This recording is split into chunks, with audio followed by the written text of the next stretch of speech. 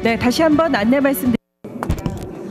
Once again, we're going to start the main session of Fly Asia 2022. Please come inside the blue zone and be seated.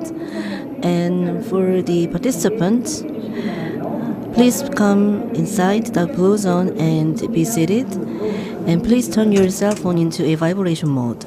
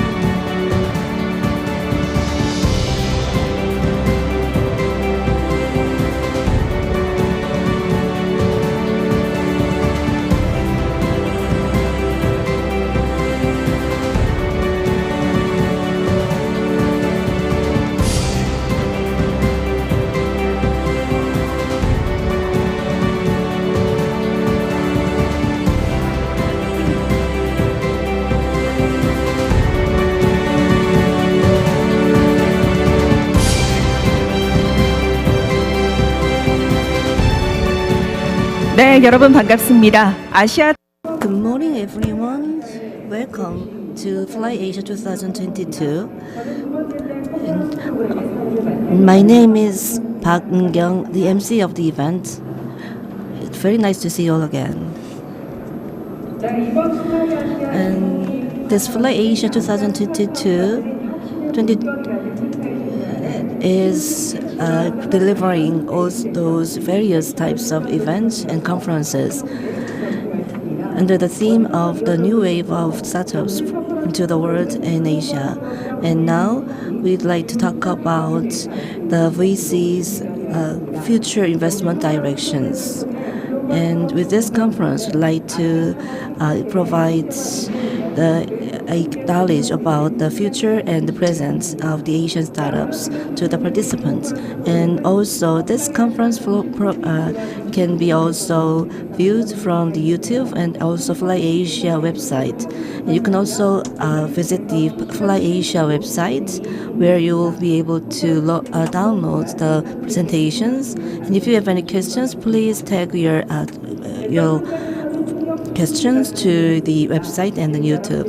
And also, you have been provided with the receivers. And English is 4 and Korean is 3. So today is the last main session. Following yesterday's main sessions, we'll talk about the directions of that the global investors will take in the future. So I'd like to invite Mr. Philip Vincent from Plug and Play for the first speech.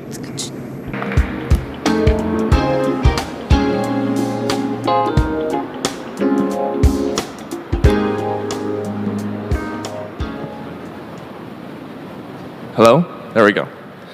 All right. 안녕하세요. Good morning. I'm Philip from Plug and Play, and my goal, I believe I have 10 minutes to explain a little bit about what we do in Plug and Play globally and specifically in Asia, and then also to be able to talk a little bit about the topic today, which I believe is corporate open innovation and also startup collaboration.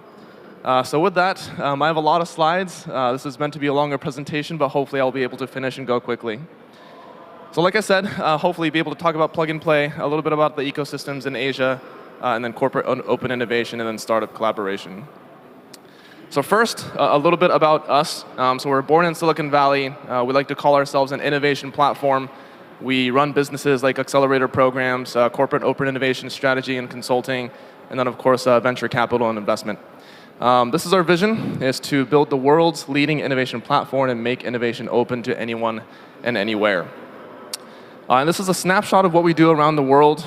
We work in 19 different industries or verticals. So for each vertical and industry, we run a 3-month program accelerating about 10 to 15 startups every 6 months. We have offices in over 45 different locations, 50,000 in terms of our startup pipeline, 600 members, 550 corporations, and so far out of the 1,600 investments that we've done as a venture capital have 34 unicorns that come out of the platform. As explained, these are 3 main business pillars, running the accelerator program in over 45 locations, hopefully to be able to do one in Seoul very quickly. And we have over 60 programs that we run out of these 45 different offices. And we work with over 550 different large corporations, supporting them in their open innovation strategy. And then finally, as a venture capital, we invest in over 200 companies yearly. Here's a snapshot of some of the investments that we've done so far. As explained, we have right now 34 different unicorn companies that have come out of our 1,600 portfolio. And just last year alone, 1 per month unicorn was born out of our portfolio, so we're very proud of that. We are a very active investor, and frequently in these types of lists of having the most active investment portfolio, meaning that we do many investments throughout the month, throughout the year, we come on top. And here are the various industries and verticals that we work with. Pretty much there's not a lot of areas that we don't cover. We hope to be able to launch a couple of these in Seoul very soon. Here's also a snapshot of our various offices, mainly centered around Americas, Europe, and of course Asia. And the dots that you see that are in red are new offices last year. Okay, and very quickly, just to dive a little bit deeper in our ecosystem in Asia, you have probably seen this list many, many times now that Seoul is ranked 10th in terms of global startup ecosystems around the world. We're very proud of this, of course, representing Asia. Not only is Seoul in 10th, of course, we have Beijing in 5th, Tokyo in 12th, Singapore in 18th. And we hoped out of this top 20, top 40, that more and more Asian ecosystems will be on this list.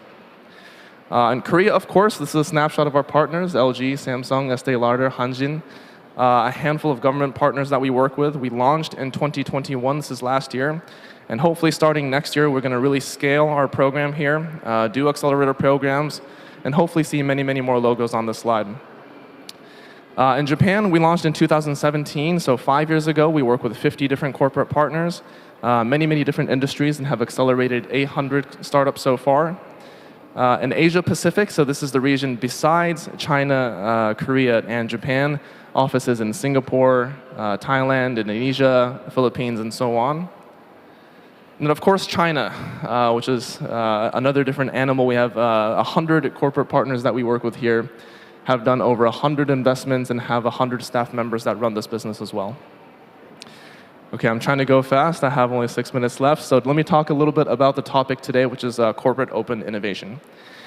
Open innovation, as many of you know, is hard. It's very difficult. We've been doing this for many, many years, partnering with many companies, introducing many startups.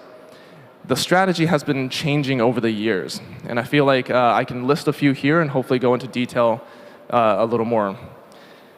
There has to be a balance between what's called now open innovation and closed innovation. I believe many companies have tried, creating their own accelerators, investing in startups around the world, joining platforms like Plug and Play, and now we have to be more focused in terms of being smarter about the resources that we use.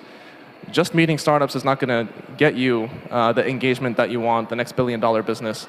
It's now having the more internal capability, that's the third dot there, to be able to run these pilots, POCs, projects, investments way more smoother than we have before.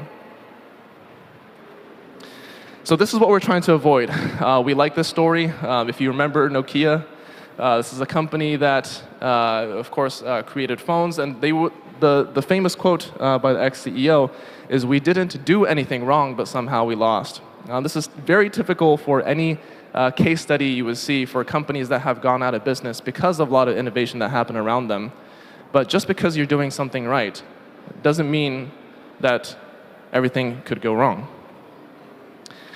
So this is what we see as kind of the innovation scheme. So of course, between the closed innovation is and open innovation is, And within open innovation, we think there's three types of open innovation. One is the consortium approach. This is what the Plug and Play Accelerator program is. What the Plug and Play Accelerator program is we gather a consortium or a group of corporate partners working in a specific industry. So not only do we connect one startup to one corporate, we hope that the end-to-end engagement or the many-to-many engagement within these consortium approaches create a much larger opportunity for engagements, not only between corporates and startups, but hopefully between corporates and corporates, startups and startups, etc. This is more of a serendipitous approach to open innovation. The inbound approach, this is where the corporate partners kind of advertise their various needs and solutions that they're looking for, and the startups approach that. The outbound, of course, is for the corporate partners to stand on this stage here, kind of reverse pitch to the startup community in hopes the startups can come up with various solutions to that. I'm going to go through very, very quickly some of the innovation theories that we like working with. Of course, one of the famous one is the exploration versus exploitation.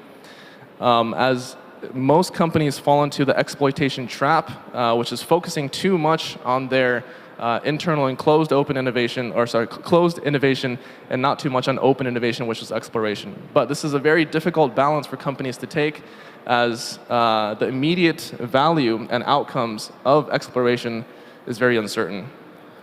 Companies that focus on exploitation too much, so this is the deepening the knowledge of the industries that they're already in, frequently fall to what we call the success trap. So you can see here, we have this fake CEO saying, let's continue to improve on our specialty. There's no other company that can do it better than we do. So this is companies like Nokia falling into the success trap, and not just because they're not doing anything right, it's because they haven't explored enough. And of course, the exploration is the quest for knowledge. You know, we like saying that innovation is a combination of a known knowledge, internal known knowledge, paired with an external known knowledge to create a new knowledge. Sorry, that was maybe a little confusing, but the point is to be able to widen the horizon of your exploration, the new knowledge, to hopefully create new opportunities. Apple does this well, of course. I don't need to go into examples. Google has done this historically well, doing the 80% exploitation and 20% exploration. Innovator's dilemma you might have heard with. Basically what this is when you have a product or service that's going really well, and if that business is peaking, that's the time when you're supposed to start exploring into new industries and new products and services, and hopefully it'll scale like this. So lastly, I'll discuss a little bit about startup and corporate collaboration is our bread and butter at Plug and Play. We like to dissect what corporate open innovation looks like. This is kind of the four corners of what open innovation looks like. At the top, you see kind of the POC and the piloting and project phase with the outside market. On the left, you have the internal seeds, right, the external seeds, and of course, the innovation team. What each of these teams should be doing is assessed here on the right. Of course, as the external seeds, you should be expanding your network. For the internal seeds, it's incubation and getting the right stakeholders involved. For the innovation strategy, it's the vision and the trend. For business development, it's being able to work with the external partners and market needs to be able to launch these products. Okay, and I'm running out of time here, so I'll go very quickly. But important things within open innovation is to have the vision, is to be able to dissect the challenges that you have to get to the vision, and then fill the gap with the priority tasks. So I'll skip these. Hopefully we can talk a little bit about these during the panel. And if you're interested in how Plug and Play does this in more detail, how we prioritize the tasks and what we work with corporate partners, please let me know. Thank you very much. Thank you for your presentation. 여러분 큰 박수 부탁드리겠습니다. 네, 필립 빈센츠님께서 오늘 첫 번째 발표를 열어주셨습니다. 두 번째 발표자 바로 소개. I'd like to introduce to you the second speaker. We have a team leader, Jung Woo from Microsoft. Please welcome him with a big round of applause.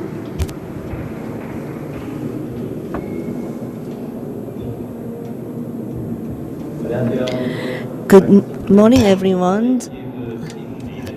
I am Jung Woo-gun. I am Digital Native Team Lead from Microsoft. Very nice to meet you all today.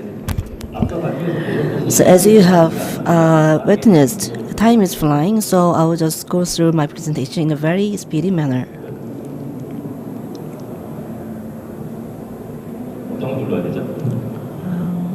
Which one do I have to click to go to the next slide? Okay. In fact, I actually have been working in the global IT vendor for the past 15 years, and half of the time was dedicated for a cloud service provider like Amazon's and Google, and now I have joined Microsoft. And based on my personal experiences, I have come to realize that the cloud software providers work with startups just as if they are VCs, venture capitalists. Because let's have an example. F1 startup has a exponential growth. Actually, the IT service cloud providers receive most of the benefits from this exponential growth of a startup companies. So what I'm going to tell you today is Microsoft, a cloud service provider, is working on and working with startups ecosystem to bring the most benefits to the cloud services, to the startup companies and also the ecosystem. Do you know what the mission is? Do you know what the mission of Microsoft? Actually, our mission was to provide texts and also chairs and also computers to every household on the planet. There was a old mission from the 1970s, and it was from the then CEO Bill Gates. And in 2015, we started to have a new mission from our new CEO, and this mission is quite resonating with the Korean, because we have this our philosophy of bringing benefits to all the people. So here, our mission at Microsoft is to empower every person and every organization on the planet to achieve more. In other words, our goal is to empower every entrepreneur and every startup on the planet to achieve more. This is what we are going to do. This is what Microsoft is going to do for the startups. So in other words, our mission can be also interpreted as follows. We are to empower every person and every organization on the planet to achieve more with startups. So I'd like to talk about this mission from two different angles. The first one is about open innovation, and it is all about how to collaborate with startups on the planet, how to collaborate with the startups to empower everyone on the planet so that everyone can achieve more.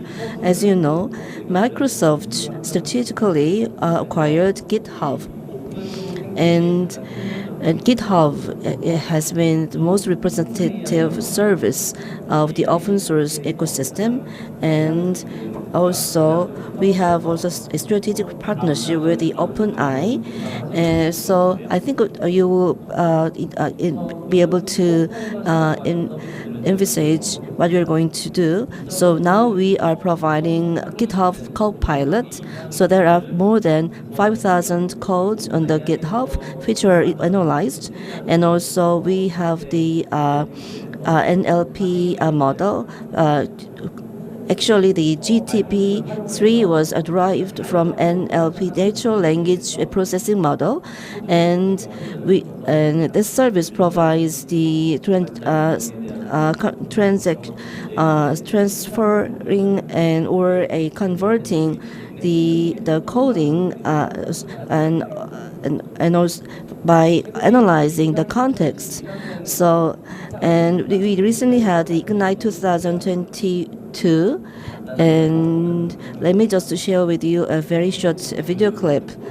Actually, the OpenAI and GPT-3 model and the drives derivatives of these were quite various, and one of them is a DALI 2.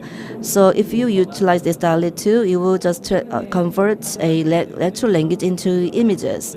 And there are many models available in Korea. So if you have have utilized some of these, then you see that your languages can be transferred and also converted into images. And also with this specific tool, users will be able to edit the files very easily. So even though you're not a designer, you will be able to edit these files very simply and with ease. So this is what we are offering. And secondly, then let me also ask this question. In order to empower entrepreneurs and every startups so that they can achieve more, what doing at Microsoft. So we are providing a variety of services for the entrepreneurs and startups from the cradle to the exit. I think might not be quite familiar with this CVC called M12, which is Singapore-based. When I joined Microsoft for the first time, I went to Singapore and had a chance to speak with the head of the M12. And the head of the M12 is quite enthusiastic in making investments in Korea. So I believe that there will be quite robust and active a movement out of the M12. And M12 actually made investment into 114 different cases. And so, as you know, Microsoft has been utilized by a lot of companies. So we have collaborations with these companies. Microsoft also operates a program that systematically help B2B technology to startups. And one of the representative case is a Lunit. Because we are running out of time, I will not dive into the Lunit. But if you do Google, you will come to know about the Lunit in great detail. And the other one is a Founders Hub. Microsoft provides a variety of services, as you know. And as for the startups, actually the early stage startups, we are providing this Founders Hub so that they can save money. So there are all kinds of Easores and LinkedIn and so all those the different applications and a crowd credit. So this is software-based service. And if you are running a startup based on the software, then you will eventually receive 150K eventually. So most of the startups will be able to be supported with the up to 150K, which is around 20 million won in Korean. And also, this is what I'm doing. This is called a Microsoft Launcher, which was launched last August. And this program, together with the Founders Hub, provides support for startups, including the Azure and the M365. So, if you have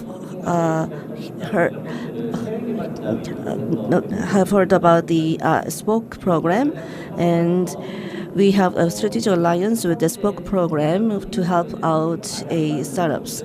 And we got a promise from this Spoke that startups will not be paying $1 in the first place, and there are all kinds of sources available at Microsoft. Please come to Microsoft for more help.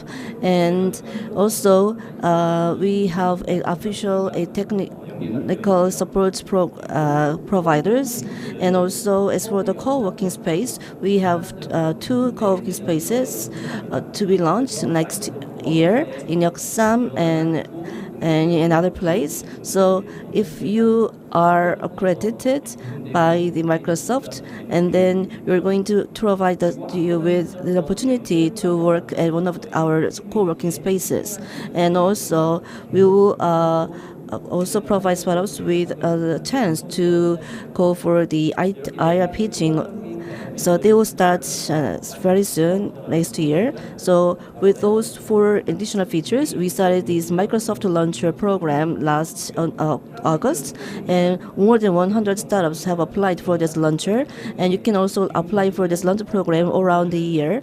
And please just tag with this a QR code, or if you just search Microsoft Startup program, you will be able to register very quickly. And so far, I have been talking about how Microsoft is helping our startups to make sure that all the people and organization on the planet will be empowered to achieve more. So it is my sincere hope that we will just become a community of common destiny, so that we will achieve more all together. And thank you very much. This is my presentation. This is the end of my presentation. Thank you very much. And so we have been told about various support programs provided by Microsoft. Actually, 10 minutes is very short. So after the presentations are over, we will have a dedicated panel discussion session where the audience will be able to ask questions. So having said that, let us now continue with the third speech of today. And we have Mr. Lee Hyun-sung from Smart City Ventures. Please give him a big round of applause.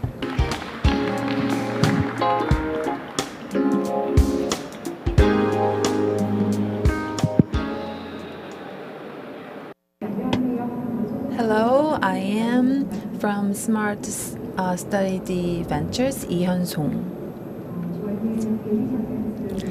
So we are subsidiary company of Ping Pong Company, which is very famous for its baby shark. So this video was viewed by 10 billion times on YouTube last year alone. So our company, our mother company, posted a very sharp growth with this character and videos. And as our character made a very greatest hit, we started have a very deep consideration about our future direction. And we faced very many good news, but this made us to think about very hard about what to do next, because we celebrated our 10th anniversary last year, and Microsoft is a very large company, and unlike their open innovation, as we are a smaller company, we started to think about how to live and how to survive in the future. And that's why we came up with the creation of CVC, because it's a matter of living or die. So it's a matter of life or death to us. So we need to grow in order to survive in the market in the future. So when we think about our market, we thought about our existing business, existing market, and the new market and the new customers. And in countries which has less subscription rate to YouTube, and we were less known, so either entering these markets or others where we can lend our characters or IPs and receive the royalty fees. That was the two options that we could think about. And we also have some offline venues for kids. So this kind of business was another option that we thought about, and educational business was a new business options that we thought about. So how to actually start this new business was one of the considerations we had to make, and having new businesses and entering new markets sounded very good, but it would take very long period of time for us to really utilize our internal resources and in entering this new market or a new business. So So starting this new business appeared quite difficult to us, and collaborating with external partner seemed that we wouldn't be able to fully utilize our internal resources and reap the whole value from that new business. So we decided to exploit our internal resources, and that's how we came to build CVC. So I am a 12-year VC, and this CVC is a venture capital firm with exit in mind.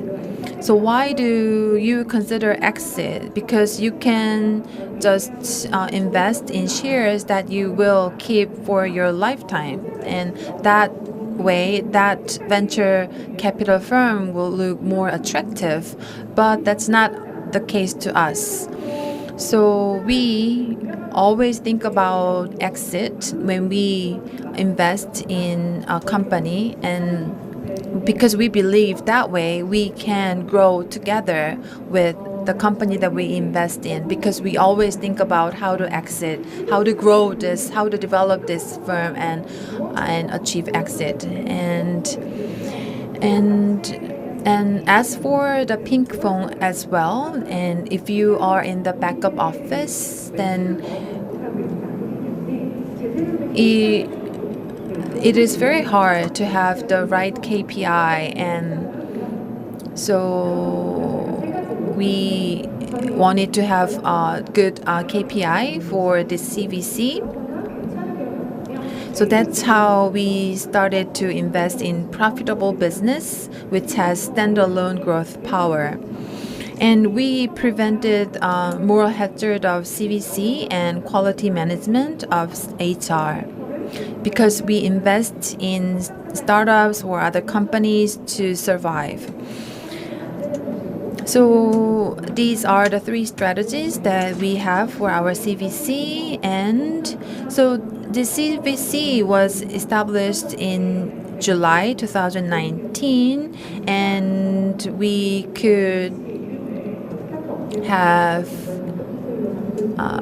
good investment with in partnership with good investors. And it is very hard to receive venture capital license in Korea, but as for the portfolio invested by the Smart Ventures company, we could actually easily get it thanks to our ping pong company's patented characters and IP. So this is how we could enter the new market and new business indirectly by making investment as a CVC.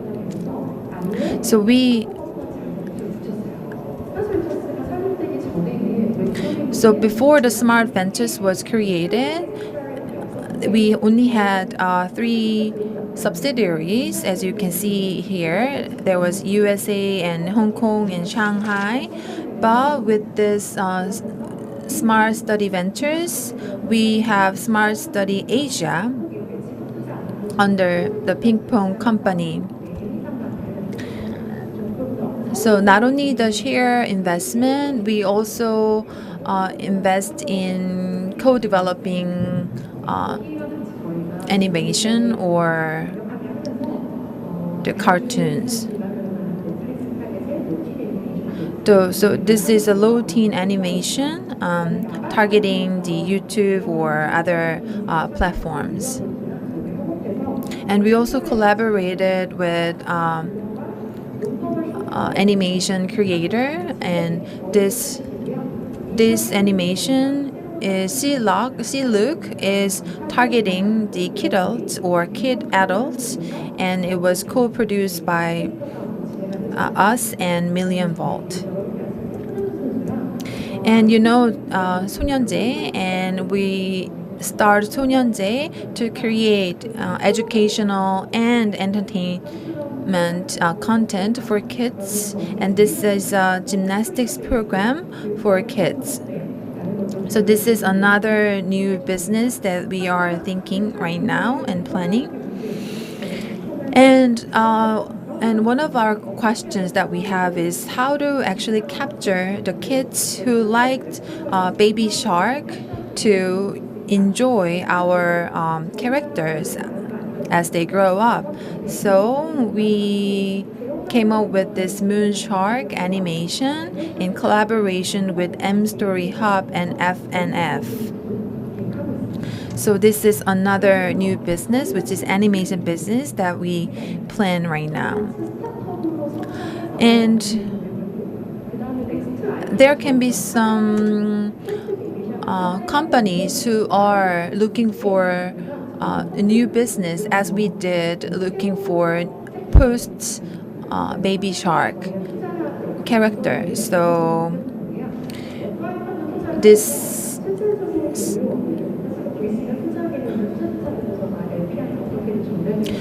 is how we created some funds for startups, and many investors who are interested in investing the content and content IP have been participated. And this way we want to value up the startups. And the second fund that we created was the Next Wave Tour Fund, and the Busan City is the main anchor of this fund. And this fund, like the Content Media Fund, this is for the tourism and venture company investment projects. So tourism and tourism companies, tourism programs these days are very one-time events. So we wanted to brand it and make it as content so that some fandom can be also created for tourism programs as well. So there are some investors who agree on this concept and they participated in this fund. So SI and FI and company building are the three pillars of our investment. Thank you. 박수 부탁드립니다. Please give her a big round of applause once again. It was the third presenter, Ms. Lee Hyun-song from Smart Study Ventures. So only 10 minutes were given to each presenter, so you would have so many questions to ask each of them. So we prepared a panel discussion. So let me introduce you our moderator, who is Mr. Choi Min-jun from Next Unicorn. Please give him a big hand. And we will invite three presenters up to the stage. It's Philip Vincent and Mr. Chung Woo-gun and Ms. Lee Hyun-song all come up to the stage. Please give them a big round of applause once again.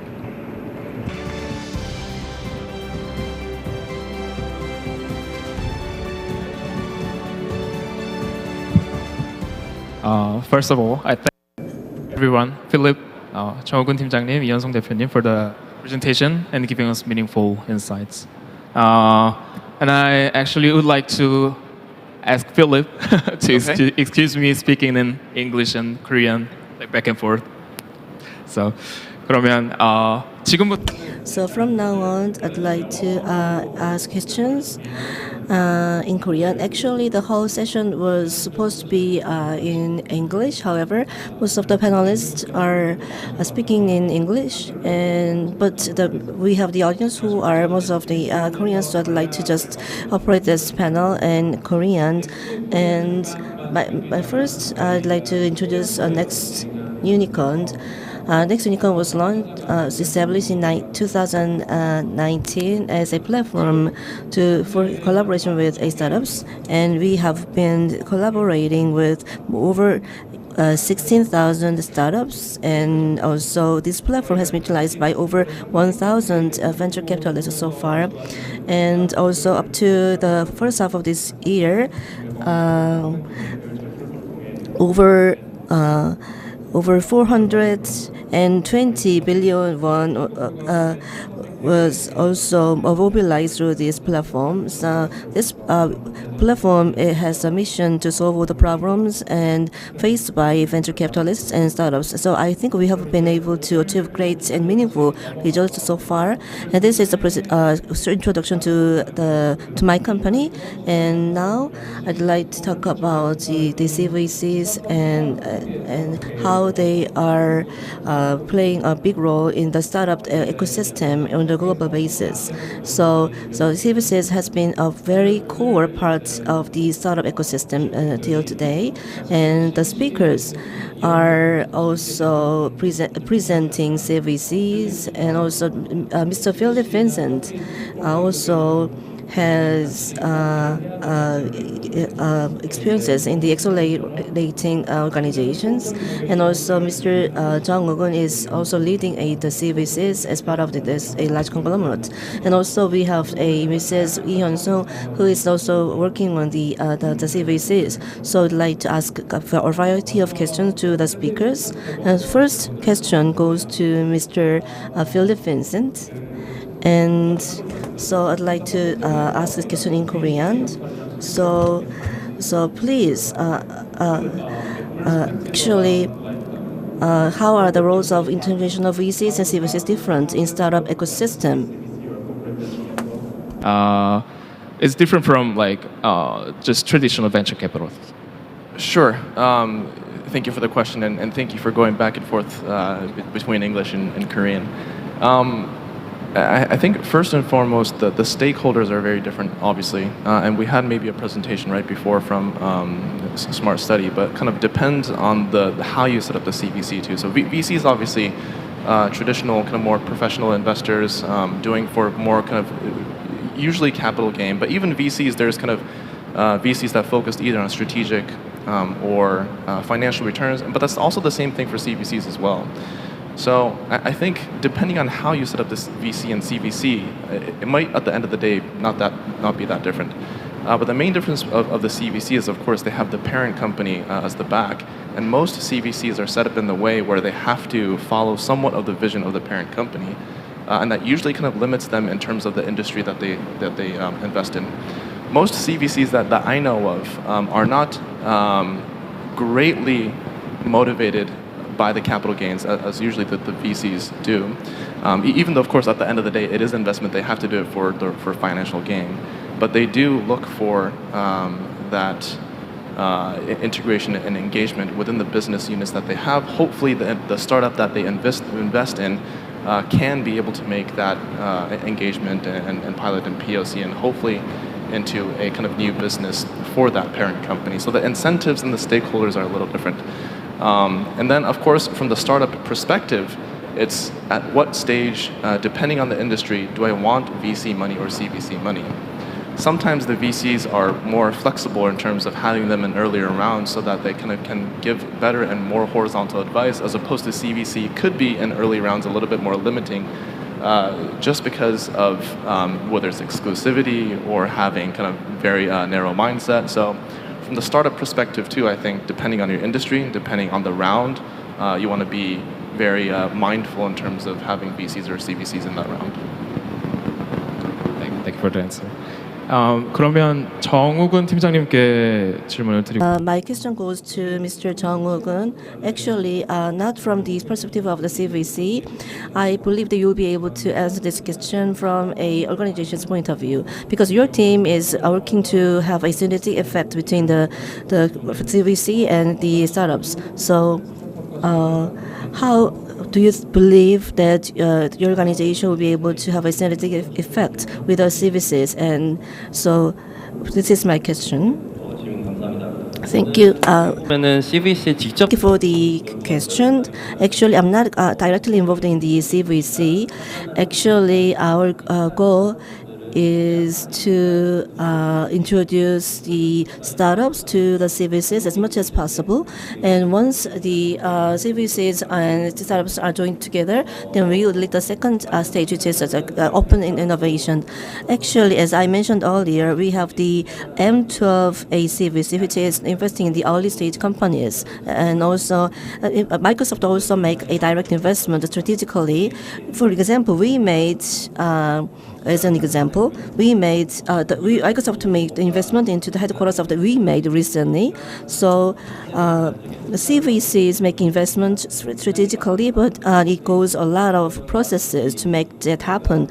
So it's just like you are meeting a person, and then you just start dating with that person, and it takes a lot of time and a lot of courses to get to the point where you tie the knot. So we need to go through all these verification processes, just like the way you come to find ourselves in the wedding hall. So what I'd like to also talk about is that in my personal experiences, Alphabet made investment into the Kakao Mobility. So AlphaGo was also collaborated with the Kakao Map and Kakao Mobility. And Kakao Mobility is also have a lot of works to collaborate with the Google. So once two entities find a topic where the collaboration is needed, then I think that we have great chances of success. And my question goes to Mrs. Lee Hyun-sung. You mentioned that the Smart Venture study is just like a VC in the first place, but after going through the process of company building and he started to just view the smart ventures from a different angle. And so I think you are the right person to answer this question. So VCs are not just confined to the concept of exit. So the VCs are now taking a different and bigger role. So from an investment point of view, and CVCs are not quite different from the FIs. So as I mentioned earlier, the investment activity is important. So however, we do not just always focus on the exit alone, and because what is differentiates us is that Ping Pong is also a company, and when I was a VC, actually startup companies do not approach me with questions, but now things are different, and now the startup companies come to me and ask all the questions about the shares and about the performance assessment and how to assess the labor hour per each employees. So startup companies come to me with all kinds of practical challenges and problems they face in the field. So we are very much glad that our company is deeply involved in the startups and the Ping Pong company, from the HR to the consulting and to the assessment. So our goal is to have a very combined knowledge to offer advice to the companies. So I have another question for Lee Hyun-sung. And open innovation. While doing open innovation, you might have faced some challenges as well as you're running a CVC. And what kind of challenges of open innovation did you face? Well, first of all, there are many kinds of CVC, and because I am one of CVC, and there are some times that CVC do not run their own KPI, and so we have to allocate the KPI to our internal resources. So that's one of the challenges that we have. And so there can be some growth pains that the startups experience while they grow up. So it is good if they share them with us. But also, we are a kind of a startup, so we have to rely on our mother company, but they also have some expectation on us. So there are because the ping pong company is in the content business, so because we are CVC of the ping pong, then people expect that we receive a lot of support from our mother company, but that's not always the case. And Mr. Tong also shared that the MS luncheon program launching, and already over 100 companies applied for that program, and the selected startups will be able to go with MS, and you have to review them. And what will be your criteria on that selection? Well, Microsoft Luncheon actually have a very lower hurdle to enter, and most startup programs have a limited amount of budget. But as we operated with a global budget, we have very low hurdle barrier to enter. And if you are a software-based startup, and if you do not have a business which we think, which everyone says no, such as excavating coins like that, and if that's not the case, then everyone can be selected for this program.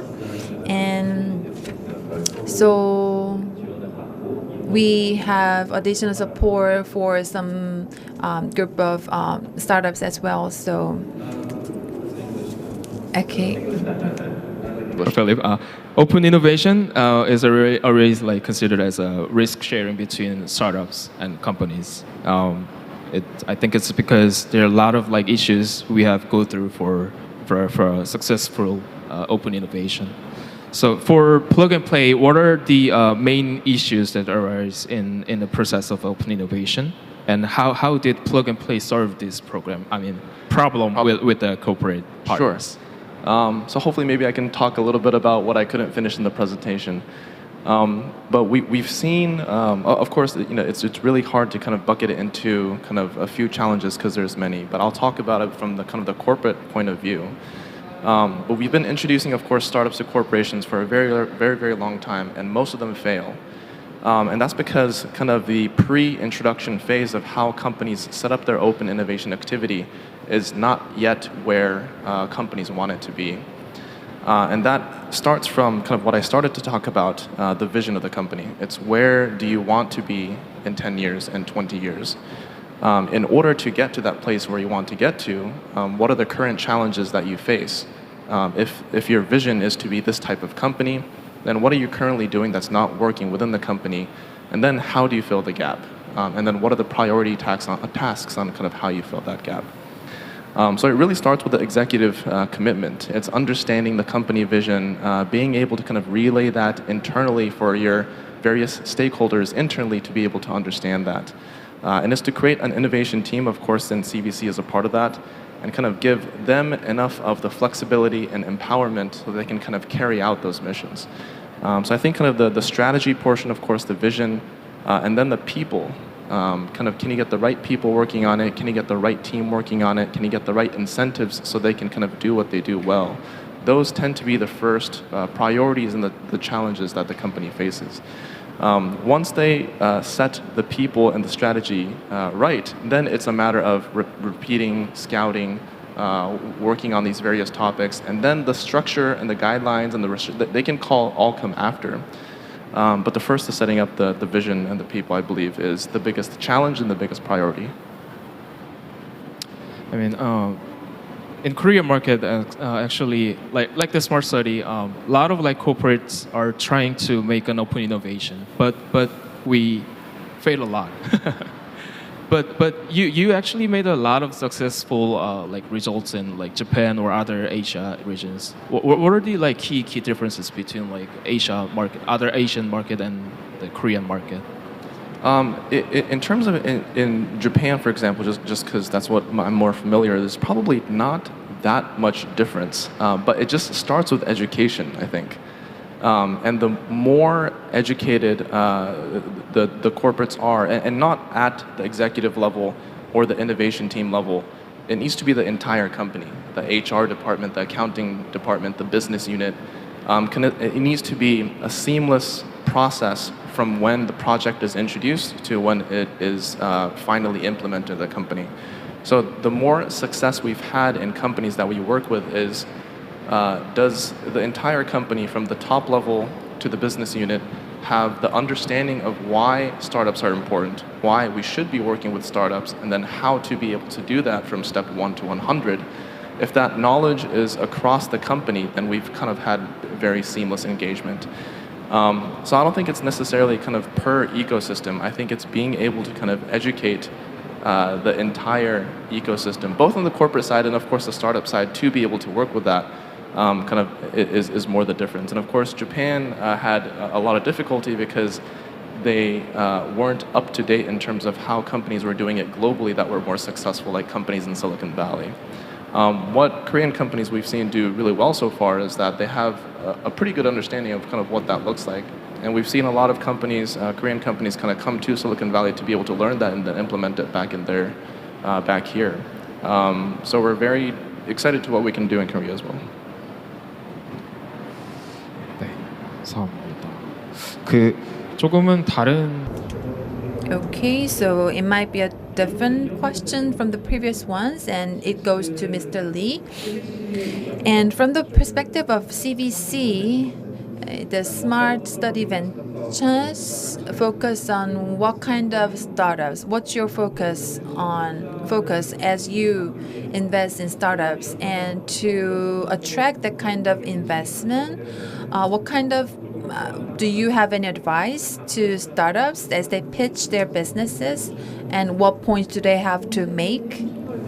Yes, it's a very good question, but I don't know whether my answer will be helpful. But it's not that we have different views from other CVs, but if they have a right problem, the big enough problem, and if they come up with good solutions with good teams, and that's the same as CVs focus on. And if the startups come to us to pitch to us, they actually sometimes pitch the points that they can collaborate with Pink Phone Company.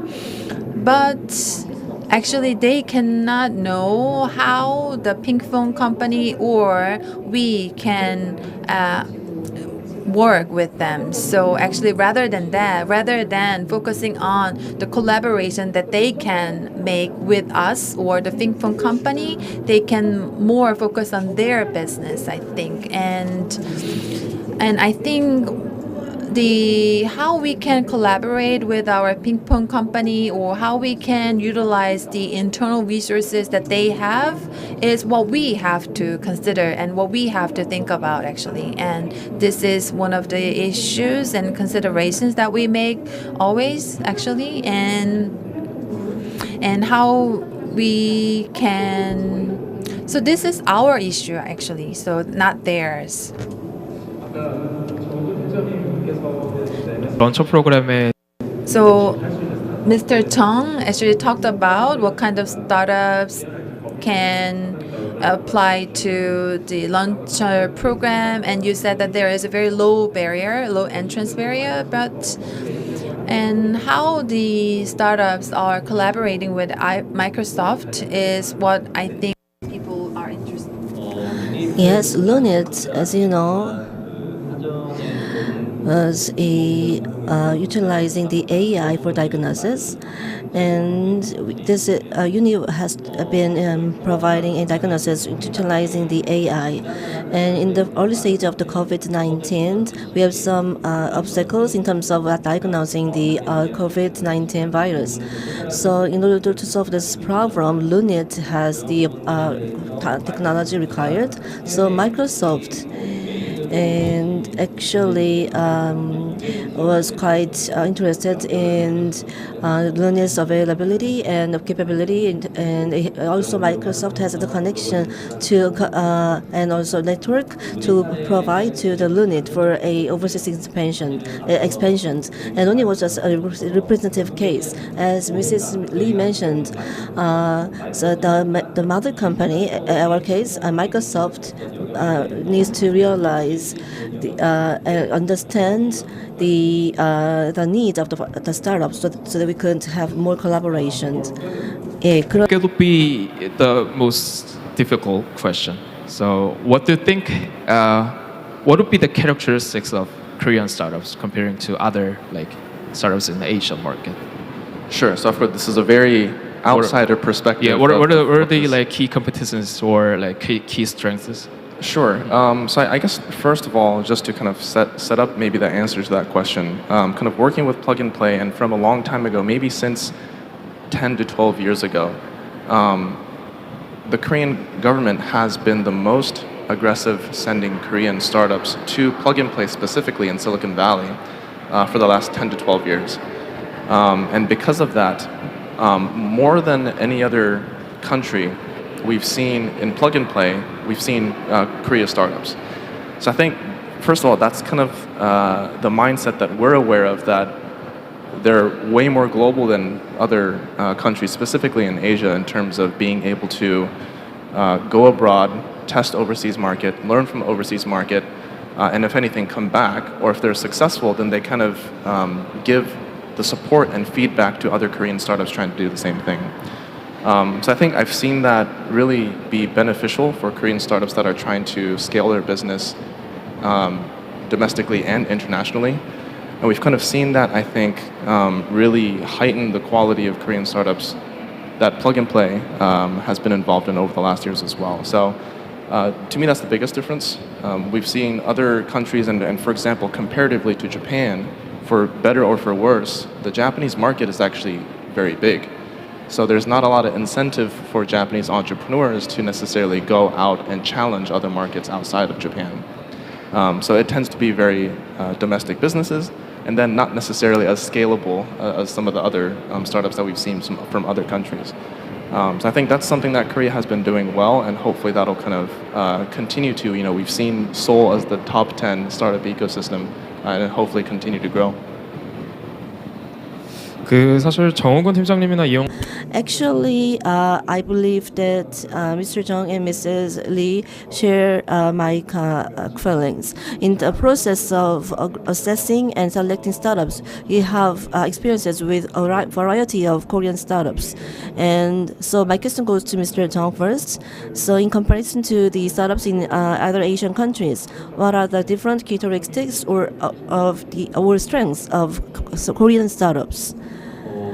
In fact, MS CEOs up here visited Korea recently, and he also had meetings with the CEOs of large conglomerates.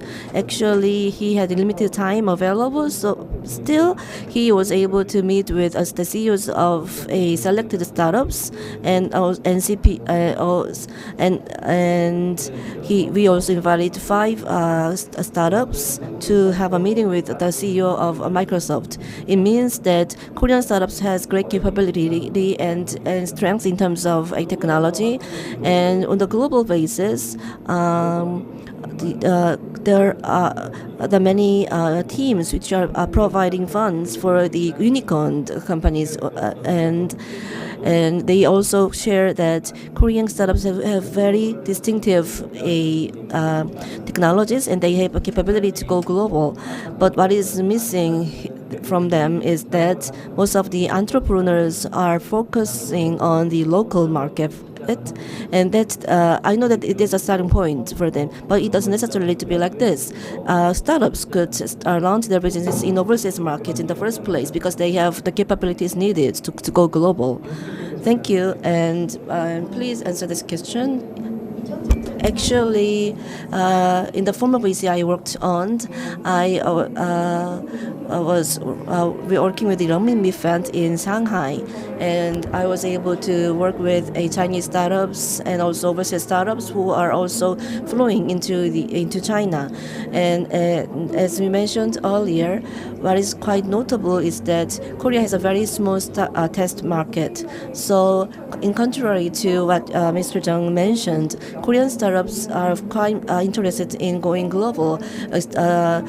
regardless of whether they have the ability to go global or not.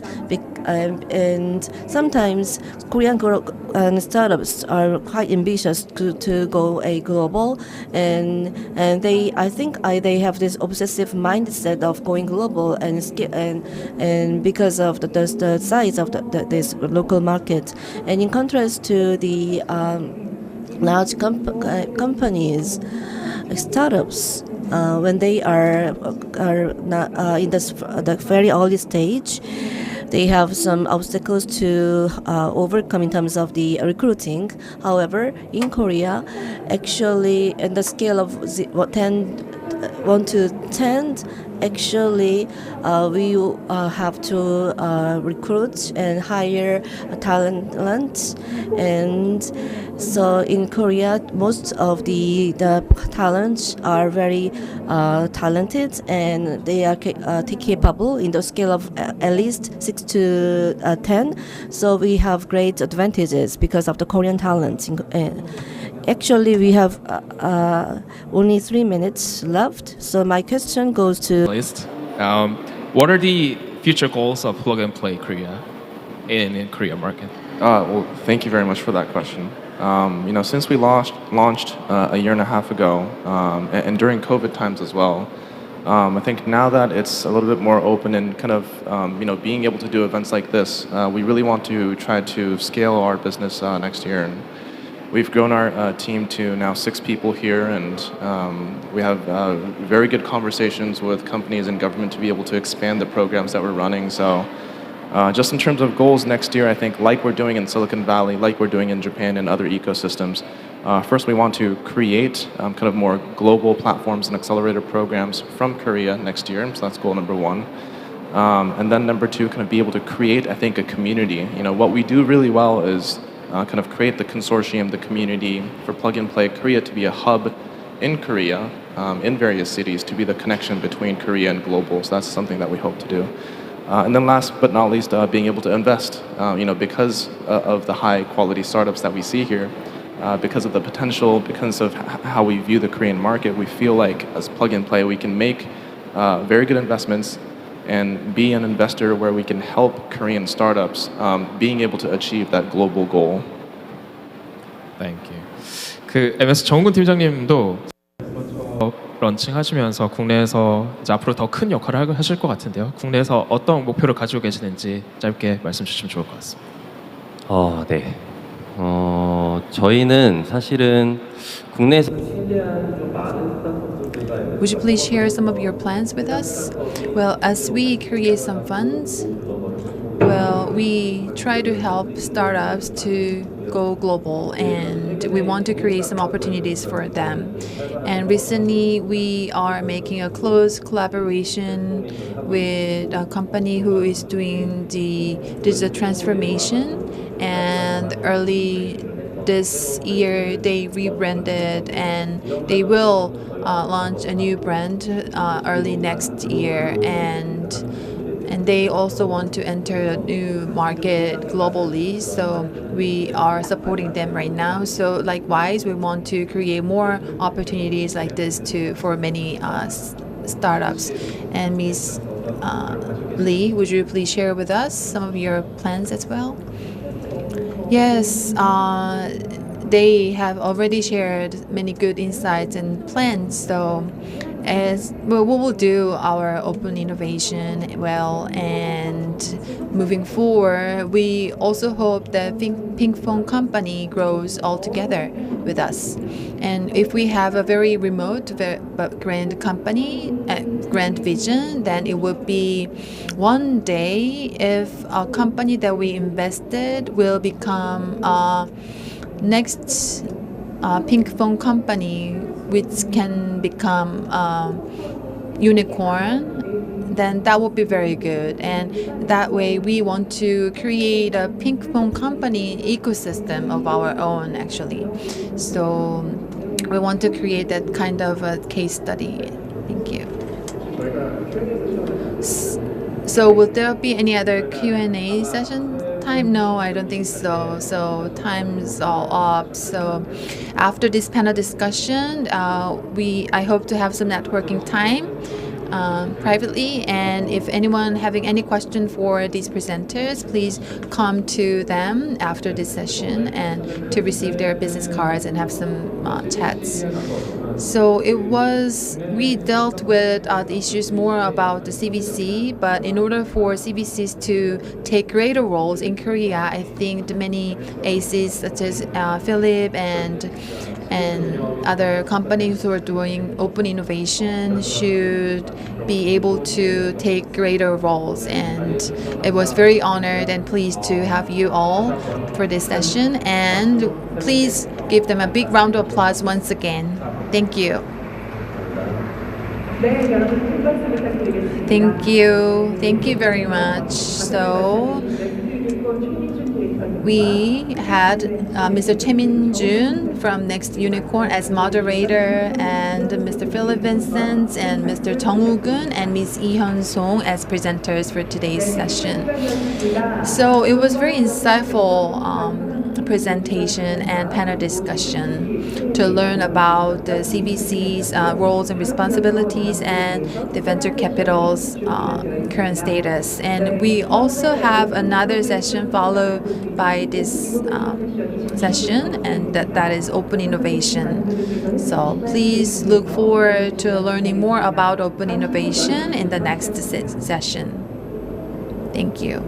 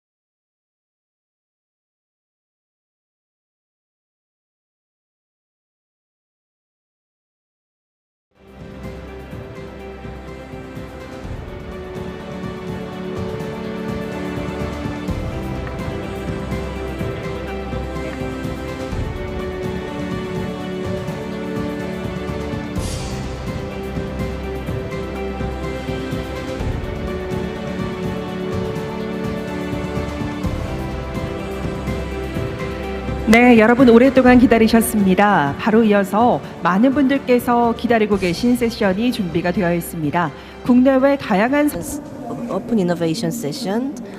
So, with this session, we're going to talk about various case studies of a large conglomerate. And the first speaker for this session is a Plan 8 Ventures. So we would like to invite Mr. Won Han-kyung of Plan 8 Ventures. Please give him a big round of applause.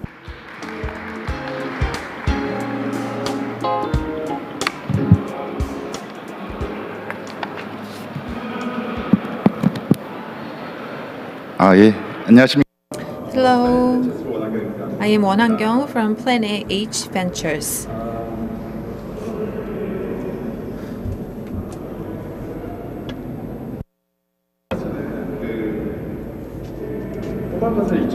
So Plan H Ventures is the first accelerator in the construction industry established in 2019 by Hoban Construction Company.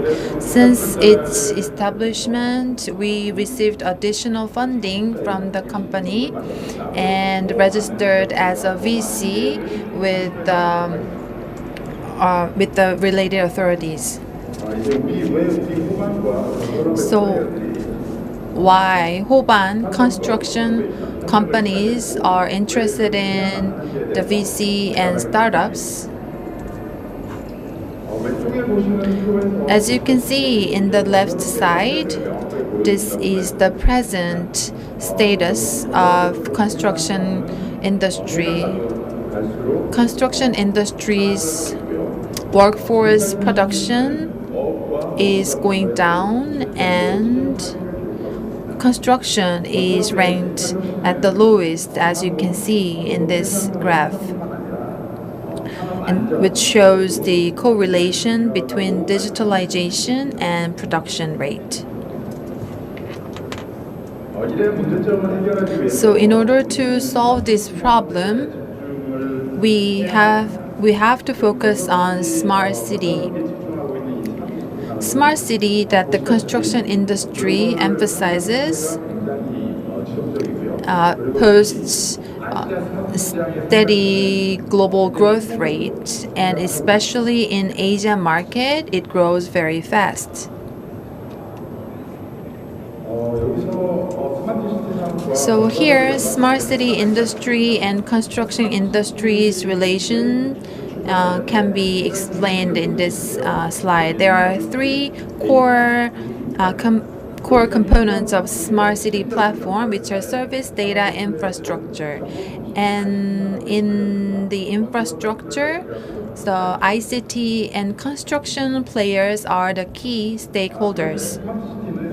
And the smart city in the future will play as a huge platform where the future ICT are all embedded. So from the designing, the industry, the construction industry should be able to understand these innovative technologies to apply these technologies into smart city. As you can see here, the global smart city projects are going on globally. So as you have learned from the recent news, Saudi bin Salman recently visited Korea to talk about the Neom City project.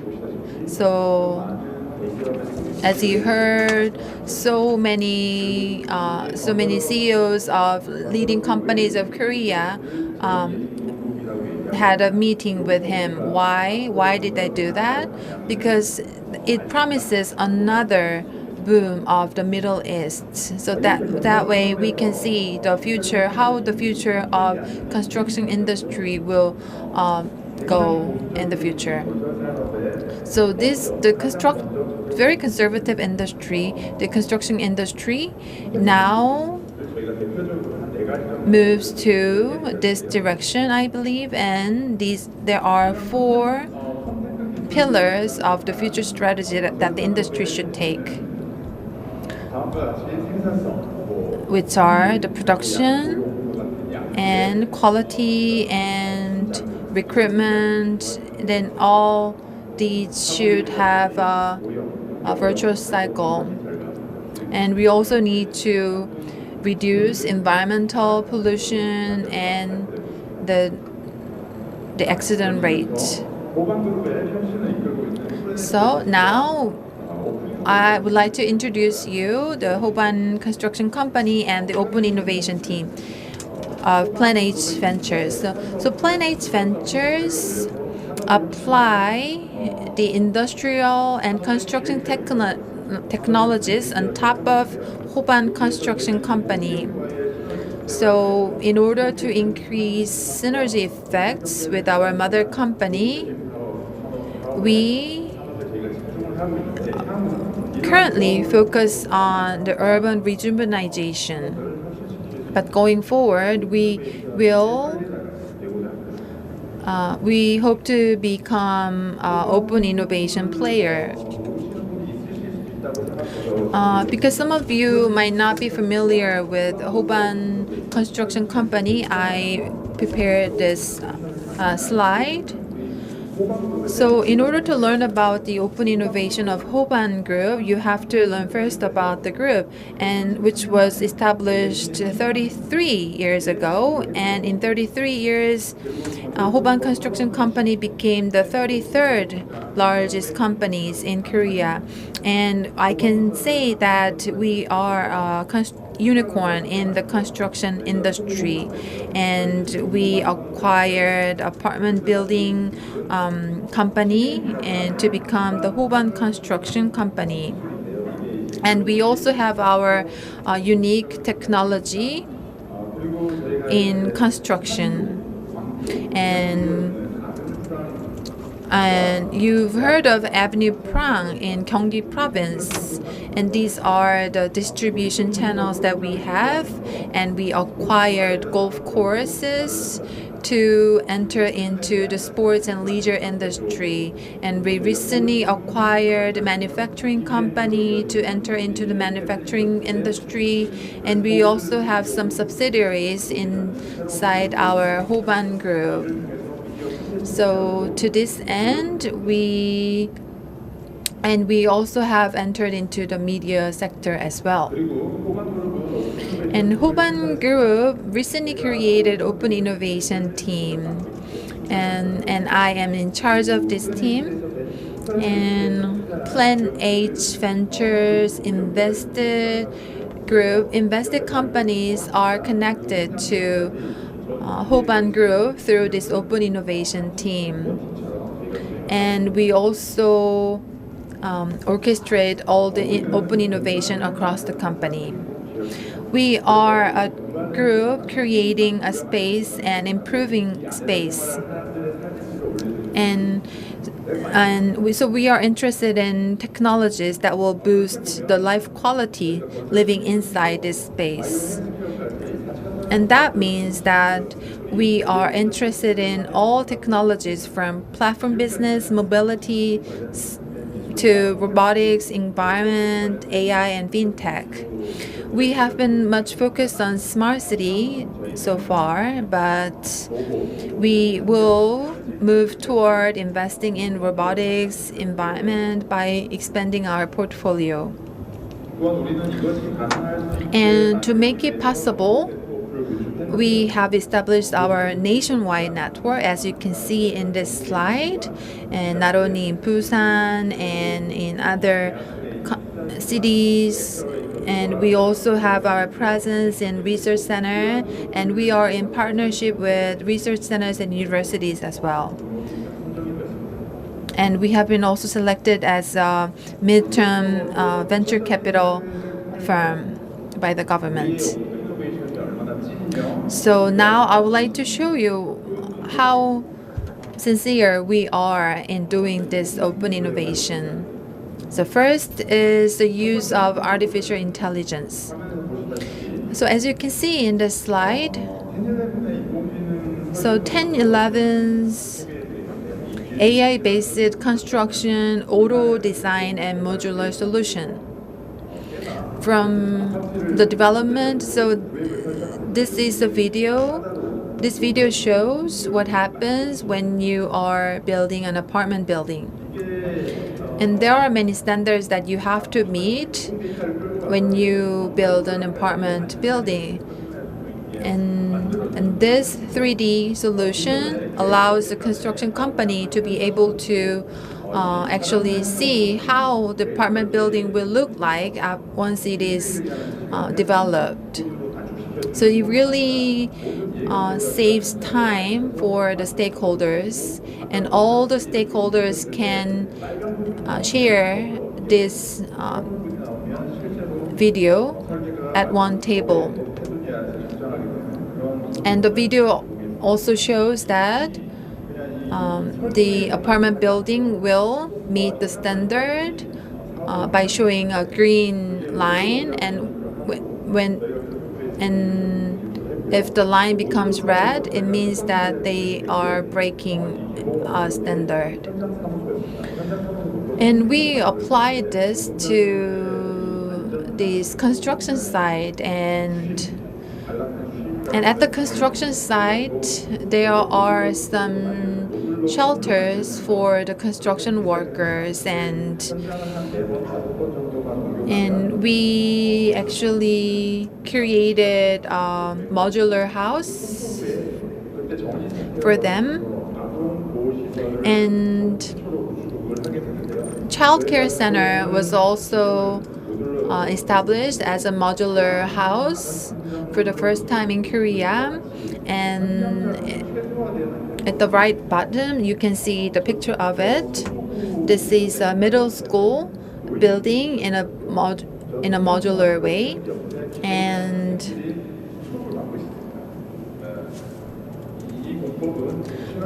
this modular construction method is very eco-friendly, and it does not involve the construction site.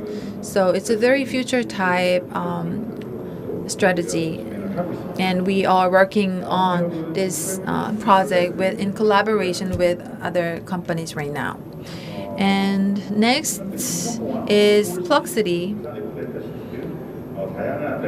which is a digital twin-based urban construction industrial site control solution. So this is a 3D engine solution that they have. So I believe, so the digital twin is really the digitization of construction industry, I believe, and all these digital twin technologies allow the construction companies to be able to construct buildings in a digital way. And so they are providing the comprehensive control solution, and this Fluxity is also pushing forward with working with golf courses. So, and this technology can be applied to the existing buildings as well as the buildings to be constructed. And we recently developed a shared safety solution to prevent any industrial accidents at the construction site. Next is ViewMazin. They have an AI vision-based construction site drone solution. So they are one of the few companies that have this kind of technologies. So with collaboration with Hoban, the ViewMazin could expand their projects by applying drone solutions. And this team actually could be able to find their real resources and their real asset for value after starting to collaborate with us. And next is Rowi Lab Korea. And they have a metaverse and space curating platform solution. And we actually started to apply this platform to the virtual apartment tour. And there are many virtual houses, and you have to look at the virtual houses when you have to buy a new house. But that's not the actual house, but a virtual house. So we really made a lot of efforts to make this virtual house as real as possible, so that the buyers can make a better educated decision. So thanks to this project, we could apply it to results and other building selling projects. And they are working with Samsung Digital Plaza and other large companies. And we also have invested in zero energy company. This is a new material company, which is called AO company. We thought they are just a ventilation company, but it was not. They used the MOF material, which is a new material. And compared to their competitors, with this new material, they could increase the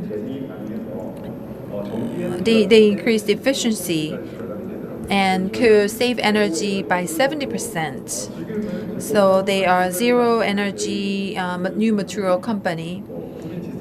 So they are applying it to the community centers or the basement floors facilities, and we give them good opportunities to apply their technology. And next is FRT. They have a source technology of wearable robots. And they developed wearable robots for industrial sites. And next is D-Hive with the autonomous driving transport robots.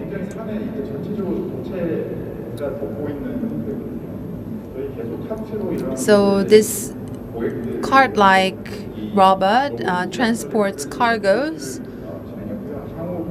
And as you can see in this video, it moves without person.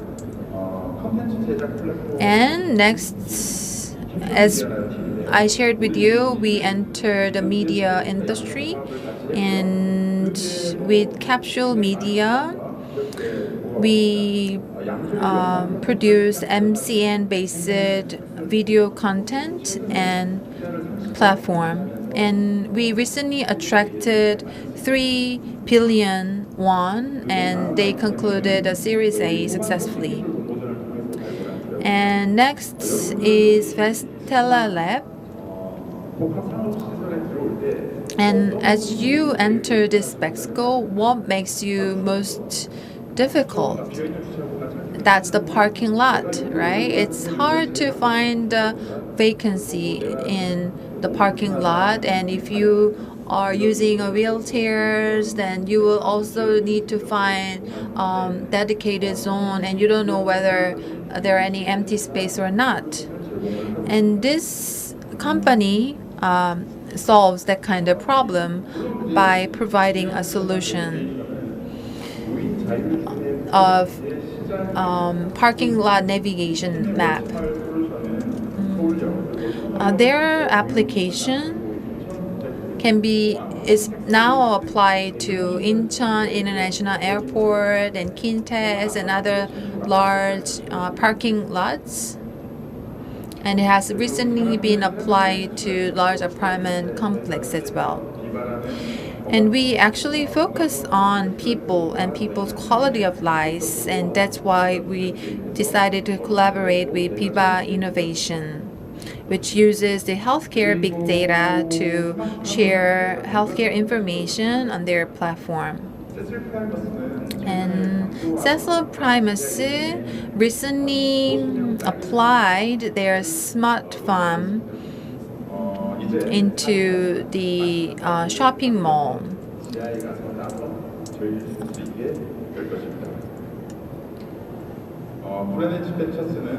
So Plan H Ventures is to create a future lifestyle space so that the Hoban Construction Company can, in the end, increase the quality of life. So we hope you to collaborate with us. Thank you. Thank you, Mr. Wan. Please give him a big round of applause once again. So it was very insightful presentation about the smart city, new business, and that they are working on. And we could also see that how they value the startups. Thank you for the presentation once again. It was the first presenter of Open Innovation Center. And next, we will invite Mr. Kim Geun-hwan from POSCO Holdings. 박수 부탁드립니다.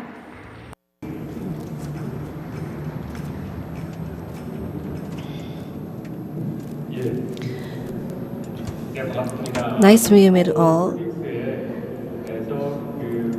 I am from POSCO Holdings Future Technology Research Institute. My name is Kim Geun-hwan. I'm in charge of a venture valley creation at POSCO Holdings. As you know, POSCO has the POSTECH, which is a science and technology specialized university, and POSCO and POSTECH, based on their collaboration, established a venture innovation ecosystem, and we are also aspiring to have more collaboration between the universities and industries. And let me briefly introduce to you the POSCO group.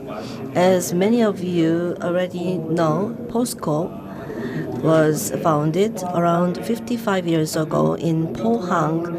Actually, most of the people at the time and did not know about the blast furnace, but our mission was to make our country rich and wealthy based on our blast furnace technology, and the probability of success at that time was very slim. It was almost near to zero, but we ventured ourselves to establish this company POSCO, and luckily we were able to have great success, and POSCO has been noted as the one of the largest steel company in the world. And starting from this year, we are also focusing on new industries like secondary batteries and new materials. So POSCO is one of the representative large conglomerates of South Korea, and so when we were making the steel mill in the 1980s, actually in 1986, POSCO decided to make investments for a education. That is how we started to build the POSTECH, the science and technology specialized university, and we've invested over 2 billion won thanks to the passion and dedication of then President Park Tae-jun. And so the POSTECH is not just for POSCO, it is for the Korean people, for the country, and also for the world. So POSTECH has become one of the greatest universities in the world, and we have the R&D infra in Pohang together with the POSTECH, and also the RIST.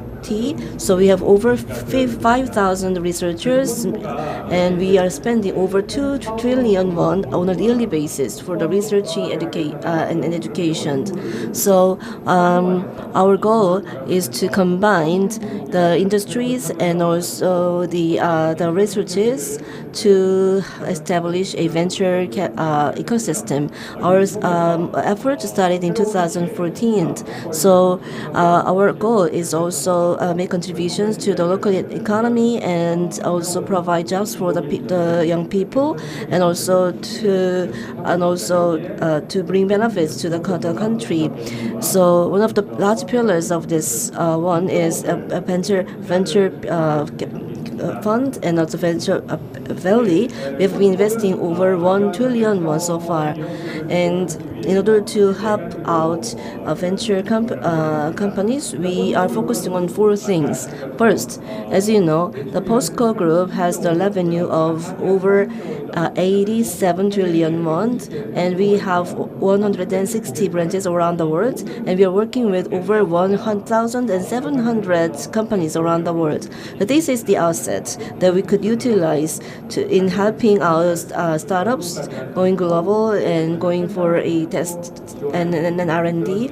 We are also able to support startups with all kinds of network.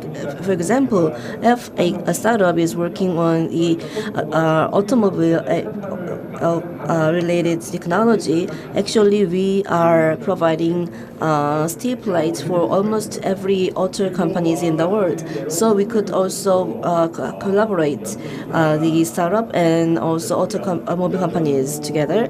And also we have great research capabilities. So venture companies could utilize our research capabilities for scaling up and also for a market for advancing their marketability. And also we have a very close relationship with the local government, so we will be able to just connect the startups with the local government and also with the post-tech.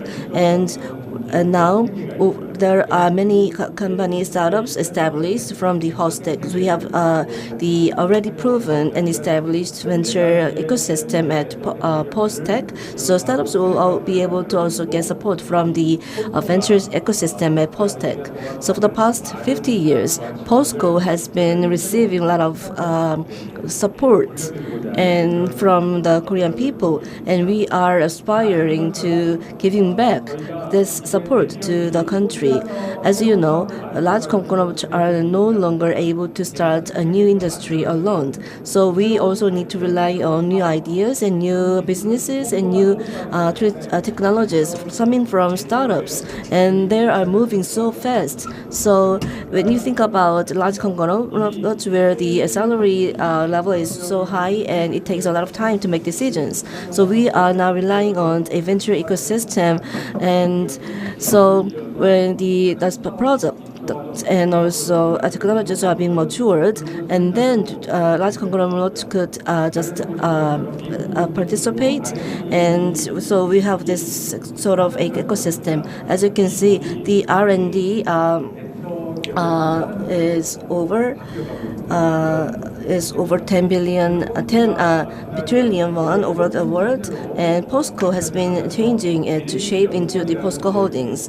And now we have this POSCO Future Technology Research Institute. So we have this R&D center, and also we have the collaboration with universities, research institutes, and industries. And this is the front line, and at the back end of our ecosystem, we have the venture platform. So the venture ecosystem and also the collaboration of universities, institutes, and industries, and also our own institutes will work together as 3 main pillars. As you can see, we have Venture Valley and venture funds. And Venture Valley is to support the startups for a support, and we have actually prepared 800 billion won to invest into a startups on every stage. So POSCO Holdings will also be very active in the M&A activities, because we are always looking for the startups who are ready to exit. So we are looking for all the startups in every stage, from the early to the late and the exit stages. And let's talk about the venture funds in detail. This picture is the World Eye both IView and now we have the POSTEC, and we also have the Research Institute of Science and Technology. So POSTEC started together with the Research Institute with the aim to have collaboration between universities and universities, and there is an accelerator research institute where the basic science is being studied, and also we also do the scaling up at the and also there is a pilot plant colored in a violet, and there are over 500 laboratories. So before going into a production in earnest, project can be put into a demonstration, and the incubating center was a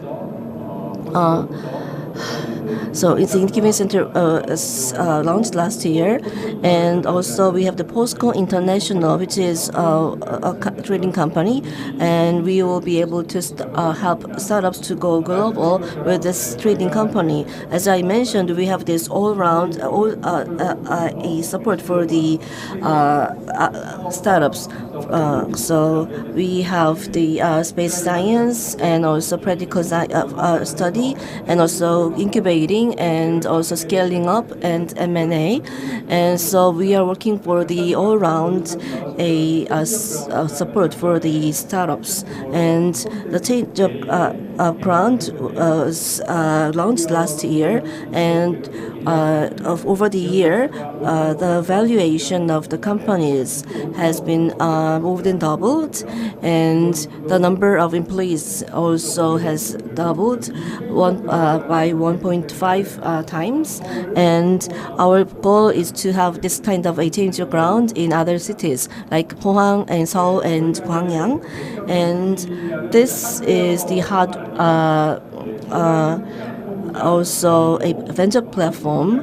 We are working on the IT and also bio and material parts and equipment to help our startups grow even further. So we've been having meetings with the CEOs of venture companies for interviews, and we asked the question, what is the hardest thing, hardest obstacle that you have to overcome? And the answer is like this: we have been able to develop new materials, but before a mass production, we want to just put these materials into a testing, because if you just skip this process and go to the mass production directly, then the risk is too high. So there is a pilot plant in Pohang. There are 8 complexes. As you can see, the roof is like 20 meters in length, and all the utilities and everything is provided. And so the CEOs of startups could rent the place, and they could just put the product into a demonstration and testing by scaling up the product like 100 times or 200 times. And so just before the mass production, they could go through this process.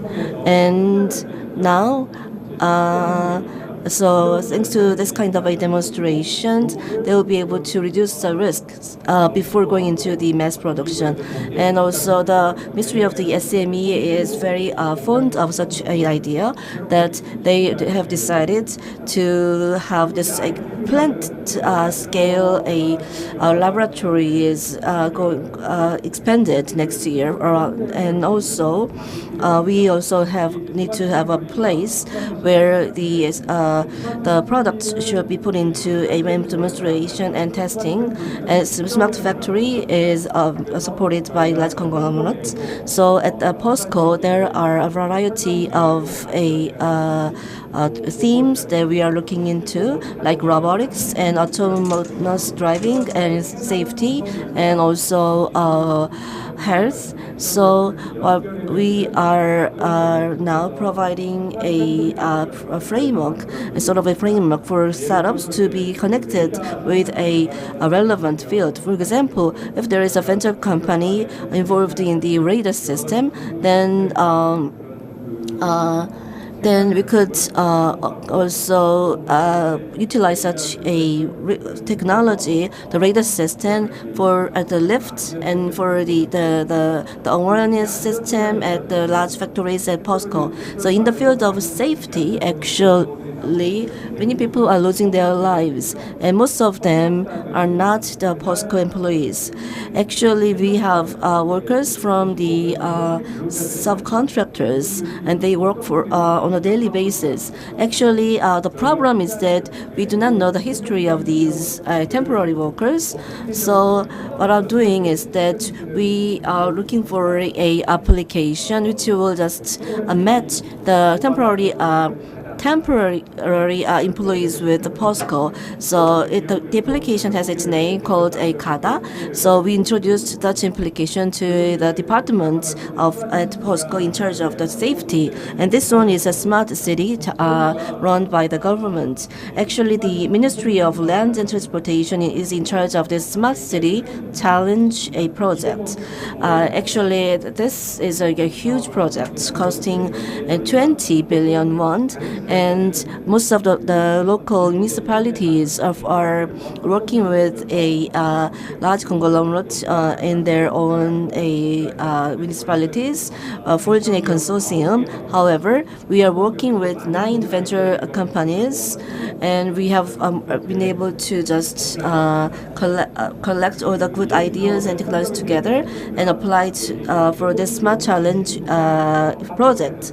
Actually, we have been selected as one of the 4 projects, and after demonstrations, we were assessed for our capability, and the Ministry of Land and Transportation was quite happy with our outcome, and that because it is the collaboration, the outcome was the result of the collaboration between POSCO and 9 different venture companies. It was only possible because we have a long history of having trust and also reliance between the POSCO and venture companies. So we have been selected as the number 1A for this challenge project. And the next one is a bio.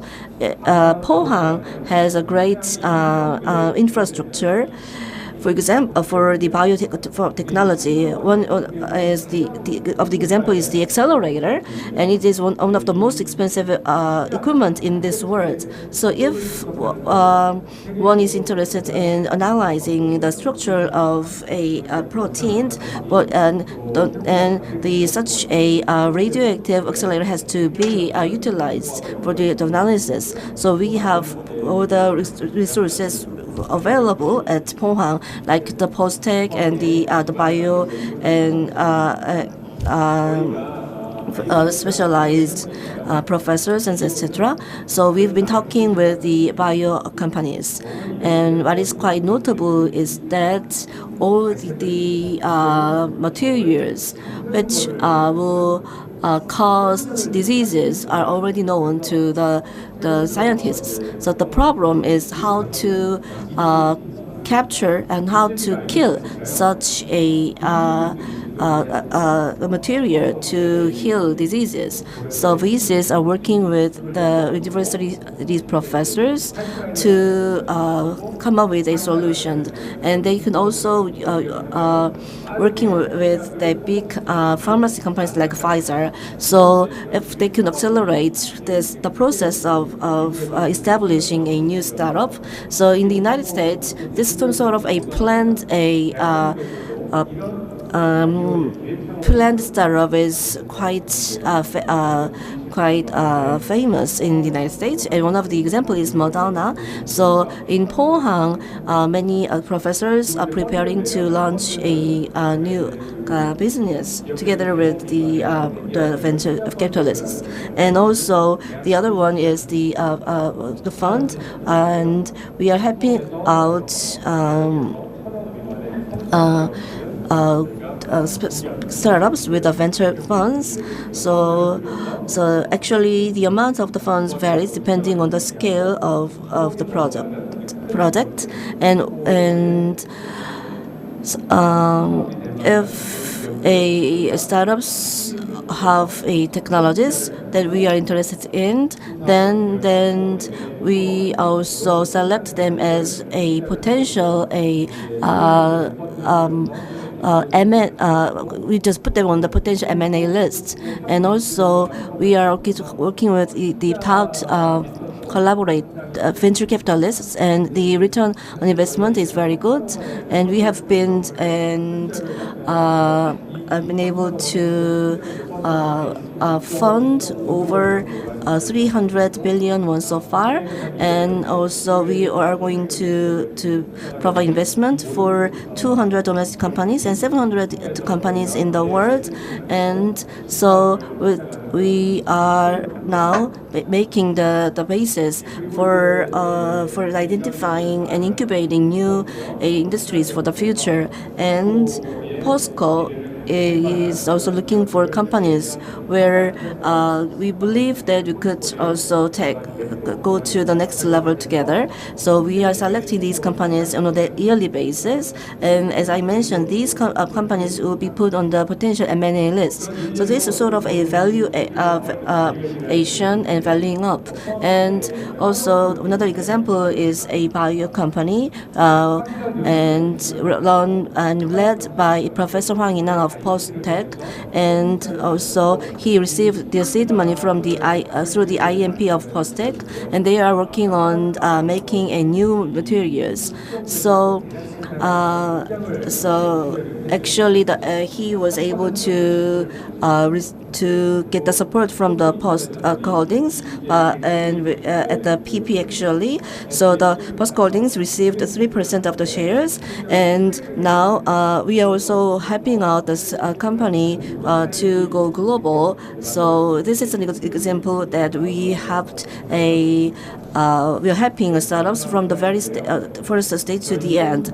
And so if you come to the change ground in Pohang, you'll see this slogan: today's research is tomorrow's business.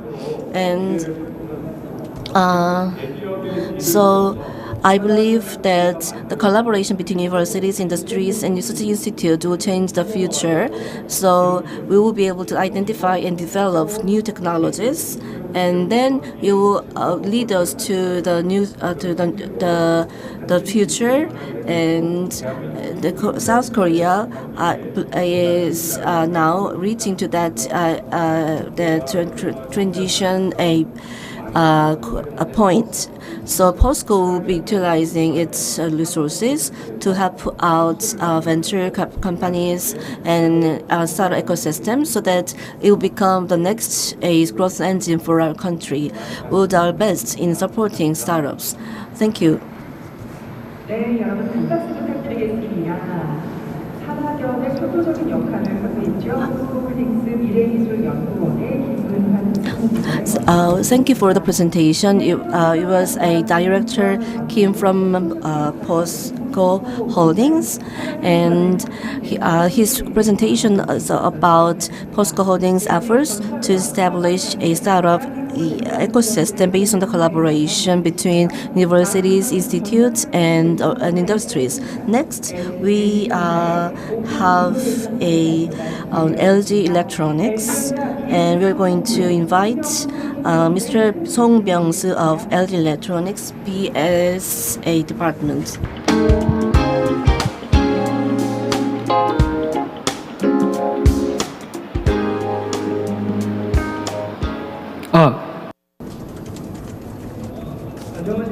Good afternoon. I am from New Business Incubation Team, Song Byung-soo. Today, I would like to talk about LG Electronics Open Innovation Platform. LG Group's open innovation activities have a Superstar, which is a representative open innovation platform of the company, and underneath it there are many open innovation platforms, including LG Chemical Companies Global Innovation Challenge, LG Displays Dream Play, LG Energy Solutions Battery Challenge, LG CNS's Startup Monster, and LG Electronics Home Tech Innovator, where I belong to, and BizNovator. Let me first talk about Superstart, which is LG Startup's representative open innovation platform. And Superstar means a base camp for everyone aiming to challenge and make a new start. The core values are connect possibility, authentic partner, and next big thing. So it is to provide innovative customer values.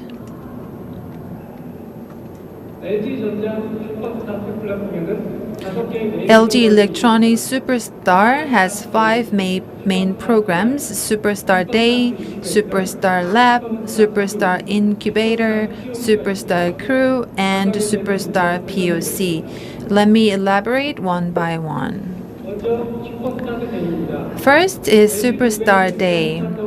This is the leading meetup event of LG Group. So LG Group's startups are gathered together to present their POC results and network with each other. Next is Superstart Lab. LG provides the office space for free of charge to startups to incubate them.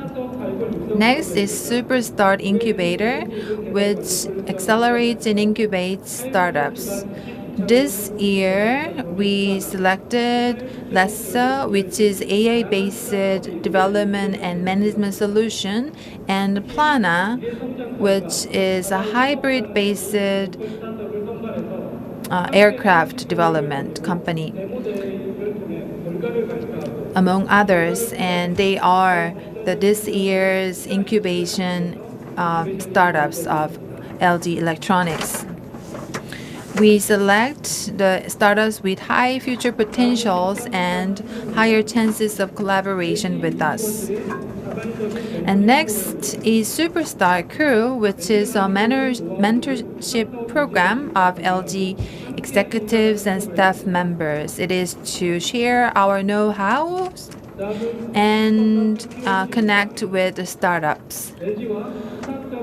Next is Superstart POC. It is to have POC programs with startups and LG. So, as I shared with you, aside from the Superstar, there are many other open innovation programs run by our subsidiary companies. Global Innovation Challenge run by LG Chemistry, and Battery Challenge by LG Energy Solution.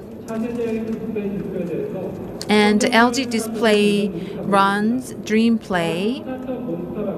And there's also Startup Monster run by LG CNS.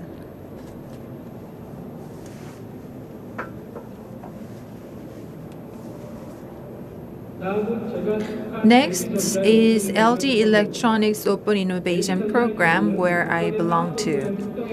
So LG Electronics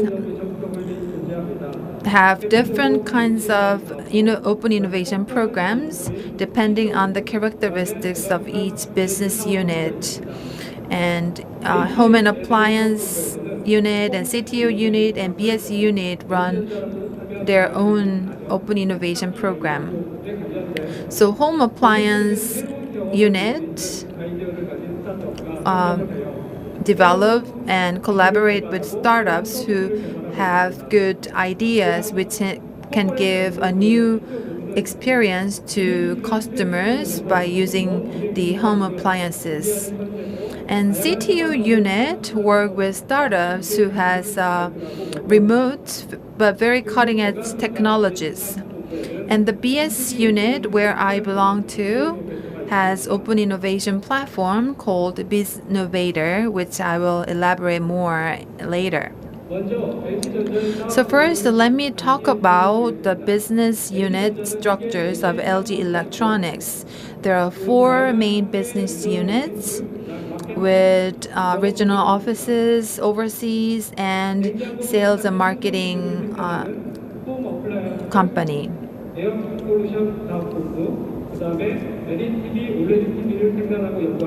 So HNA is Home Appliance and Air Solution Department, while HE is Home Entertainment, VS means Vehicle Component Solutions, and BS means Business Solutions. So the BS unit where I belong to conducts research on robots as a solution. So we research sterilization robot, which cleans hotels and cruise, and subboat, which conducts room service at hotels, and guideboats, which guides people, and surfboats, which serves at restaurants. So we conduct R&D on different kinds of robots.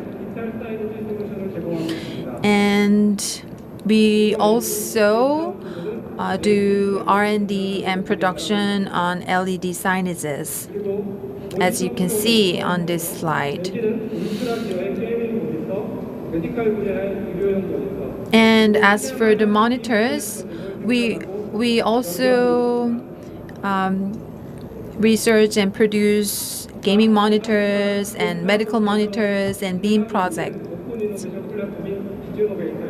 So let me explain and introduce you to the Biznovator of BS unit.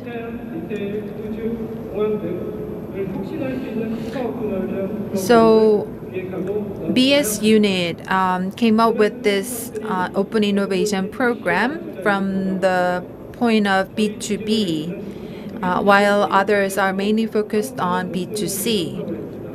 And the reason Biznovator is targeting B2B market is because B2B business have different characteristics than B2C process, and they are mainly regarded as quite a difficult market from normal startups. So we decided to collaborate and support startups so that they can apply their solution to our vertical combined solutions. That way, startups can have more business opportunities and create revenues from that.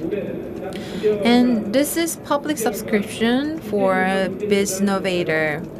And for 2 months, we conducted internal interviews and research to select our core businesses and new businesses. So digital signage solution, future mobility infrastructure, IT device, CX, robots, private 5G, digital healthcare are the all selected core industries.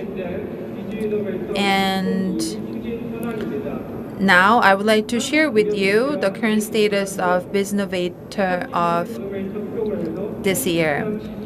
So for our first Biznovator program, as many as 132 startups submitted applications, and we wanted to collaborate with as many as possible. So we conducted meetup with 41 startups to select 6 out of them.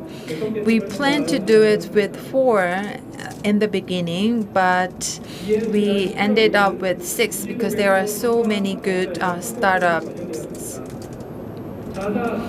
And so we successfully completed the first Biznovator closing event, and we had many executives and staff members participated in this closing event along with accelerators, showing that high interest internally.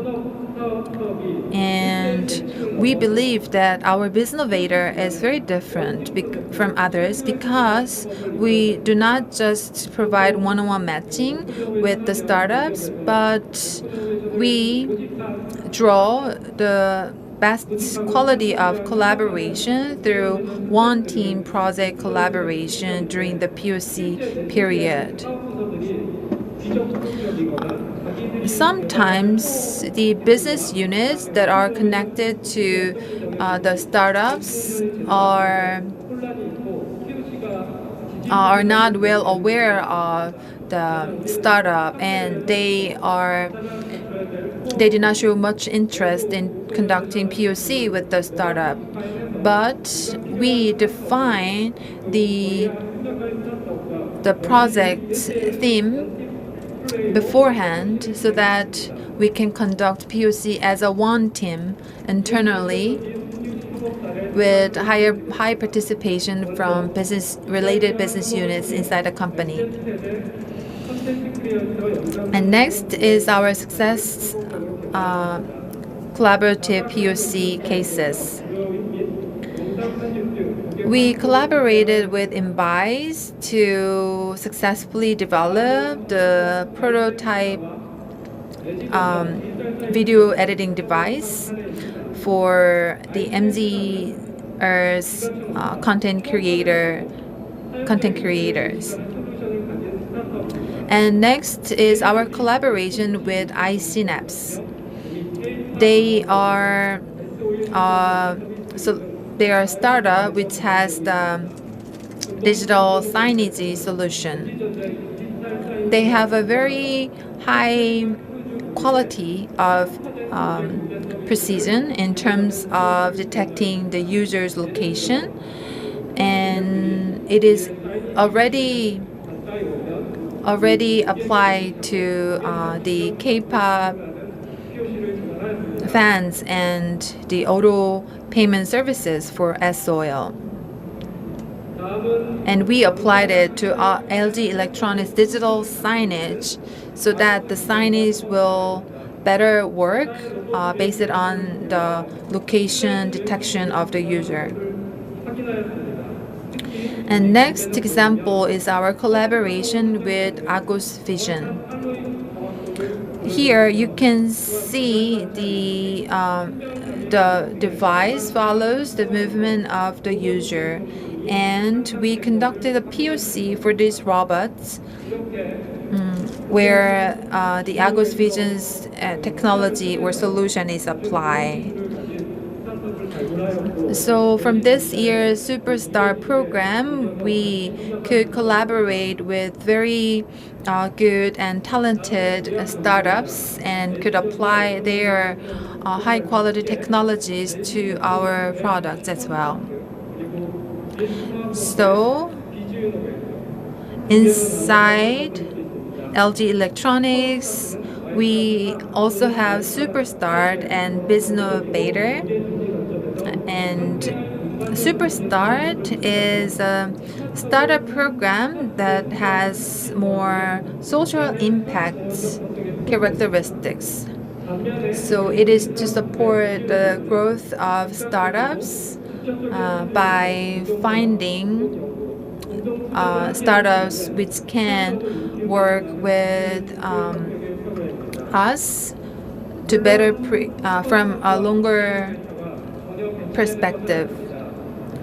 And while Biznovator is more focused on shorter term collaboration, and the Superstart and Biznovator are not cannibalization, but they are actually connected to each other.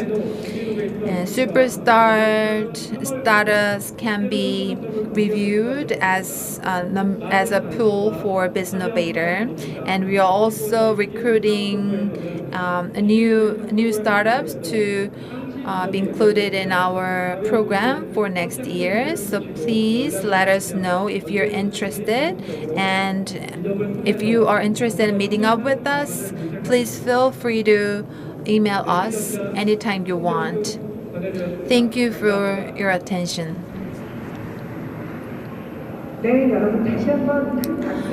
Please give him a big round of applause once again.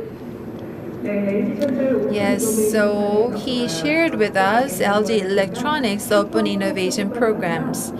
So Superstart and Biznovator are their representative open innovation programs, and they are looking for the startups who would like to be included in that program from next March. So please look that up at their website. And I once again would like to thank all the presenters for today. And we are having open innovation session with you, and we have one last presenter for you. 자, 제로원 Now I'd like to invite Senior Research Manager Mr. Jang Ho-seok of Hyundai Motors.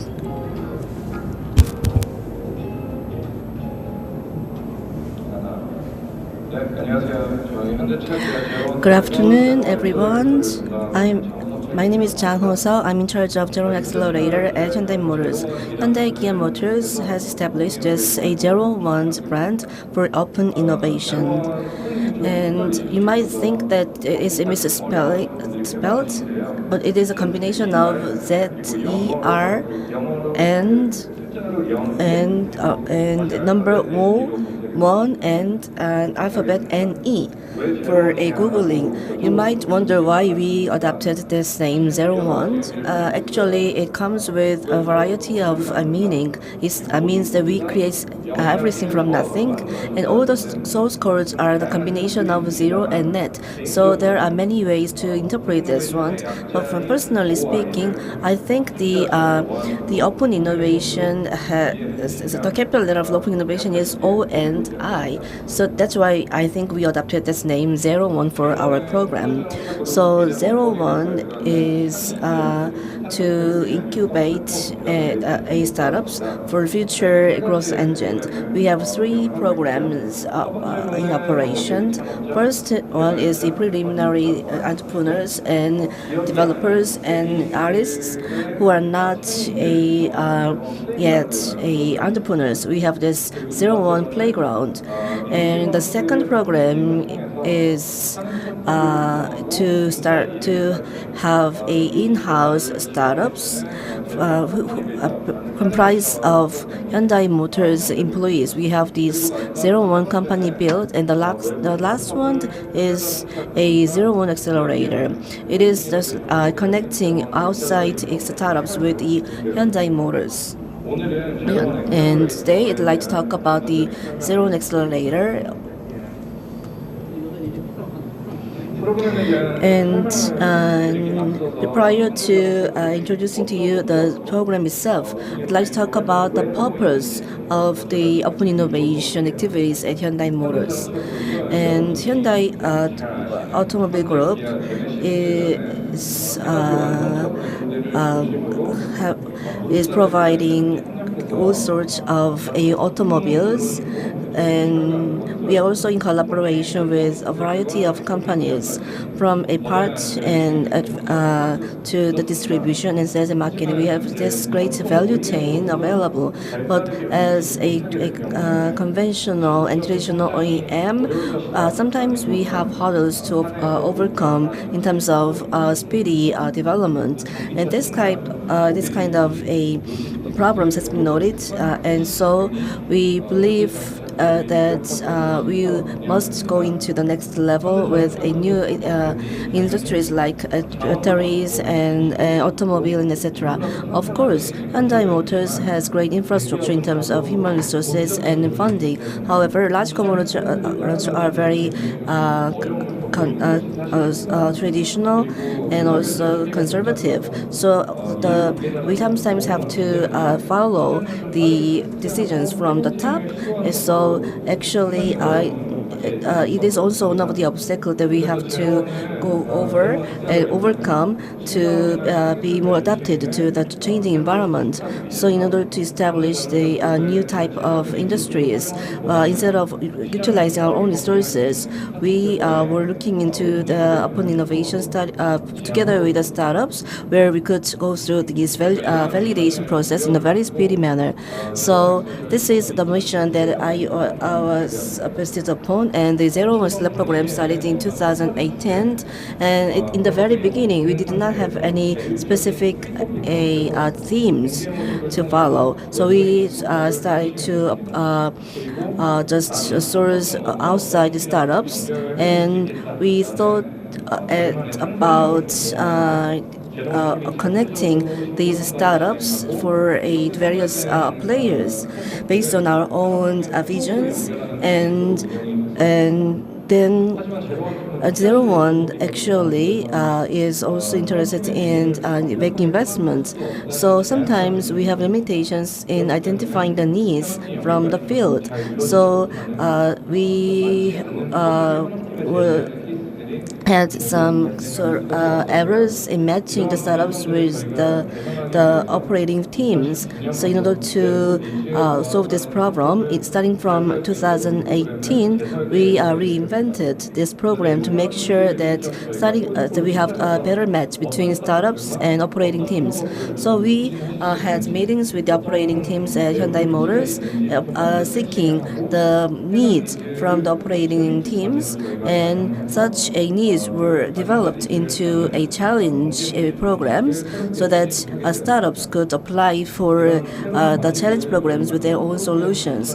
And in 2019, we adopted this a reinvented model. At the time, we had three the branches and a total of 12 operating teams. Throughout the year, we were able to have collaboration between startups and also operating teams at our group. And thanks to such a move, now we are working with 125 operating teams throughout the whole branch of our group. And also the operating teams are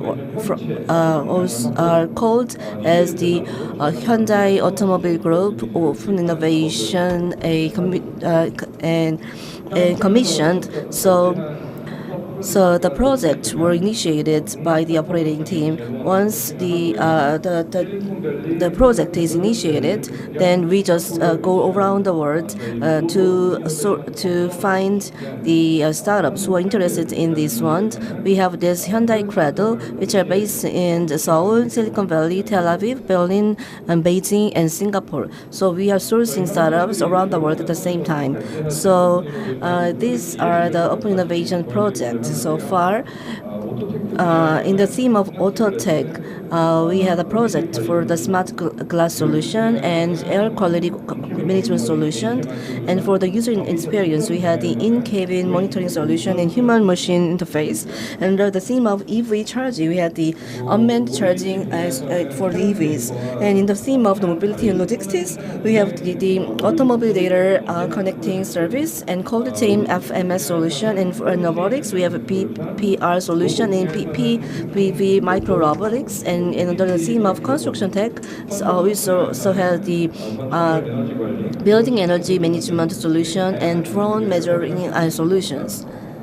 So with this project, we presented the group, and startups were able to select their own themes they apply to. So in a nutshell, the Zero One Accelerator is like a strategic startup accelerator program in collaboration with the Hyundai Automobile Company. And so once the Zero One is able to source the startups, and then the operating teams of the Hyundai Group will select the startups that they want to work with. So the startups, from the startups point of view, I believe that the operating teams are their potential customers and clients, and at the same time they could also play a role as a mentor, which is a very unique characteristic of our project. And once the startups work with the operating team, and then we will just assess the whole process. And 01 also will select the startups where they could have a long-term collaboration with the company and for a strategic partnership. So starting from 2018 till today, we were able to work with a 100 over 107 collaboration projects. So 72 startups out of 107 received a investment from the 01 project in the form of a share investment. So in the Mecca track, actually, we are working with a department of Hyundai Group where the optional products are being developed. It's some sort of a front end research department. So it takes around 7 years for a automobile company to actually adopt a new technology. Our goal was to just compress and this whole process through a fast track. So from 7 years to 3 to 4 years. So based on the research results of a customer's needs, then the product department comes with a scenario, and also they will be able to identify startups with its distinctive technologies via the 01. And also the department of production is also working with the HQ of Hyundai in terms of the customizing, R&D, and also marketing, etc. So together with the production department, we have and then all the players involved. We have sort of a assessment process, and also apart from the production, the rest of the projects are belonging to the project track. And actually the collaboration process is quite similar, but what is different is that we are working with operating teams which already completed the production process so that they can have a co-ownership of the product.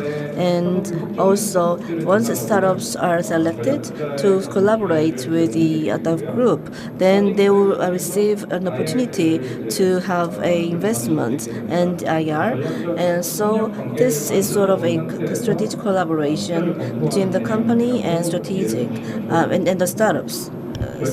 And so, and when we are making direct investment, it takes a lot of time to come to the final goal. So 01 is helping out the company and startups via the 01 fund. Actually, we are utilizing and we are operating this fund to make sure that we could go through the whole investment process in a very speedy manner. We're focused on the early stage companies, and as for the Series B and above, our principle is to just convert the investment method into a direct investment. This is the overall process, and it is based on the schedule for the first half of 2023. We are going to identify the needs from the operating team, and next February we are going to open this competition, and then once we receive all the application from startups, 01 will go through the paper assessment process, and after this, operating team will be involved, and they will have interviews with the startups. And once the startups are selected by the operating team, and they'll be on our final list. So in March, every assessment process will be over, and the final selection process will continue in the month of April. So they will so the selected startups will participate in the project workshops where we will be talking about detailed processes of the program, like the milestones and etc. And also, if we our project is on the basis of the POC, so startups will not be able to just develop everything, so they have to just pinpoint the scope of their development in the very early stage of this collaboration. Once everything is over, based on the topics we discussed at the workshop, startups are requested to forge a proposal, and we will go to the next stage, which is signing the contract. And also during the funding process, we will have the IR, and the startups will be selected for a further investment. And also, manager will be designated for each startup, who will help the startups for the preliminary assessment and final assessment. So once the startups are also selected, they will also be involved in the accelerator process. So this is the poster that we have been published so far, and we have 10 programs, and next year we're going to receive applications from the startups 2 times. And this is the last slide. It is the slide on the collaboration cases. The 3 examples are now on display: robotics, autonomous driving, and ESG. And with this company called C, we are working on the robotics to control a hardware and software integrated solution. Actually, this startup was in collaboration with the Hyundai Group to develop a robotics development for the Movis plant, and also the 3rd program was now in progress to apply the technology for the robotics from the Boston Dynamics. And startup company named M also is involved in the autonomous driving. Actually, this program is to apply the AutoEver map data to the autonomous simulator, and also the collaboration is continued for the UAM simulation environment establishment. And the last case is quite a unique example because they are involved in the upcycling solution utilizing wastes. And they were selected in 2021. Actually, the banners is to be regarded as a scrap materials, but this company had collaborated to collect the wastes from the Hyundai Group, and they have expanded their development categories to include the tent and etc. And this company has been collaborating with us for the branding, and actually our program is all about collaboration. So we believe that startups will be given a great chance to have a strategic partnership together with the group, and also we have a variety of branches like construction and distribution and etc. So we are not only dealing with the automobiles and batteries and technologies. So we are looking into a variety of opportunities for startups. I hope that we will have further discussions during the networking session. Thank you, and please give him a big round of applause. So we had the senior manager, Mr. Jang Woo-seok from Hyundai Automobile Company, and he just introduced to us about the great chances available for startups. So if startups are interested in collaboration with the Hyundai, and then the doors will be open next year, February and July. So please keep it posted. And we have been talking about great stories from 4 different companies. 감사의 말씀 드리고 싶습니다. to the four speakers. And with this session, we were discovering all the great information for the open innovation. And now we're going to take a short break. And starting from 1:30, we're going to have a startup showcase.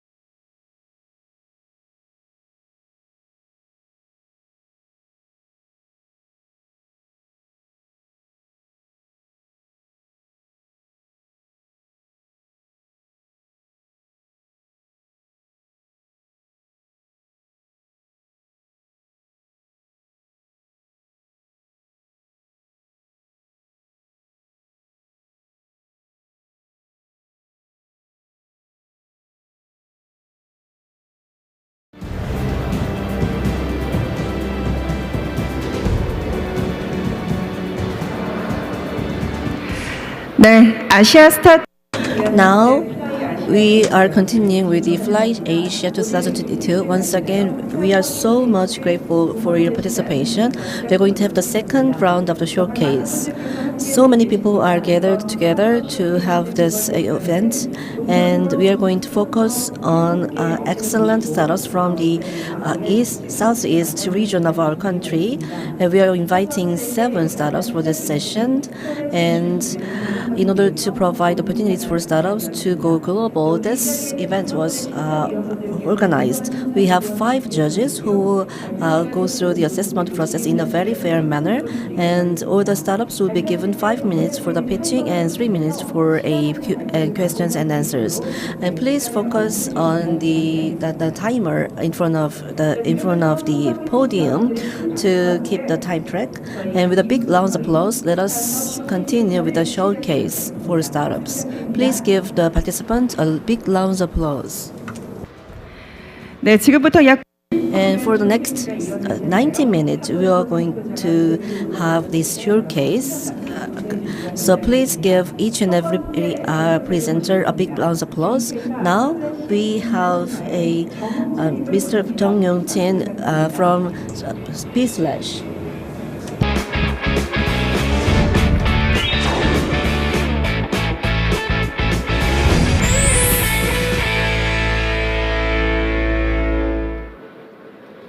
네, Hello, I am on behalf of our CEO Jung Yong-chae, and I am Lee Joo-hong from /CB/. And our CEO is in the United States right now in regard to setting up our US office. So please excuse him for his absence. And /B/ is to produce different kinds of products from collaboration.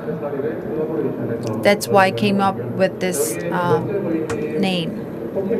And as you can see on this slide, this Pokemon Special edition was all sold out in just 5 years after release. And we also have Cookie Run edition, which is very special as well. And when the user puts on this smartphone case, the smartphone wallpaper will all change to the the character of it. And also the special item is provided when the certain game is activated. And we also had a collaboration with the BTS, and because we signed a partnership deal with BTS, so we plan to launch BTS products next year. And we have some we wanted to solve the problems that the communication companies have, because they have limited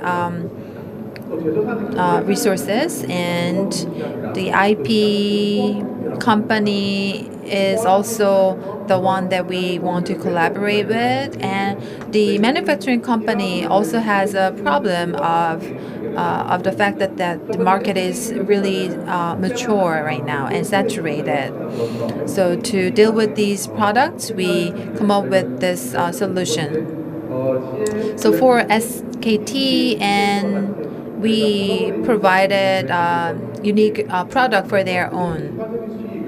And for IP companies, we collaborated with the IP, and by producing a product with that IP, we gave additional value to them. And as for the manufacturing company, we actually solved the market saturation problem that they had by. So as you can see on this video, when the user puts on the smartphone case, the NFC communicates with the case. Then the wallpaper will be changed, and the iPhone pack has different themes, which is activated from the case. And we also have some cases for the buzz too. So when the buzz is activated, the same happens. So we have iOS and Android versions, and as for the iOS version, due to the security, it's not automatically synced, but the application should be activated and the NFC scanning process is required. But other functions work the same way.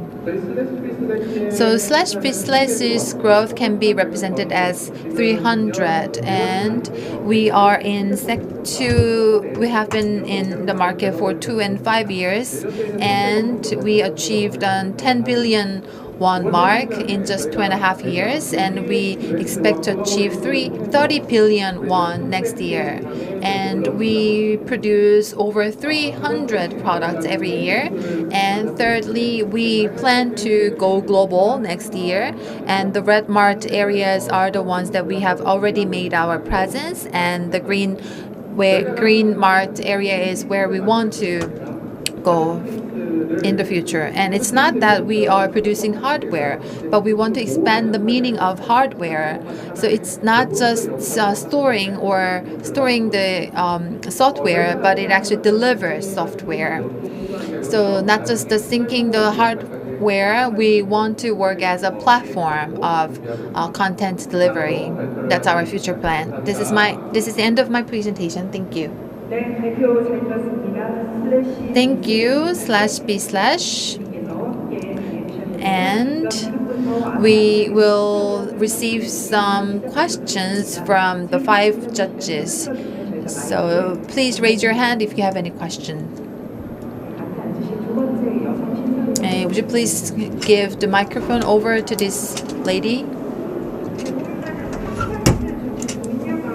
So would you please elaborate on the types of the content that you provide? Well, due to the time limit, I couldn't actually elaborate all of the content, but we have tremendous kinds of content. And as I told you, the wallpaper and the background and iPhone pack and different themes are available. And as for the cookie run edition, when the game is activated, a special item is provided. And as for the BTS, and it works depending on the temperature and weather, and depending on it, the singer you like, the member you like, will pop up on your cell phone to say that I'm hungry or I'm cold, like that. And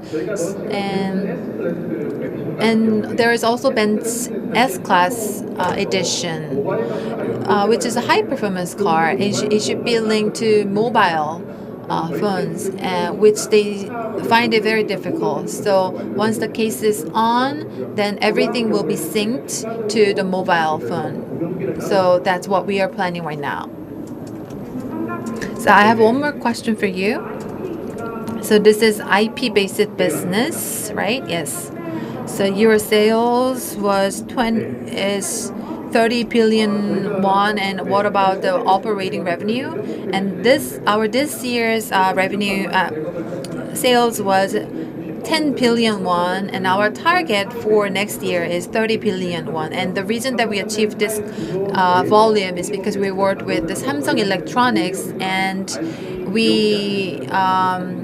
so that's why we do not have IP risks or other risks, because all these risks are embedded in our deal with Samsung Electronics. And we actually recommended new category or smart product category to the mobile manufacturers.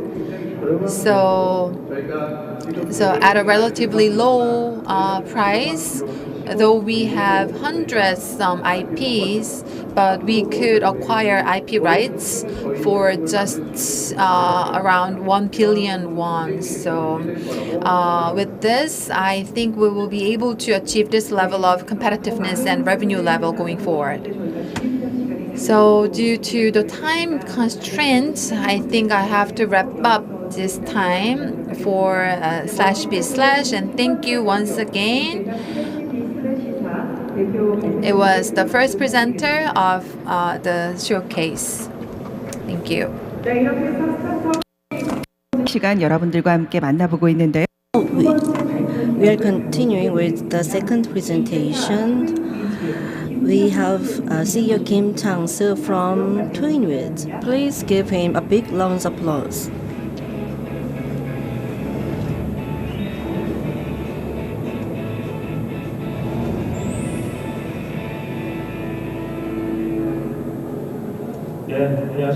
Good afternoon, everyone. I am from Twinwit. My name is Kim Chang-soo, and our company is developing a liquid type antiviral and antivirus additive without changing the physical property. So actually, we are based on the Korea Materials Research Institute.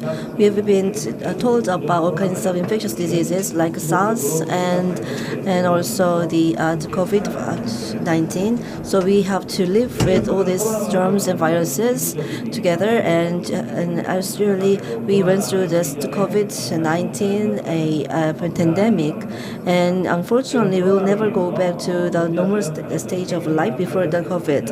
So our goal is to choose and select a safe materials against the viruses and bacteria.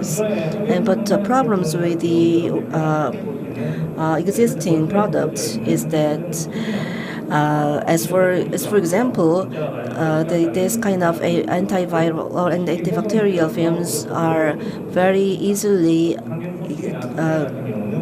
getting all kinds of dirt, and they do not last a long time, and they stimulate the surface and very volatile, and they are also very vulnerable to erosion, and also the color of the physical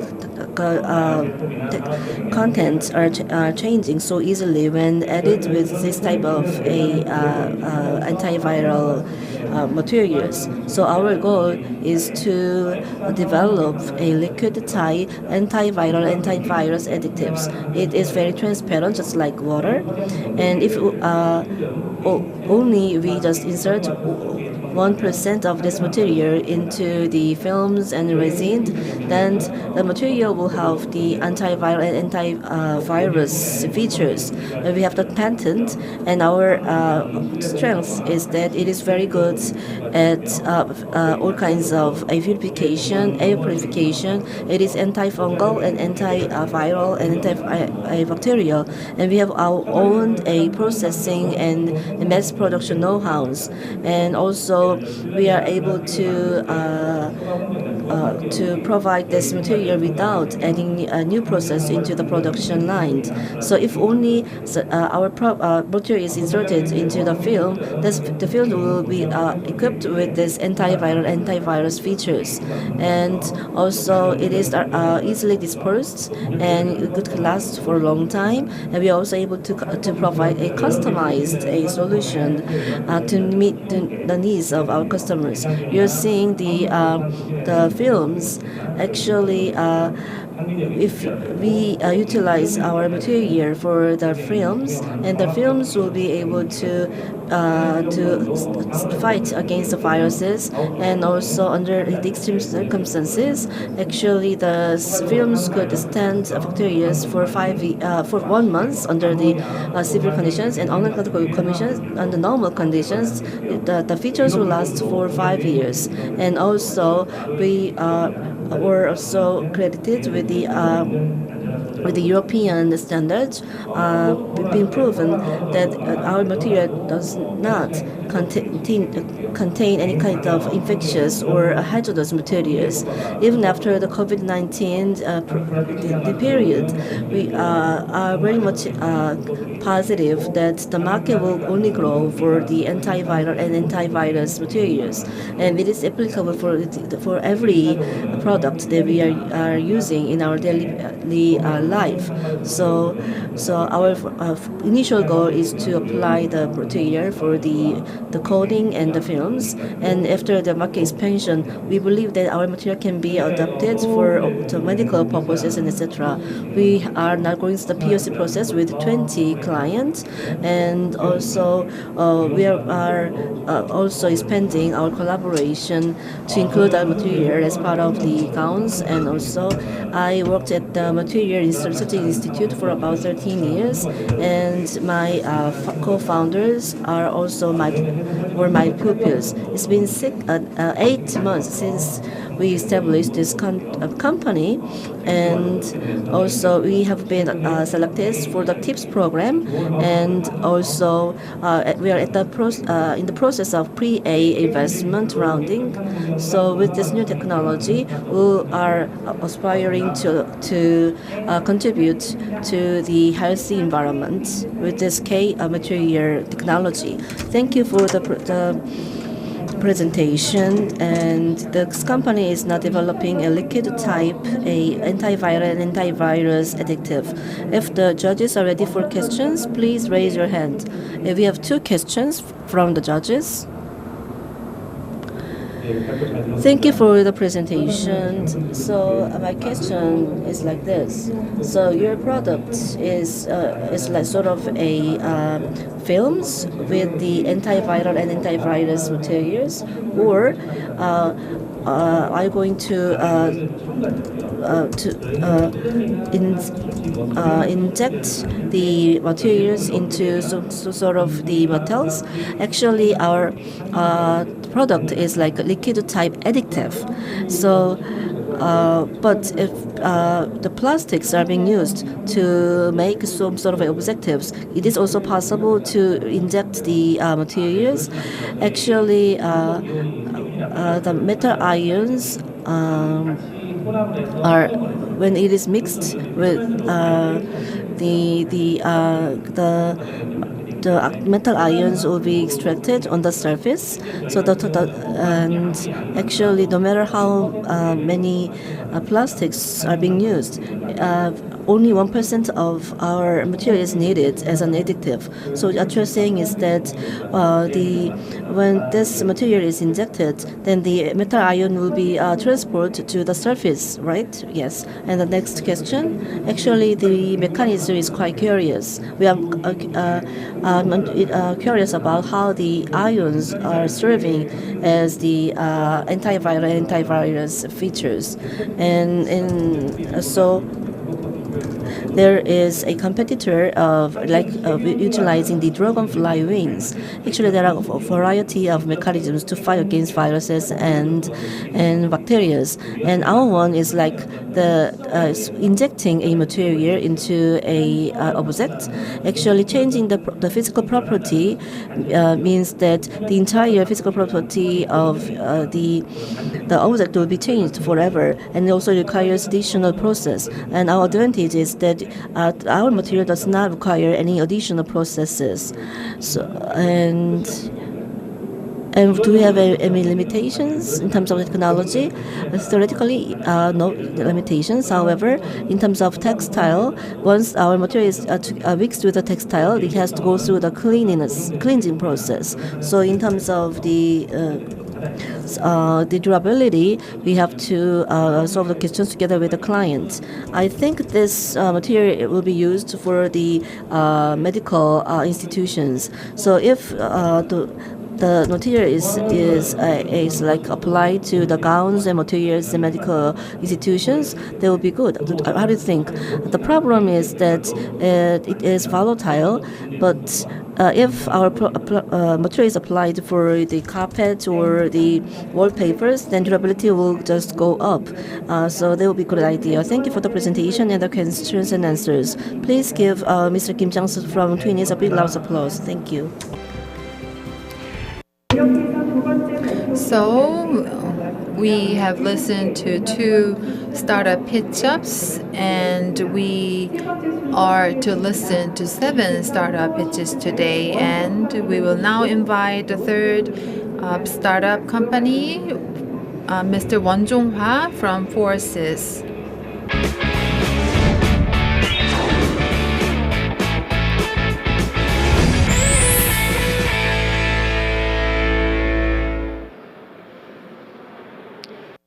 Hello, I'm Won Jong-ha of Forces. We are collecting marine waste too, and we also consider how to use the marine waste for additional values. And people say that we need to manage waste, but the marine waste management is very hard to do. So what we do is manage the floating marine wastes. And so what we do can be classified into two. And first is to collect and manage the floating wastes in the downstreams. And the second one is to use this kind of bottles to recycle this collected marine wastes. People are dumping waste into the river and the stream, but no one is actually responsible for managing that. So we have been preparing this from 2017, and we have been working with different local authorities this year, and from next year we will work with in Indonesia and other countries. And as you can see here, based on the marine plan design plans, we are planning and constructing our marine waste management system. And we also apply database technology into waste so that we can do image processing of each waste items, and so that we can know who should be held responsible for this kind of waste. And in Busan area, the garbages are to be come from all this Gyeongnam area, and nobody knows who should take the biggest responsibility for this. And so we believe this technology will be very useful for the big cities. And when we first developed this technology in 2017, people thought it was out of question, but we were early movers, so we have been developing this technology and worked with many local governments this year, and will work with Indonesia and other and Australia next year.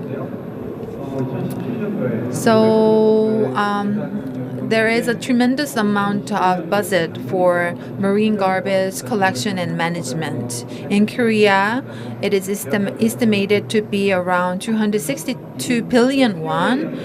So our SAM is 6 trillion won, while our TAM is 13 trillion won. So it is that we have been aware of this problem for a very long period of time, but we have just neglected it. And we are known as a leading company in this industry. So the Indonesian Ministry of Marine Environment invited us to work with them. And this is the nylon made, which is the same material used for the fish net, and we use it to recycle the marine wastes. And there is a growing need to turn marine waste and the waste to plastics into new resources. So, and this nylon is used for the high-end products. So, and there are not many companies who produce this recycled fiber. So this year we started to sell this product to Hyundai Automobiles, and we plan to build plant in Ulsan from next year to for a mass production. So we will continue to work on this area for marine environment. Thank you. Thanks for the pitching up. And it was Forces who is working for the marine environment. And now we would like to take some questions from the judges.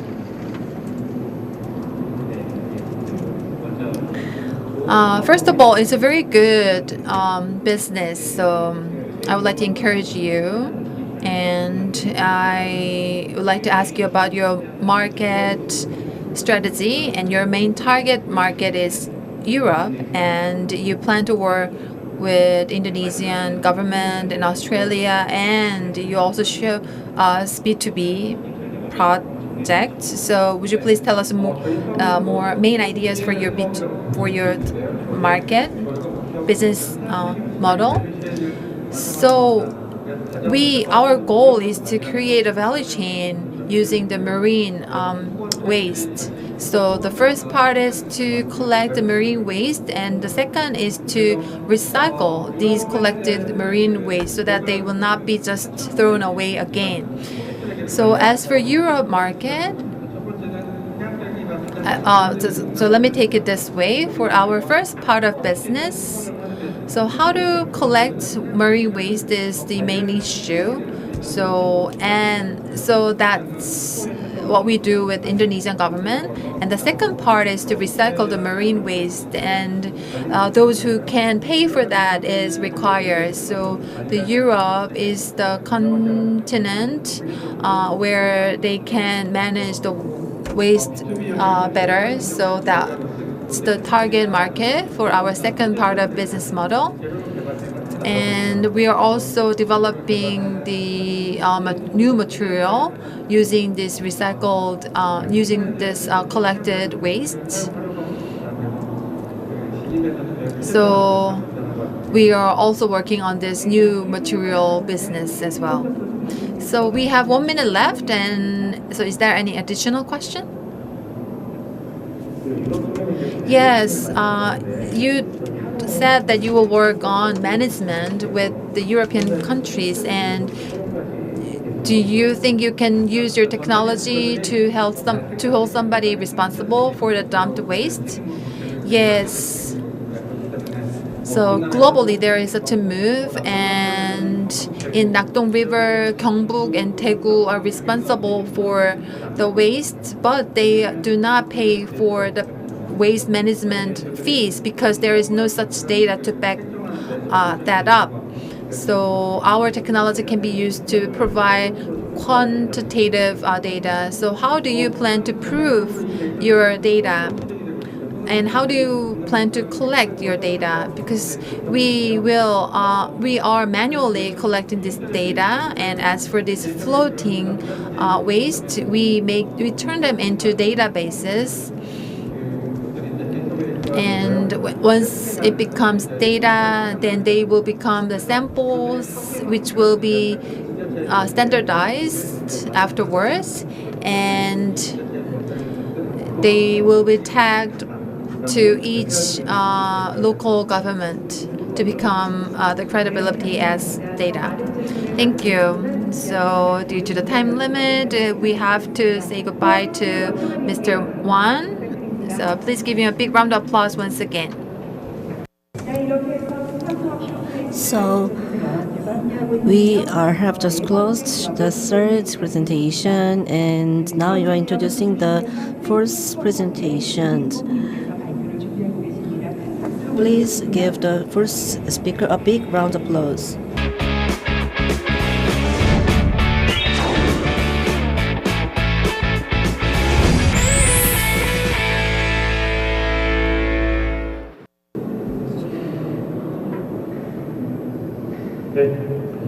Hello, I am from Christine Company. Christine Company uses big data and AI data to link brands and shoe making factories. So we are smart shoe making platform. Simple. This is the platform that we operate. My parents were in the shoe factory, so I naturally developed an interest in shoes. So as I have interest in the shoe business, I came to think about how to make the shoe making business more sustainable. So that's how I established this company, which was established in 2019, and we launched our brand Kristen to test our technology, and it is in Avenue L high-end brand department store, and we were selected in many contests and attracted as a total of 6 billion won, and we recently received an award from the Ministry of SME and Startups. So shoe industry is the same as it was 30 years ago, so brands finds it very difficult to produce their shoes. The brands are located in Seoul and big cities, while the shoe factories are in the local areas. So it is very hard for the shoe brand CEO to visit every factories in the countryside. So that's why we came up with the simple platform to link brand and design to shoe factories. So the designers or CEOs can just check the design of the shoes that they want and find the factory that best can produce the shoe they want. So that is a matching platform. So we save their cost by 10%. So we are being loved by many new and emerging brands. We created a sample making infrastructure so that it will take only 7 days, and we created a database for all shoe factories across the country. And in order to be tailored to the detailed needs of the customers, we are collecting detailed information so that we can use detailed information to better match our customers and factories. And there is a certain amount of fees, but there are some turnkey requests from the companies who are not actually who did not decide their design yet, and we also work as a fulfillment right now, and we are creating the design portfolios right now. So since the portfolio is launched, we have been loved by small and medium-sized shoe brands, and we plan to have scale up in 2023, and we plan to launch the BTS limited editions next year. And we are also supporting the emerging and new brands, and in collaboration with Wild Deeds. And we also worked with Hanse Group, which is entering the shoe business. So we signed a deal with them as a partner company in the shoe business. And out of 1,000 shoe factories, 300 are inside our platform. So 30% of shoe factories are in partnership with us. And I have successfully exited twice, and we have design team and the business team, and many people say that the startup should make something that does not exist in the world, but we believe that turning what is existing into new one is what the startups should do. Thank you. Thank you, Mr. Lee Min-bong from Crystal Company.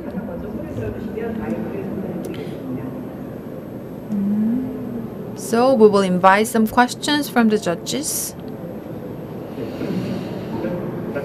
Yes, thank you for the presentation. And the brand and production process is being connected, and you said that you saved 50% costs, and the connection fee was 15%, and which is not that big because royalty that IPO charge is 55%. So how?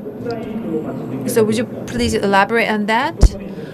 Shoe traditionally everything had to be done offline, and there were some agencies that did this connection job so far, and when they receive requests from the brands, they charge them fees, and they also receive some fees from the shoe factories.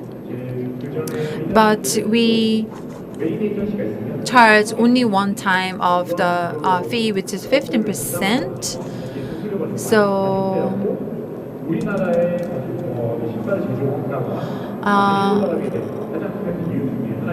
and these double charging fees or the reasons why the shoemaking and shoe production fee in Korea became very high. And we dealt with this problem with our solution.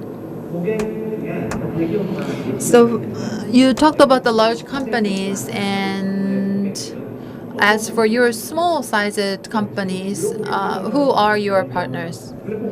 So our main clients are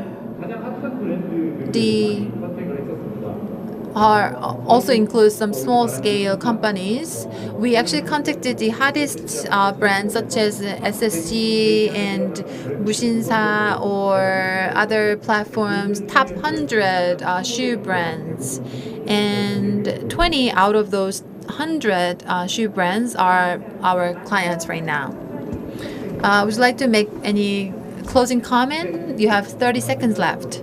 Yes, as I shared with you, we want to revive the disappearing job, and also the shoe business is the one that is locally centered and locally focused, and I believe this is where the local startups should be born and should work with the local governments. And though young people are leaving local areas to move to big cities, we also are recruiting some young people in this local area. And if we recruit more and more people, then young people will not leave these local areas, I believe. Thank you. It was Lee Min-bong from Christine Company. Thank you. So they are reviving the job that is disappearing with the new technology. That's the job of startup company. And it's a well thoughtful comment, I believe. 시간이 됐는데요. Now we are going to introduce the fifth presenter. So we are going to have Mr. Kyung Ki-jung from CTNS.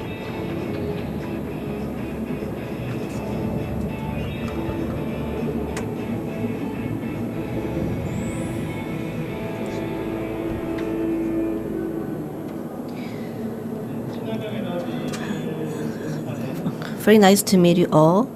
I am representing CTNS. It is now providing a eco-friendly energy. We are aspiring to become the global #1 secondary battery pack company.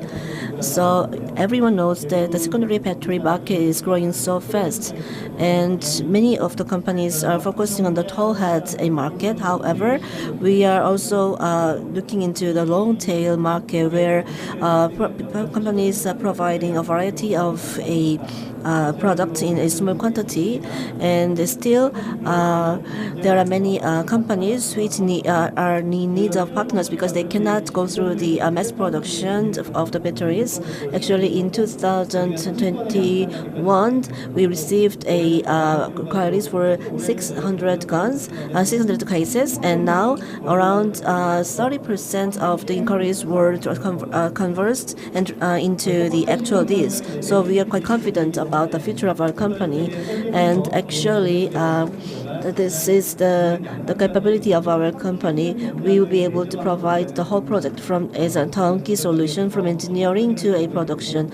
We provide the preliminary design, and once the project is fixed, then you can go to the next level of mass production. This is the business model, and also we have been providing more than 300 small and large projects. So our clients includes startups and large conglomerates, and we are in partnership with almost every robotic startups in Korea, and also we are also very much interested in digital transformation in order to efficiently handle all the inquiries and orders. We have this a battery pack ordering system, and also we have this CFMS, which is the CTNS flexible management system, which was also developed thanks to the help from the Samsung Electronics Smart Plant team, and also now we also are working on establishing the life cycle of batteries. First one is to establish the battery life cycle management system. So we were also thinking about a subscription and also recovery and reuse of the batteries for these recycling, and also the project planning and management capabilities. So we are very much credited for our capability to actually implement the programs. So and we have been greatly noted by large conglomerates as well. So in summary, we have capabilities, and so we have been proving our capabilities together with our clients, and also we are establishing a super level gap with the secondary battery packages. And based on these core capabilities, we are now aspiring to enter into a premium program. So as in the long tail market, we are providing the batteries, but we are also looking into the tall heads in market, and also our life cycles battery life circulation market. And next year we are aspiring to be the #1 battery provider in the robotics field, and we are thinking about IPO in 2025. Actually, we started as a personal mobility development company in 2017. After all the trials and errors, in 2022 we started the battery model, and we have been growing so exponentially. So this year our growth rate is around 30 to 40%, and the revenue will be around 6 billion won. And next year it will be around 50. The estimated revenue will be 50 billion won, and thanks to the mass production of the product, which are now in development stage. Is the core capability comes from our organization. So we have R&D comprised of over 20 engineers, and we have our own production team available. That's why we are able to provide everything in a turnkey solution. And so together with the CEO, the founder, we have great talent working for this company, and we have a very fun and working environment. Our headquarters is in Changwon, and we have also sales department in Dongtan, and we just launched a EV brand in Busan, and our motto is to find a solution no matter what. So this transformation will be our strategy to become a global #1 secondary battery company. Thank you for listening. Please give him a big round of applause. So the company is developing and customized a secondary battery to provide clean energy And now we are going to receive questions and answers from the 5 judges. Thank you for the presentation. So, what it was the profitability. Actually, last year it was the 1.5%, but it's a compound. It was 25%. And when the fire occurs, then it could be a problem in terms of the responsibilities. So, can you also elaborate about the dividing the roles and the capabilities and the responsibilities? Now we have insurance covered, and the reason why we are now establishing the data platform is to have a prevention technology available, because once the battery is on fire, it's quite difficult to pinpoint the cause of the fire. So our goal is to prevent the fire from occurring. That's why we are now developing data system for the safety of the batteries. A data platform is also needed for the safety of the batteries. So if customers say that they are doing okay, they did okay, and if the company says that everything was fine, then who would take the responsibility over the fire accident? Actually, fire accidents occur quite rarely, but based on the test and reports from the government institute, we are covering the causes. If our company is pointed as the cause of the event. And second question? And without further questions, yes, please give him another chance to make closing remarks. So we haven't seen any unicorn company based on the manufacturing. Even though our company is located in not in Seoul but in Changwon, we are working with the talent from the local community, and we are aspiring to become a unicorn company in the future. And my ultimate goal is write a graph, and based on our success story, we are working very hard, and our teammates are also much dedicated to achieve this goal. Please give us your encouragement around the road. Thank you for listening. Yes, I was very touched by his motto that we will find the solution no matter what. That also signifies the startup spirit. We are continuing with the showcase, and now we are going to invite the sixth presenter. And 샤픈 고트. So this is the 6th presenter from Shapungot. Please welcome him with a big round of applause.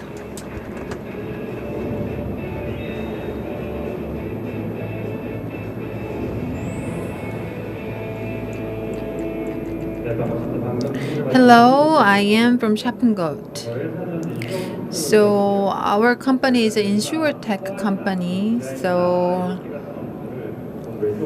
we do not outsource our production part or design, but we all deal with it with our in-house team.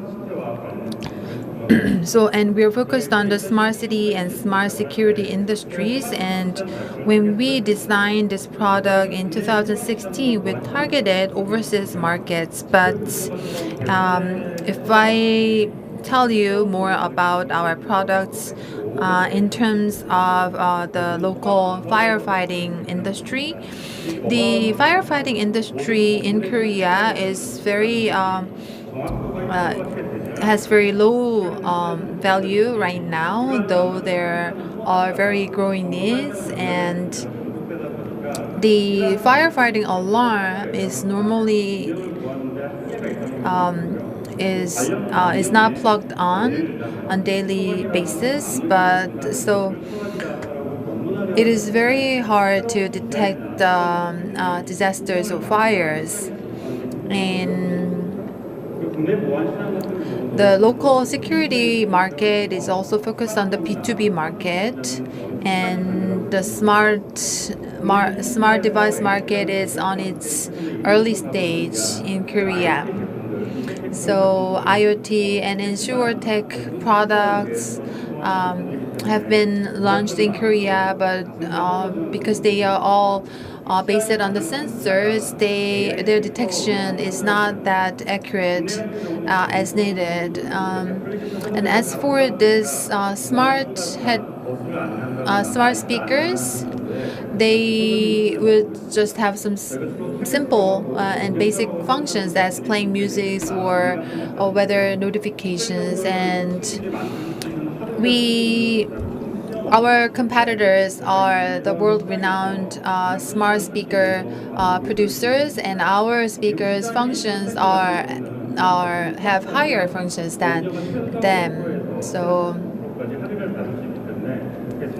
and these kind of security devices can have are when they are installed, the users can have their insurance fee discounted as much as 35%. So this industry is very growing in the overseas, and this is Tritona that we launched, and this is a security and home safety device which combines all types of security features. And our product conducts machine learning every minute, and we are targeting B2B with this product. And our business model itself is not just about selling our manufactured products, but it includes some subscription model as well. And we also use digitalized data so that it can be stored in the smart devices. So these are the three pillars of our business model. And it's been more than 3 years since we have been in this market, and we are selling our products to the governmental organizations, and we were selected as the UN as a good product, and we are also selling our products in overseas right now, and we plan to work with overseas warfare products, and in Suyong and Ulsan there is a global control center and smart factory and we are building a smart factory and please watch the video clip which shows the highlights of our product.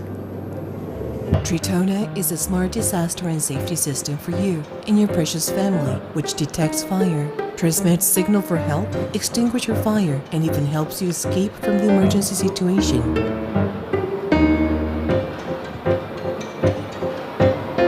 Tritona, a smart disaster and safety system to protect your everyday life. Tritona.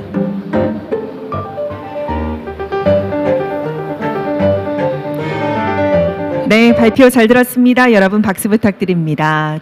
Thank you for the presentation, and it's AI based disaster and safety device. So, is there anyone who has questions for him?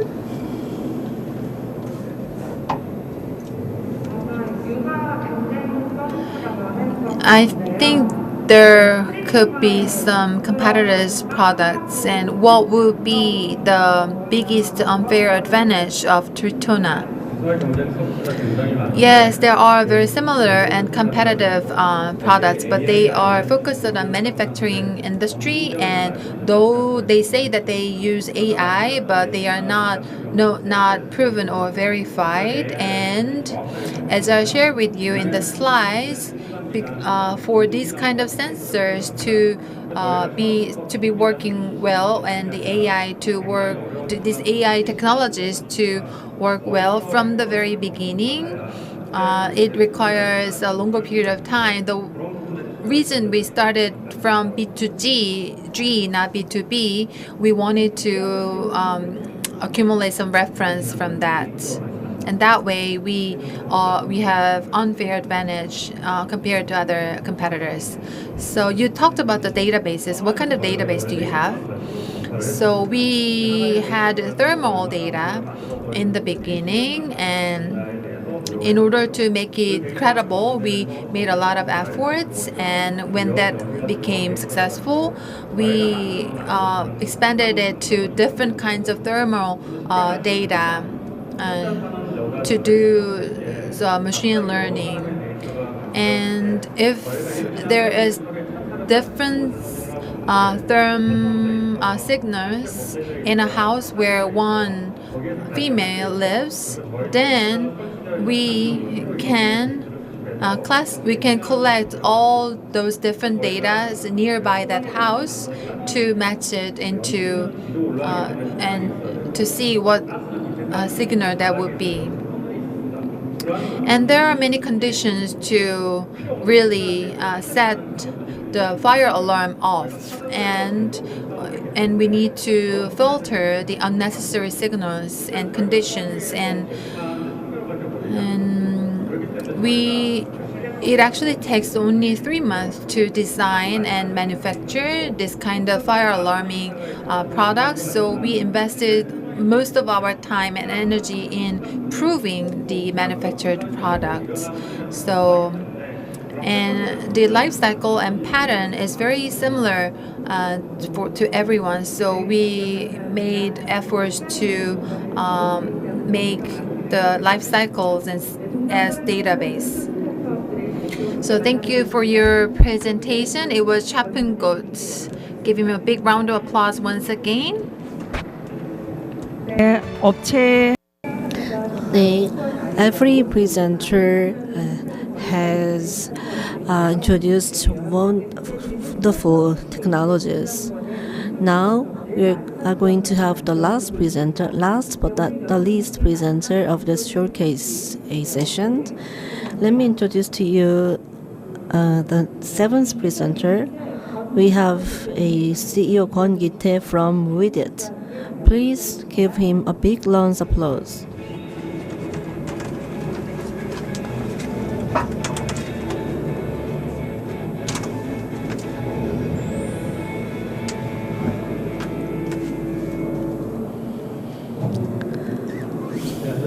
Good afternoon, everyone. My name is Woo Moo-gun from Widit. Actually, our CEO has another assignment to attend, so I'm going to replace him for this presentation. So we are a 3D digital specialized company called Widit. Let me present our company to you. So this is the content. First, a 3D data market analysis, and we'll talk about how 3D data is being utilized on the basis of the references that we have accumulated. So this is a movie titled Long Live the King. So you can see this bus is taking a very dangerous ride on the Mokpo Bridge. Actually, we made a 3D data, and we were able to combine this actual film together with the 3D data. So around a 5 billion won of the market scale is expected by the end of 2022. And in the era of the metaverse, I believe that the 3D data will be needed more than ever. The problem is that most of the 3D data providers are from overseas countries, so they do not have a data available for the Korean customers, and because of the cultural differences, that's why we are working hard to acquire Asian culture-based 3D data. We have accumulated over 2,000 data, and this is the asset bank data acquisition process. First, we are acquiring the data from our own sources and also from the outsourcing partners. So once we accumulate the 3D data on the WeSet Bank, we are selling the data for various kinds of reasons. Actually, when we do sell the data, we are not selling the entire IP, but just the license. So we are also selling the 3D data license for the LTU Plus, and our growth strategy is as follows.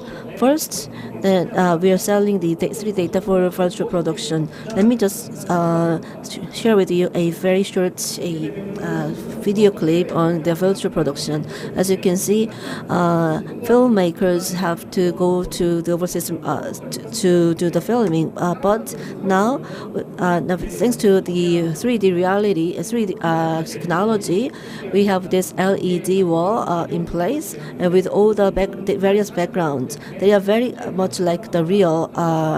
So people, the actors just have to stand in front of the panel, and it feels like they are now filming the scene in the overseas countries. So the growth potential is quite huge, and as you see, we need to have a large number of data for this kind of a digital wall for the filming, 3D filming, and also game industry is in need of a high quality 3D data. We also are very much interested in this gaming industry, and the VR and AR market is our a potential client. And also lastly, based on the 3D data on the Asia, so we are now cooperating with the partners in Switzerland and the US. Competitiveness comes from the fact that we have our self-made 3D scanner, so we are able to produce the 3D in only 3 days. And also we are in partnership with the laser scanner companies, and we are also providing the 3D scanners to government agencies, and also we are in the development stage for our own scanner, 3D scanner. So with only one picture, we will be able to acquire the rare parts, the real parts of the picture. And so we are also in partnership with a research institute to have a high quality data in a very efficient manner. That's it. Thank you for listening. Thank you. Thank you for the wonderful presentation. So he was Mr. Wu from WeDid, a 3D digital specialized company. And now we are going to take questions from the judges. Thank you for the presentation. And in the case of the Cheomsangdae, which is an ancient toll from the Silla dynasty, it will be okay in terms of the copyright because it is an old and ancient one. However, if you just make a 3D data out of a tall building in front, in the center of the city, then the owner of the building might ask for the IP of the 3D data. Actually, that was not a Cheomsangdae. So there was a temple called a Haeinsa, and we once scanned the entire temple called Haeinsa. And this is a public domain, not a private structure. But as you mentioned, if we are to scan a specific structure, the first thing we need to do is to have a approval from the owner of the building. You told us about the revenue, but please brief us about the revenue and your investment plans. As for the revenue, as of last year, it was 2 billion won, and 2 years ago it was 2.5 billion won. The reason why we had a slight decrease of the revenue is because of the COVID-19, because we are in collaboration with filmmakers around the world, and because of the COVID-19 pandemic, the revenue was decreased slightly. However, we are now getting investment from the Eugene investment, so and the accumulated investment amount is around 2 billion won in total. one more question from the judge. So I'd like to talk about the cost structure. So the virtual studios, I'm wondering if you have your own a virtual studio. In the case of scanning the temple called Heinsa, actually, how much does it cost for the company to actually do the scanning of the temple? As for the virtual studio, we do not have our own studio, but we are now forging an MOU with the Busan City to build our own company building. And once the company building is completed, I believe that virtual studio will be the part of our building. In the case of the Heinsa temple, actually, as far as I remember, two people went to the Heinsa temple to do the scanning. As for the equipment, actually, we rented the scanner from the Scanted. Actually, we have our own scanners, so we don't have to rent any scanners. So it goes the the labor cost is all that we need to pay. So that's it. The time is up. Thank you, and please give him a big round of applause.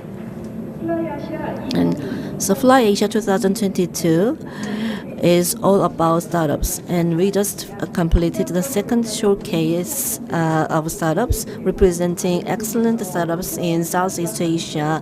We have witnessed future and also dreams and also potential of the startups. Thank you for being with us.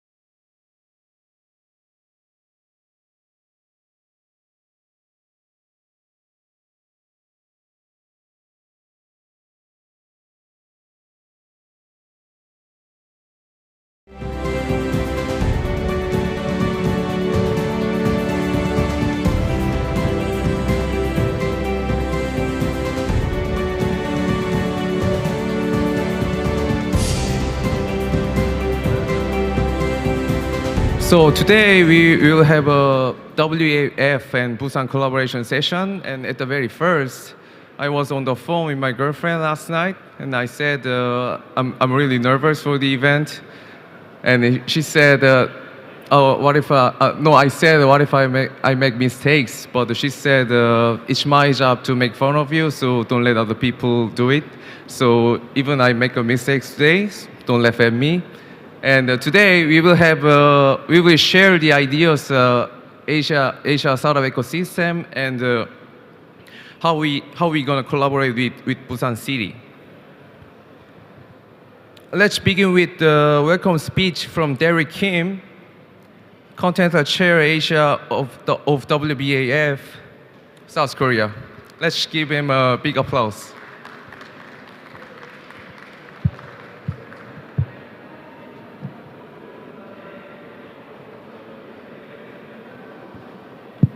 네, 반갑습니다.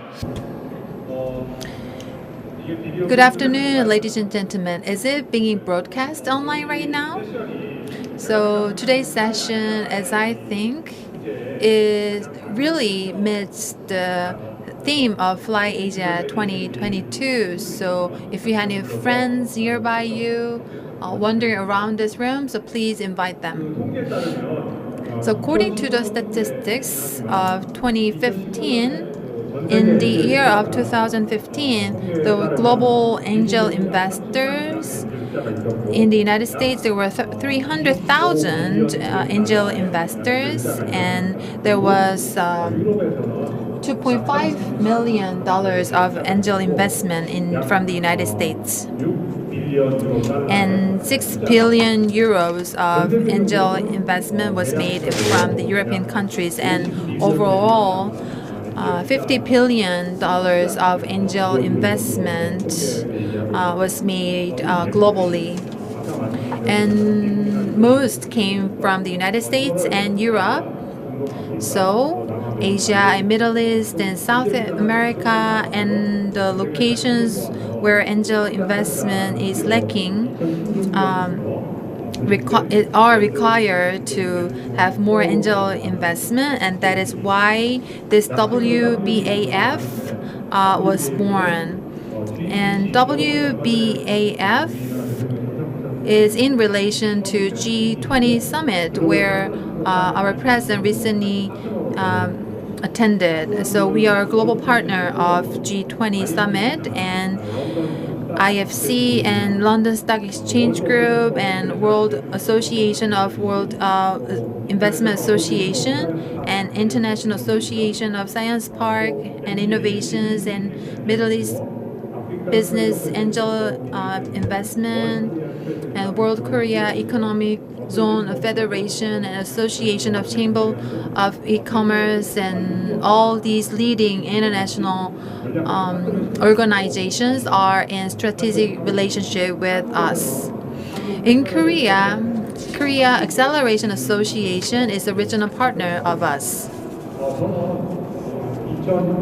And from 2019, I have been working as a Korea representative for WBAF, including me, 2 Korean senators, and 4 international partners are working in Korea.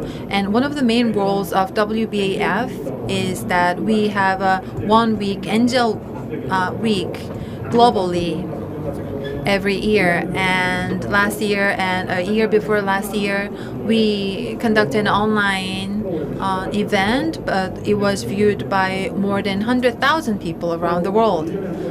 And once every year, we also have a general assembly to talk about the issues of startup ecosystem around the world.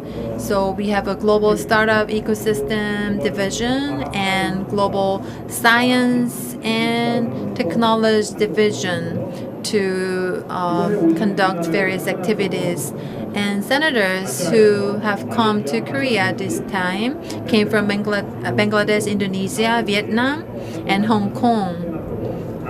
So they are representing each country to work as a senator for WBAF. And we are also working in collaboration with the Busan Startup Association to learn how we can collaborate with each other to create a good ecosystem for startups. So this forum will be a good opportunity to talk about this. So please sit through this session and enjoy this time. Thank you. Speech from Derek Kim. Let's give him a big applause, Derek Kim. And next is a video message from Baibas Alton Tas, Executive Chairman of WBAF.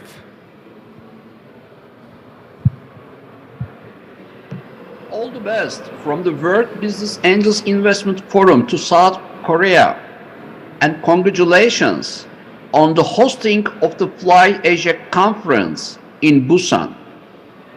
As an affiliated partner of the G20 Global Partnership for Financial Inclusion, GPFI, the World Business Angels Investment Forum is committed to empowering the world economy through innovation, entrepreneurship, and angel investments. We have four main missions: enhancing the digital inclusion around the world, increasing financial inclusion, promoting gender equality, and easing access to finance for entrepreneurs, startup founders, and scale-up founders. I am sure Fly Asia Conference will serve to ease access to finance for entrepreneurs not only in South Korea, but also in Asia too.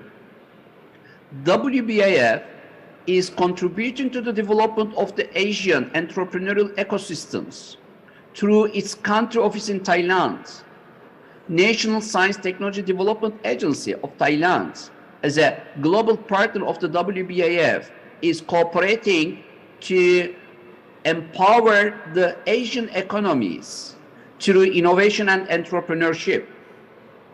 I am sure policymakers, entrepreneurs, scale-ups, SMEs, and innovators joining the Fly Asia Conference will find a rewarding experience by following all sessions, and this particular session of the conference, the WBF Roundtable, will serve as a good bridge between the World Business Angels Investment Forum and South Korea to create more values and more jobs and more social justice for South Korean and Asian economies. Thank you very much, and wishing you a fruitful and successful conference and round table. All the best. Right. Thanks, Mr. Altuntas. And we have a gentleman from India, Harris Coover here, and he will share us the overview of Indian startup ecosystem. Let's give him a big applause, Harris.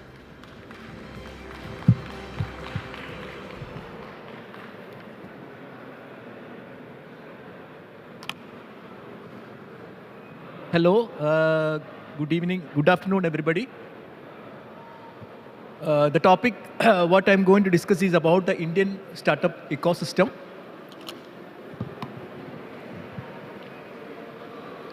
The Startup India is initiated by the Prime Minister of India, Mr. Narendra Modi, during the year 2015. It is to help the people who want to start their own business.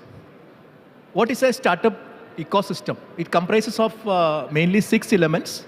One is talent, second is education, third one is location and events, fourth is mentorship, the next one is incubation, and the last one is funding. The funding part always comes the last part only. And what is the product of startup ecosystems? A contribution, mainly production of jobs, distribution of wealth and creation of wealth, improved standard of living, growth in the GDP, and promote exports and overall economic development of the country. As of now, India ranks the 3rd in the global startup ecosystem with more than 4,500 new age companies. This is a brief in the state of Indian startup economy. Is a third one, 57,000 Indian startup companies, and the total valuation is 131 billion US dollar. And the funded startup is 5,068, and overall Indian startup is in the Unicorn Club is 105. And comparing with the three countries, United States is the number one, China is the second, and India is the third one. The total funding is 1.1 trillion for United States, and China is for 624 billion, and for India for 112. Overall, India have number of startup is 58,795 till 2022. While comparing the three countries, major countries, United States number one, global unicorns. Unicorns is the 1 billion valuation company. Second one is China, and third one is India, 105. The top 10 most funded startup in India is Flipkart, Byju's, Ola, Oyo, Renew, Swiggy, Zomato, Paytm, Dreams, and PhonePe. And all are different sectors of the startup economy. The top startup hub in India is Bangalore, is a most number of startups, and second is Delhi, and third one is Mumbai. This is a sector-wise Indian startup systems. One is a ERP, the number one. I'm reading only the top one. Zoho is the number one in startup in ERP, and like fintech, Paytm, and like that Ola is there is like Uber. These are the top companies in Indian landscape system. The overall funding raised by the fintech is 24 billion almost, and e-commerce is 30 billion, and healthcare sector is 5.5 billion overall raised, and the total number of mergers and acquisition is almost 2021, 13, and 2022 it is almost 7. And consumer service in India is almost 12 billion raised over the period. EdTech is the largest number of investment has come in EdTech industry, and EdTech is growing very fast in India. In EdTech, there are 4 sectors are there. One is a K2, and in the Byju's is the number one, and then the second one is test preparations, online certification, and skill development. These are the main companies, growing up companies in this sector. EdTech is a number one growth, 31% growth in agri sector. India is basically an agricultural country, and agriculture's government is promoting a lot of initiatives for developing the agriculture sector, and around 2 billion USD has raised in agri sector startups in India. These are the main companies. This is a location-wise. As I told you before, Bangalore is the number one, Silicon Valley in India, which is the largest number of startup in India. The state is Karnataka. Karnataka is around 4,000 registered startups are there. Second one is Delhi, around 6,500 startups are there. And third one is Maharashtra, and 12,000 registered startups are there in Maharashtra. And top acquisitions is Flipkart, number one, acquired by Walmart. And top acquirers is one of the Flipkart itself is acquired by Myntra and PhonePe and Levi.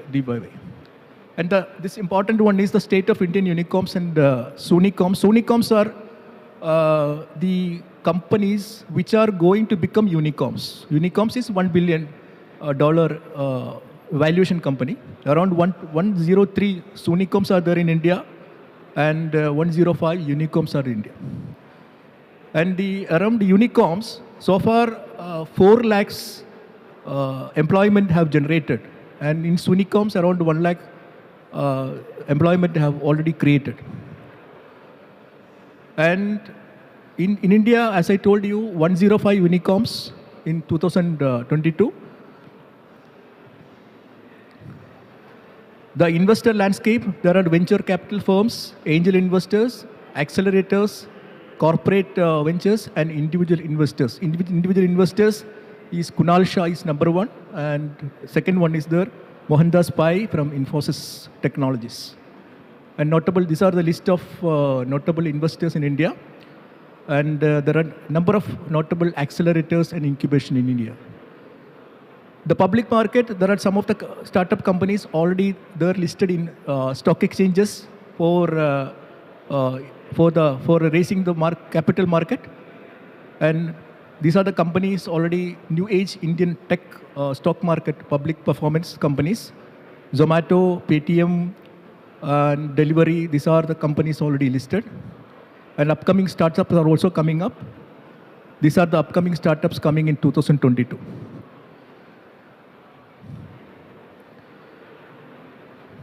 In gender-wise, women-led startups.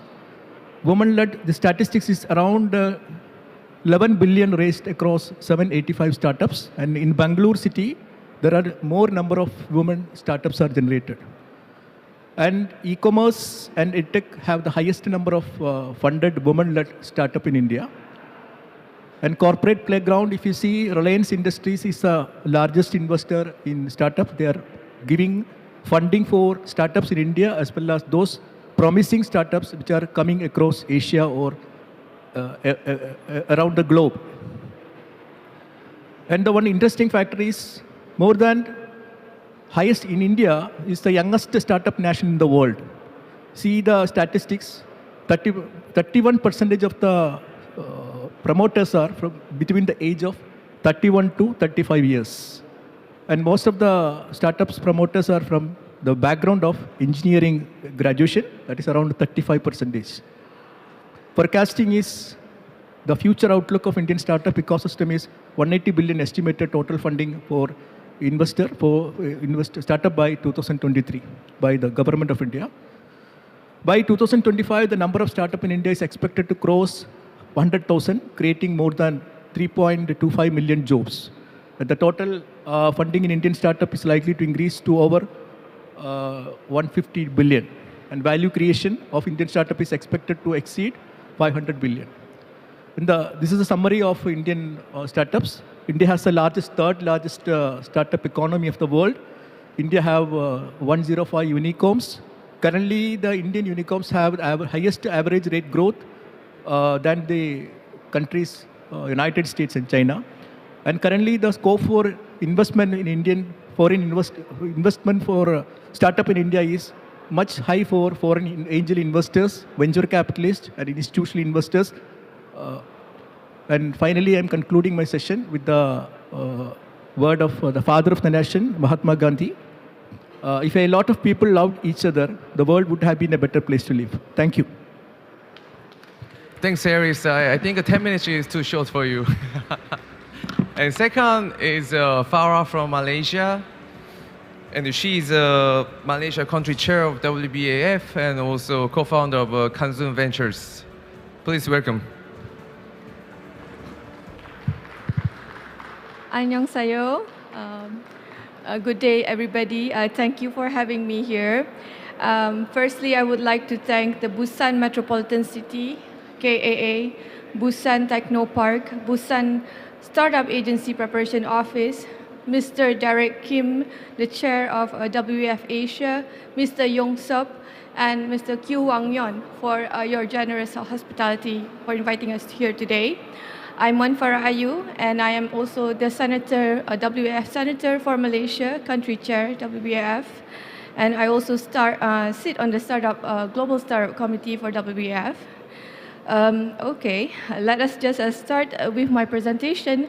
So I've given this topic on how to expand human and material exchanges through the establishment of cooperative networks for each Asian city for improving investments conditions leading to the spread of Asian startup culture. So the suggestions for building the collective ecosystem to promote Asian startup culture will include that we have to establish bilateral and multilateral relationships through the cooperative networks with each representative country in Asia. Currently, we already have existing outfits that actually deliver all these functions, especially under Asian, under ABAA, and under a few other outfits as well. So finding and establishing a common end goal and objectives to achieve together as a collective regional startup group. And we have to have regular and timely interactions and discussions on matters concerning the region, such as what we're having here today. And this can be done by having interconnections, cross-collaborations, and dialogues. And it should involve collective efforts from all respective nations and existing entities already there. Also, Asian working in concert with OECD, Asian Development Bank, ABAA, of which the director is here, Mr. P. And there's an initiative by our governments to collaborate and build a common entity with shared common goals and objectives. And the cooperative entity should have member perspectives from every participating nation to enable them to collectively participate, and the size should be implementable. We should start addressing the issues, already we are, addressing the issues and challenges prevalent in the startup ecosystem, and providing necessary solutions, understanding the needs, problems and challenges that are faced in the respective countries and addressing them.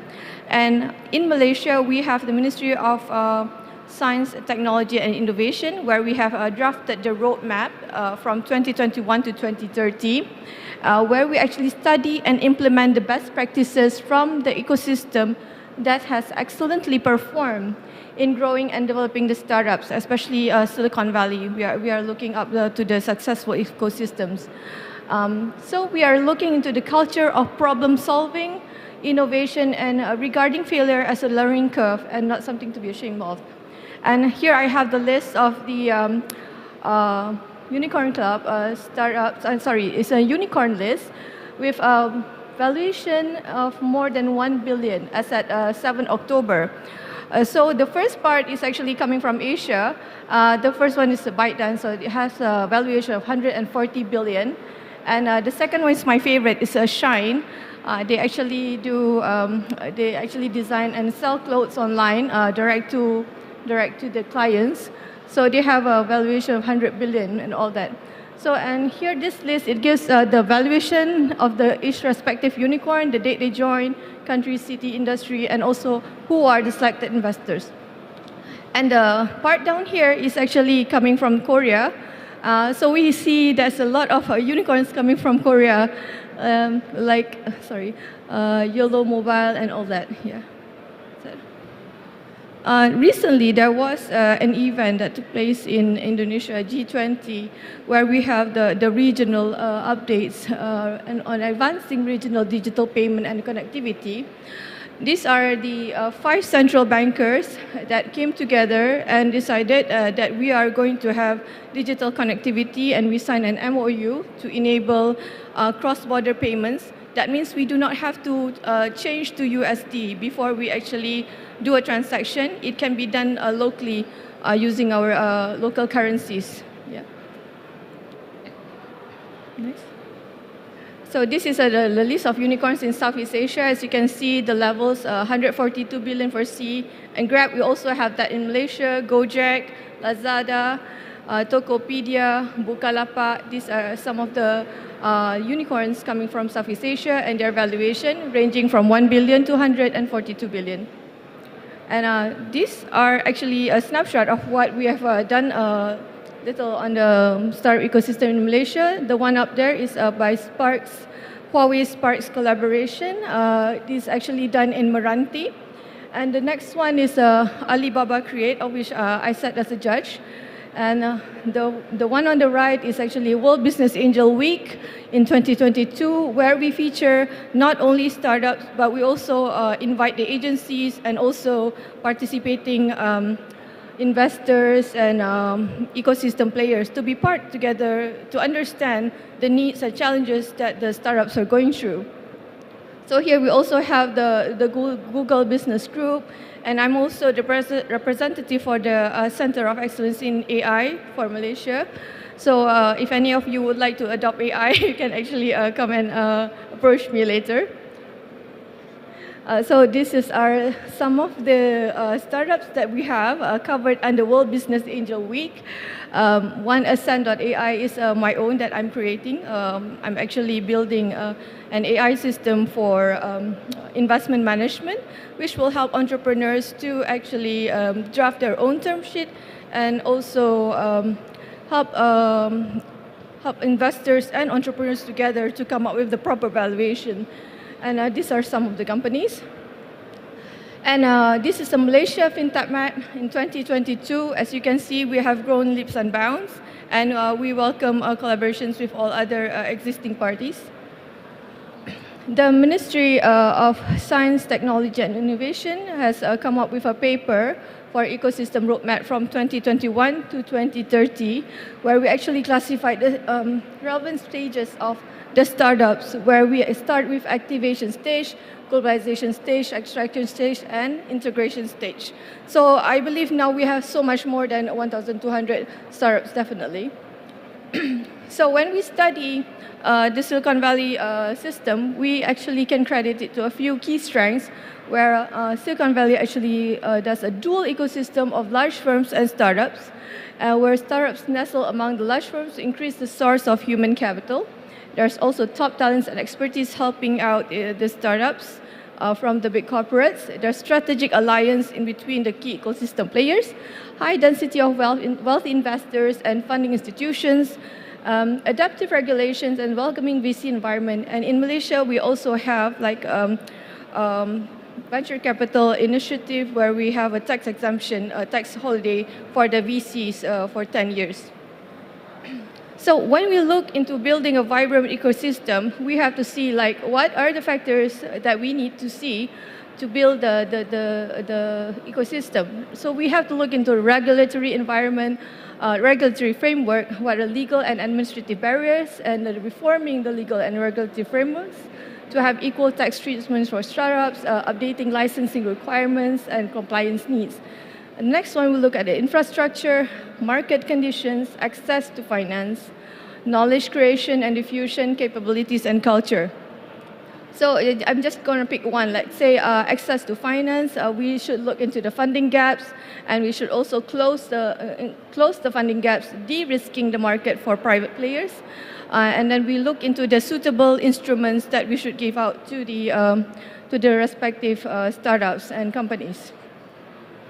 And into the culture, since we are into promoting the startup culture, we should learn how to enable the startups to progress better with providing the facilities and also transforming their mindsets, and especially providing entrepreneurial educations, events, and awareness campaigns. So in summary, strategic bilateral, multilateral relations will enable the progress and growth of startups in this region. And there has to be a certain degree of resolve, unity, and agreement between the member countries of the ecosystems involved, collective government support in terms of grants, national sandbox, national accelerators, national budgets. And there will be massive increase in knowledge transfer, commercialization, brand awareness, cross-border sales, and general economic prosperity where startups in the world changing solutions are being enabled.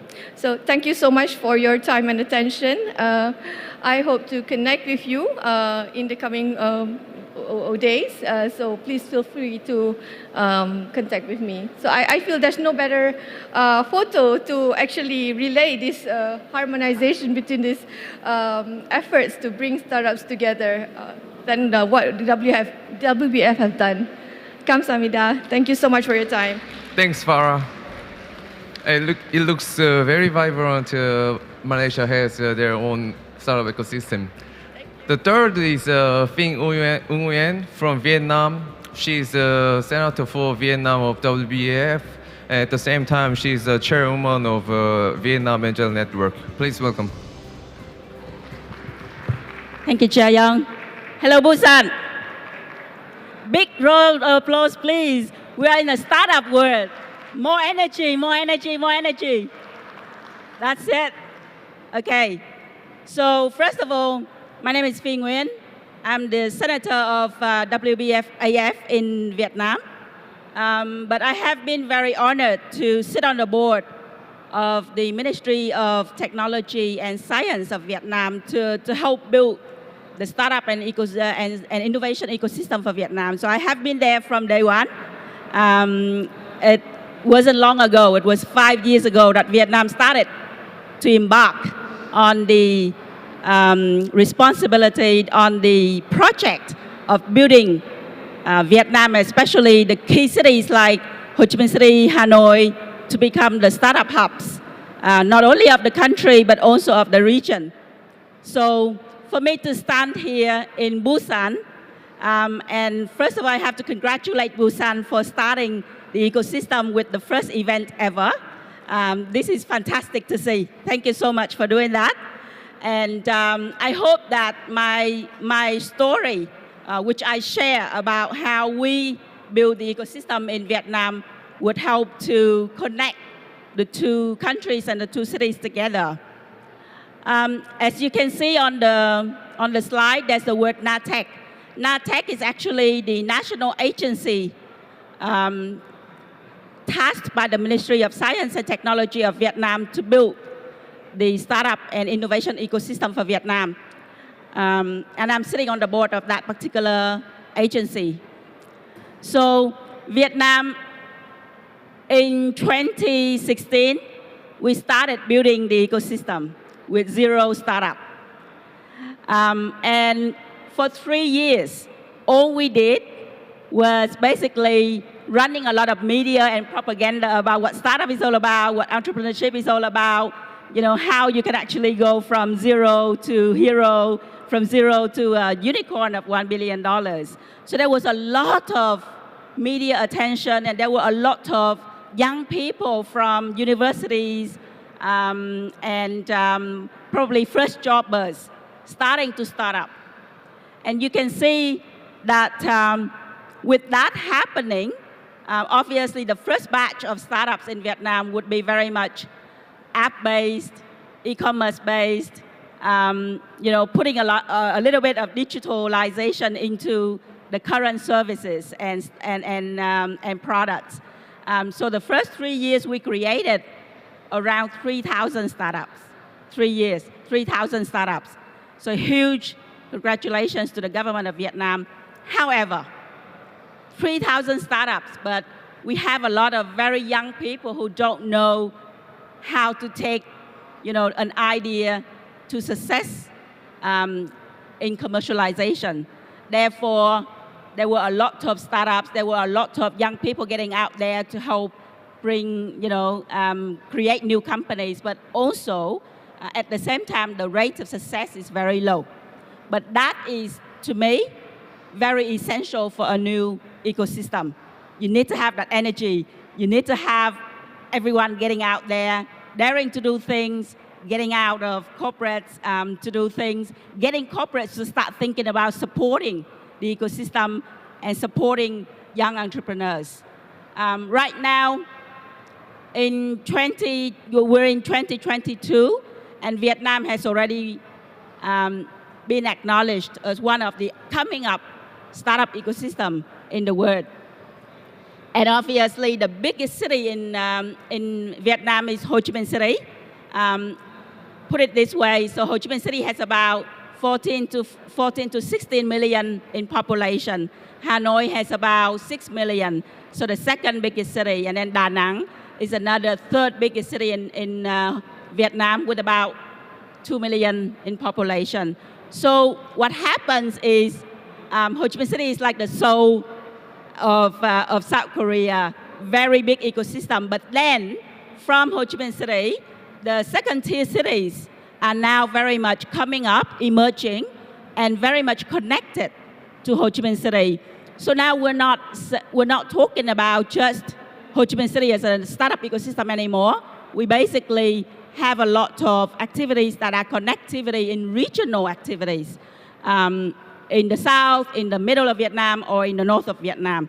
And then obviously we also have huge events that connect all the cities together into one startup show of the whole nation. So that's the story of Vietnam. In terms of ecosystem-wise, I remember 2016 we have 0. We have the startup community, and then we have some investors, And then we have the government trying to help startups to actually grow.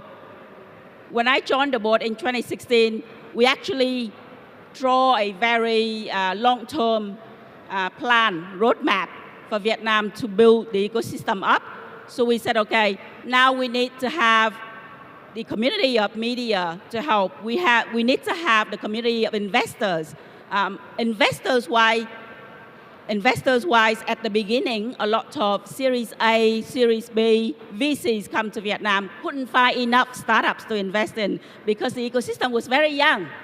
So then we have to think about building the angel investment community, the seed stage investment communities. We also support and help VCs to start running incubation and acceleration.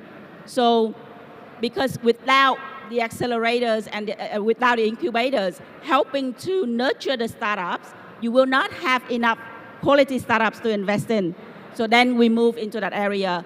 And then after that, we move into the institutions. So we have universities, we have institutions, we have science parks, techno parks, now being part of the ecosystem and working together. So from a very dispersed ecosystem of everyone doing their own job, the government's job was to bring them all together and build the connectivity, bring them to the table, get the connected programs going, and help them to actually promote a unified ecosystem. That is, to me, the most important thing, especially for a young ecosystem like Busan.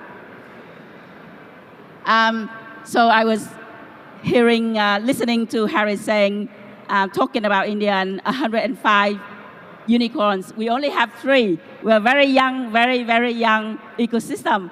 But at the same time, we have quite a few unicorns, as the term that he proposed before, coming up very strongly, especially after COVID.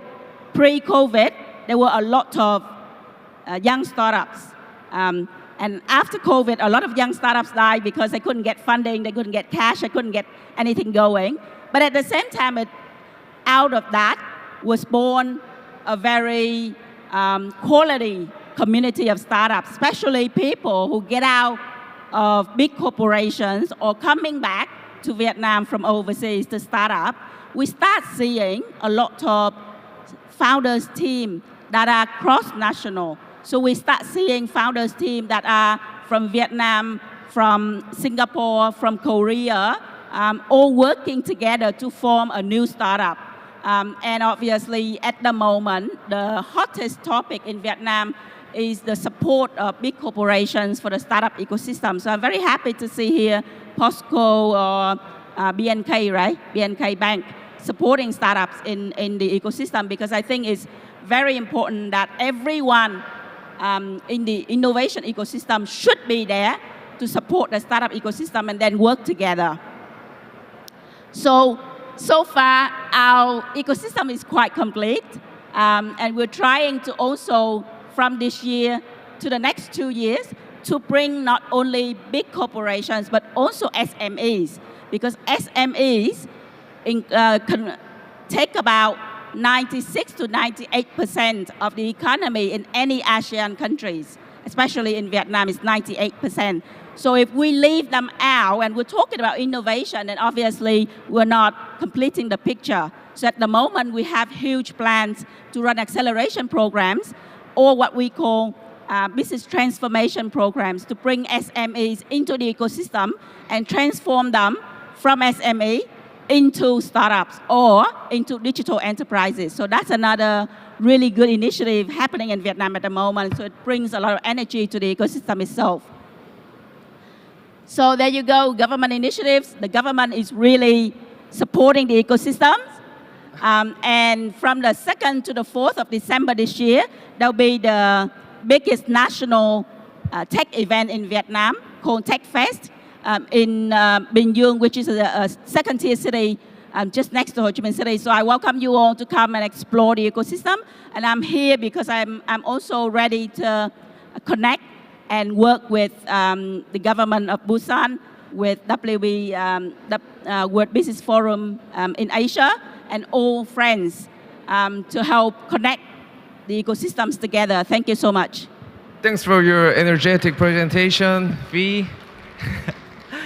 And the last one is Dr. Mohammed Nurzaman from Bangladesh and country chair of WBAF. Also, he is group CEO of Daffodil Family. Please welcome. And he's arrived in Busan this morning.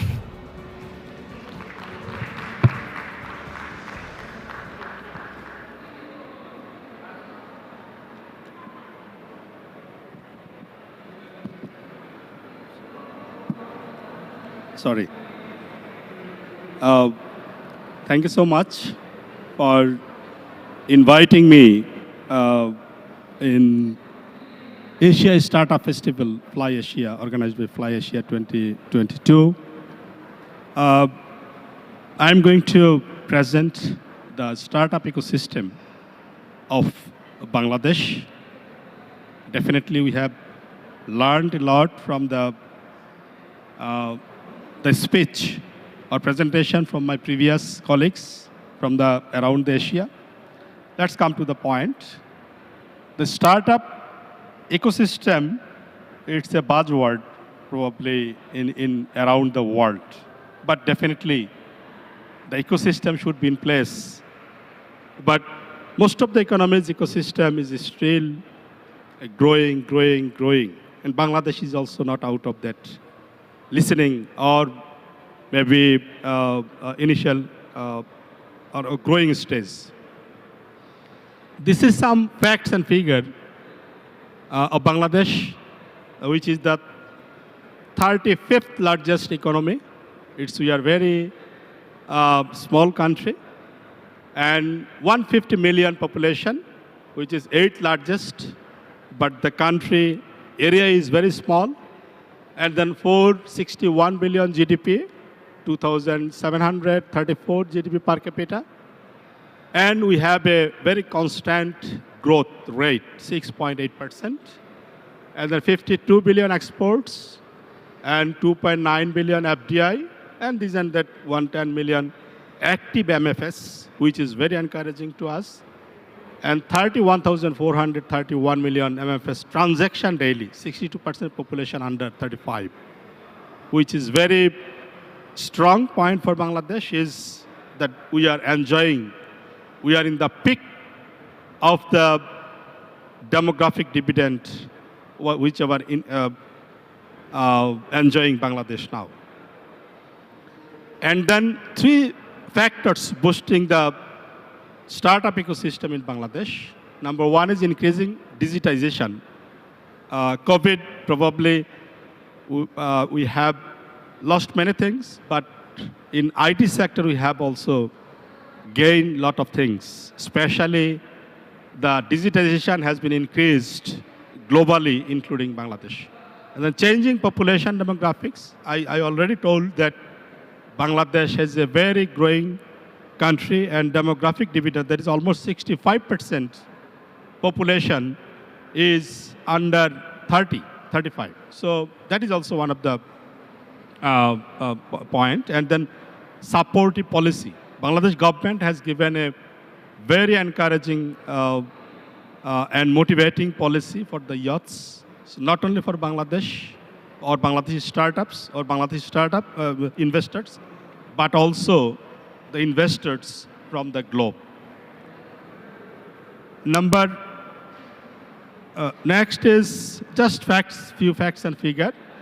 We are, as I said, we are a very small economies. So we have 1,200 plus minus active startups, 200 plus angel investors. As now we are talking from the platform of WBF. So we are also trying to increase the angel investors.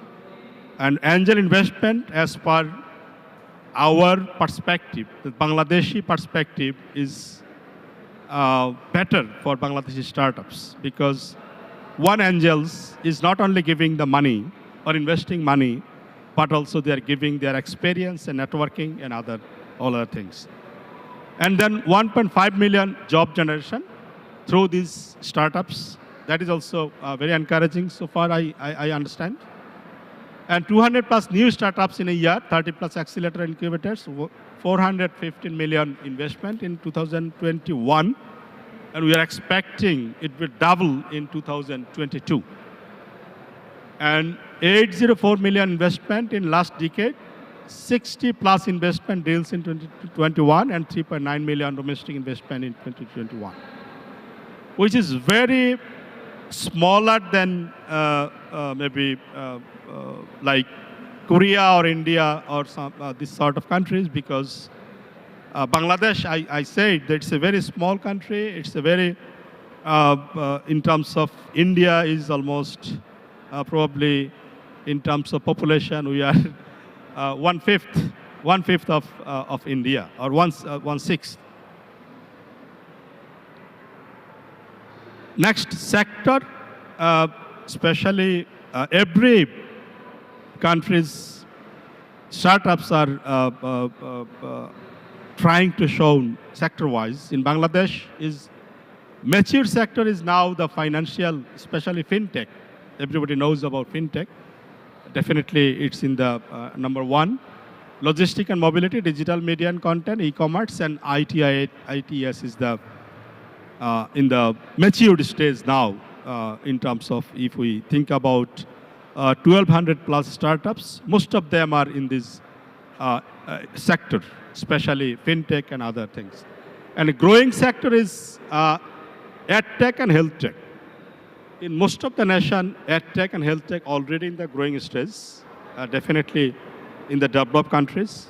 But as far as Bangladesh is concerned, we are now in the growing stage of these areas, especially edtech and health tech. And like India is also, agri-tech is also very promising and emerging sector, and gaming. We are also doing, the startups are, has been started, a lot of startups in gaming as well as in deep tech and as well as AR/VR. So next slide is sector-wise investment. As I said in my previous slide, is fintech is number one in the almost matured stage.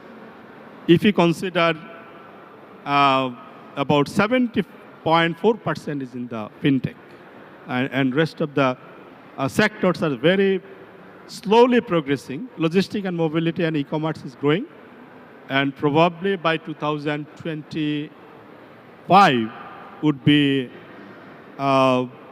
most important would be health tech and ed tech. It's already a lot of startups have stepped into these areas, and I believe it would be matured stage in by 2025. And then who are the investors, and what are the percentage of those by the investor type? Where is grant stage is very 11%, pre-seed, then seed, SA, SV plus, SC, and last is the venture round, venture capital round. And 4% is grant, accelerator percent is 8%, and VC is 32% there, as per investor type. And this is different funding stage.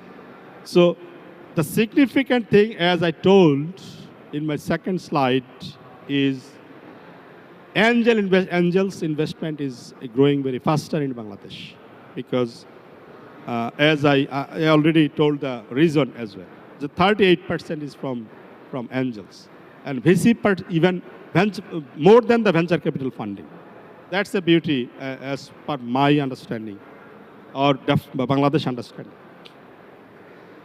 And comparative analysis, startup investment in Bangladesh is, in case of, if we see in the Asia region, Singapore is in the top, and Bangladesh is in the 6th position, which is in billion, 416 billion. That is the statistics. and source is one from Light Castle Partners. Now I have come to the ecosystem that has been the focus of this session, the startup ecosystem of the economies, different economies of Asia. In case of Bangladesh, this is the support ecosystem. We divided it into 1, 2, 3, 4, that is 8 different areas. If you see in the lower left corner is academies and universities. Probably, I don't know about other nations. In Bangladesh, I am representing Bangladesh as well as my company is a group of companies, and we have one university which is called Daffodil International University. We have our 4 years bachelor program in innovation and entrepreneurship. So this is what the Bangladesh has given the emphasis in education. In each and every ecosystem needs the education, especially to know about the entrepreneurship. Definitely, there are a lot of short courses to educate them. Lot of workshops, seminars, and symposium is going on, and that is the things. There's a lot of one of the government, the top graded government university, Dhaka University, is also doing the same, and this the today's session chair, Derek Kim, is also part of that University of Dhaka startup ecosystem building and entrepreneurship education. Sorry for interruption, Dr. Mohamed Nurzaman. The time is run out. Okay. So yeah, thanks for presentation here. And we are not done today, so we have a panel discussion as well. So yeah, we can share ideas more in the panel discussion. Okay. This is just our university last one. Yeah, Okay, I think thank you. yeah, time is run. So we will have a 10-minute coffee break, and we will start at 4:05 again, and there will be a panel discussion with the panels. So and the panels are sitting there, so you guys can ask their name cards or slides or LinkedIn. So yeah, let's meet 10 minutes later. Thanks.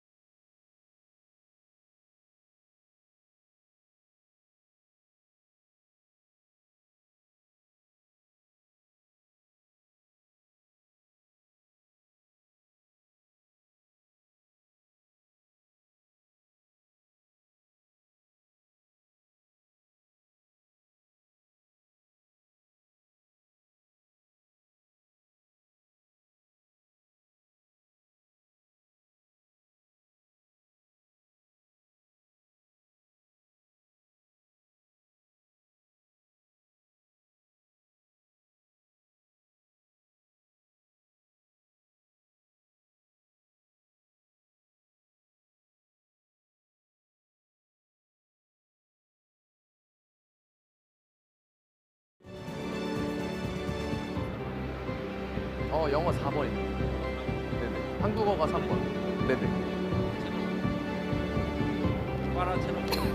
So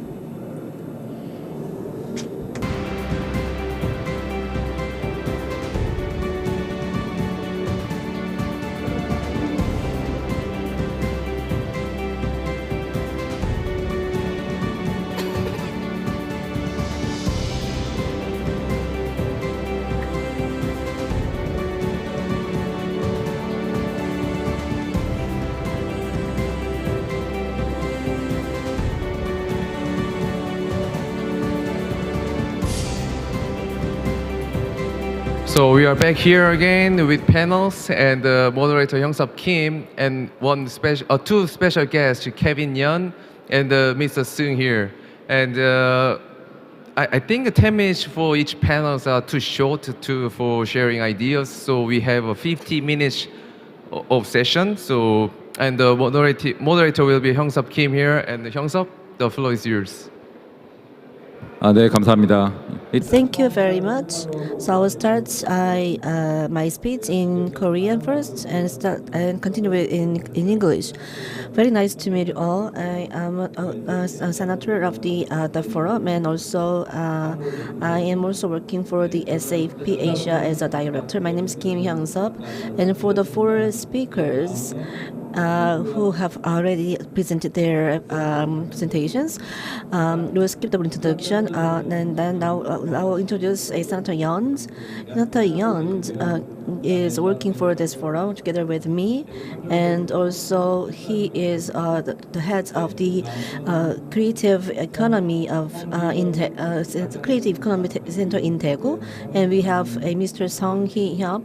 He is the head of Busan Startup Agency, and also Mr. Song Hee-hyuk is also leading a company in Busan. As I mentioned earlier, I studied this speech in Korean, but most of the speakers will speak in English, and Mr. Song will also speak in Korean.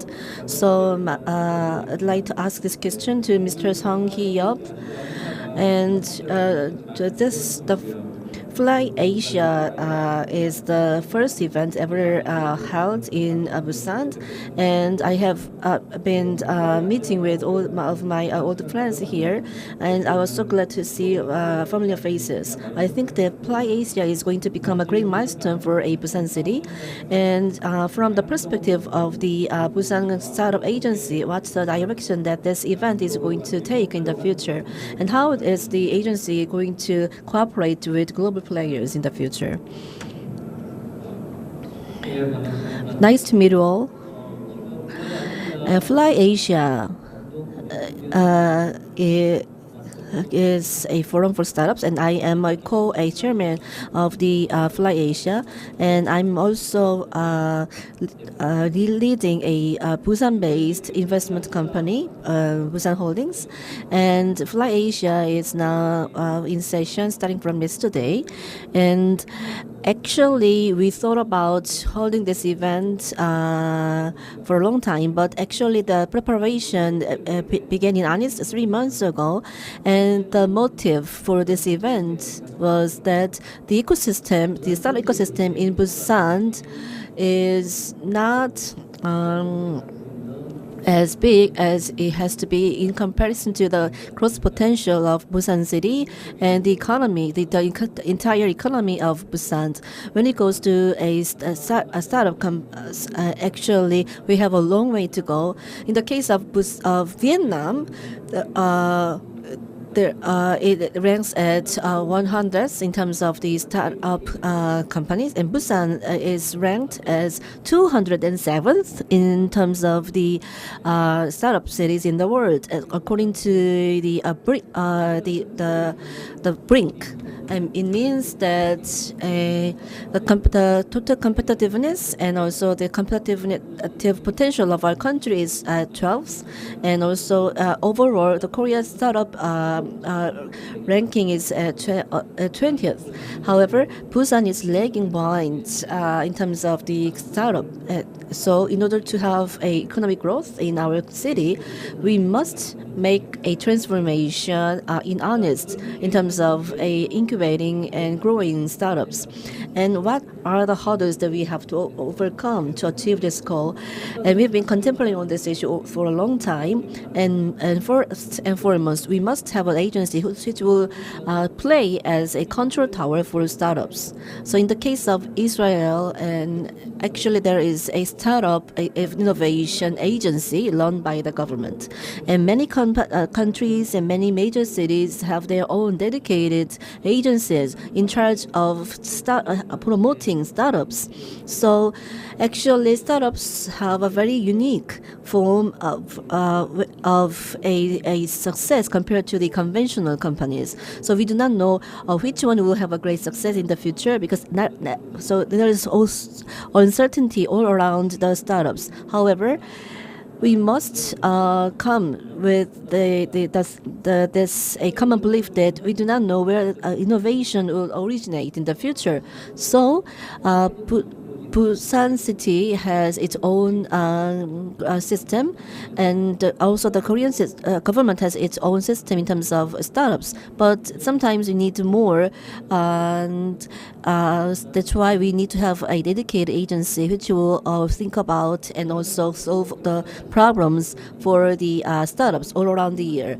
And also, having a dedicated startup agency is not the only solution. We also need to establish a startup ecosystem in Busan. Many of the speakers yesterday, today covered this issue, so I will just skip this part.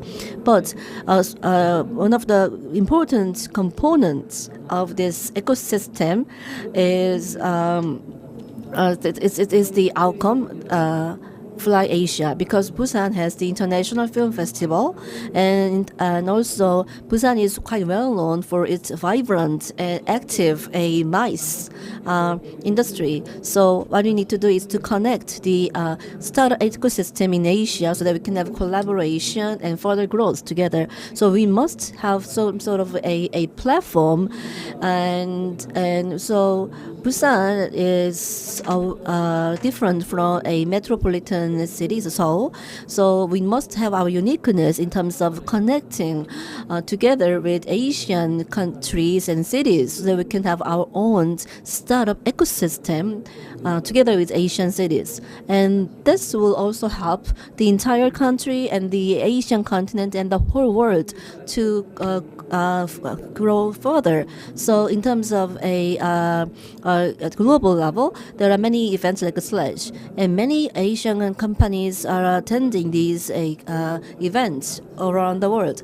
However, I believe that if we could strengthen the Asian startup ecosystem, that will be more beneficial for Asian startups. That was the starting point. Yesterday, actually, we were quite honored to have many VCs participating in the event. So we had the showcase for the VCs, and the VCs also need to get the money from the APs first. So most of the programs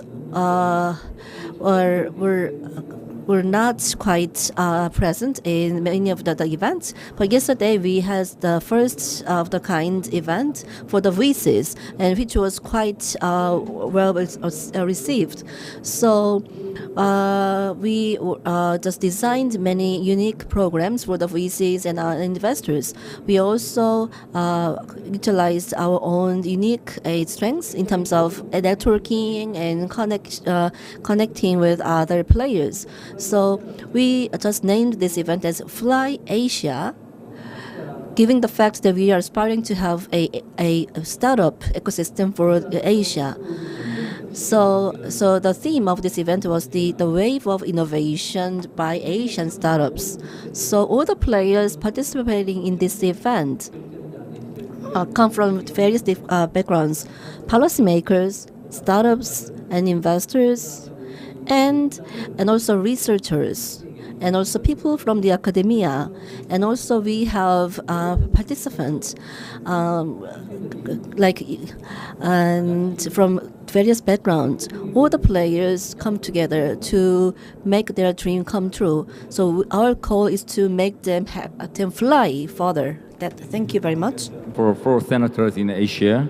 So it was really great for us to know more about startup ecosystems in Asia, including India, and Malaysia, and Vietnam, and Bangladesh. So would you share more about what is the most important agenda as startup ecosystem in your country, and also difference on the COVID-19, and also Ukraine war, and also change of global financial environment? So Dr. Nurjaman, would you go first about Bangladesh? Yeah, 2 minutes for each person. Yep. Thank you so much. I'm very privileged to be speak here. Mainly, the question has been asked to me is what is the impact, especially in the startup ecosystem in Bangladesh, due to COVID and others. So, I think the COVID has facilitated. In my presentation, I also mentioned that in case of Bangladesh, probably in the globe as well. COVID boost the startups, especially the tech startups. Startup means most of the cases is tech startups. And during this COVID, the IT business was also very improved in Bangladesh as well as in globe. So I would say rather the COVID boost up and pushed the startup cultures and startup ecosystem more than previous times. And what we are giving emphasis on a COVID period, the lessons learned from the COVID is to educate the startup founders. Because why startup fails? We try to research on from the academia as Daffodil.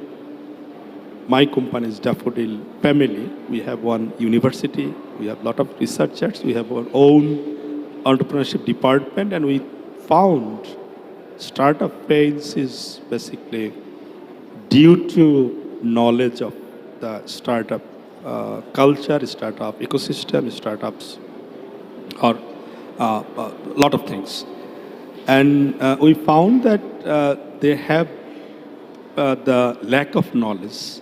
They thought that one idea and they start the venture, and if they seek, they will get the fund. It's actually not. What are the stages? What should be your pitch deck? How should be presented? And what should be the outcome from your startup? All these things need to know from the very beginning, and we give an emphasis on startup cultures, startup ecosystem, lessons to be given to them. Number one. Number two is basically in startup, every founders, they need to have the patience. They need to support from the guardians, and only then the startups would be successful. That's okay, the Dr. thing. Thank you. Nurjaman, yeah, time of limit. Yeah. How about Vietnam? Yeah, V. So I think the first stage of development in Vietnam was very much there's the startup community and the investor community, and that was it. So I was so interested to hear you talk about open innovation, because that was the second stage of development in Vietnam, where startups now thinking about the exit strategy, as in it could be invested by the investing community, it could be ending up being acquired or M&A by a big corporation, or it could be that you become part of a bigger ecosystem. It doesn't have to be you on your own. So I think that's the natural development of the ecosystem, and that is why open innovation is so important these days, because you are not alone and you're not just becoming a unicorn or a unicorn or whatever. You can be part of the ecosystem in different ways. And that is important for startups to know, so that you, if you see that your idea or your solution should be part of the ecosystem instead of being a very separate company, then it's okay too, as long as the whole ecosystem is basically developing. The second point I want to make is, in the first phase of development in Vietnam, we were very much building the ecosystems domestically. But during the second phase, we open up the opportunities for everyone to collaborate. So we invite investors from overseas, we invite agencies, startup agencies from different governments in the world to join. We invite the startup communities from all over the world to come over, and we also support in forming new founders team that are cross-cultural, because we understand that cross-cultural founders team could be very creative and innovative because you have different points of view. And so I guess now we're in the world of not building each ecosystem as a standalone ecosystem anymore. And this is the moment of truth for us, that we're all sitting in one room in the same table talking about startups across different ecosystems. So I look forward to more collaboration between Vietnam and all the other countries. Thank you very much. So actually, global collaboration is a key in all countries, I think. So how about Farah, Malaysia? Yes, I think COVID has somehow sped up the digitalization adoption by the startups. Undoubtedly, a lot of companies and businesses were severely affected by COVID. So the government came together with the people and the ecosystem players and the policymakers and sat down and actually deployed some really useful measures and approaches to actually help the startups, especially in terms of providing loans to the affected entrepreneurs. And in Malaysia, we have a few agencies actually in charge of the startup entrepreneurship ecosystem. One is the effort is Malaysia Digital, that is a strategic initiative by the Malaysian government to encourage and attract companies, talents, and investments. And they actually drive digitalization adoption among aspiring young entrepreneurs. And they also want to grow the local tech companies to be Malaysian champions and attract high-value investments. The other one that we have is Meranti, that's a Malaysia Research Accelerator for Tech and Innovation. It's a Malaysian Central Research and Innovation Commercialization Agency that accelerates ideas for markets. So we have facilities and infrastructure, and we also have intervention programs and also partnership, especially to help export acceleration for the existing businesses in Malaysia. So as we know it, during COVID, a lot of companies, a lot of businesses have taken to have a digital presence. So I believe that is now a very normal thing in Malaysia, that we are all digitally ready and available. Thank you very much. I think next year, actually, we should make like full day workshop and conferences. All right. Yes. Right, how about India, Harris? Hello.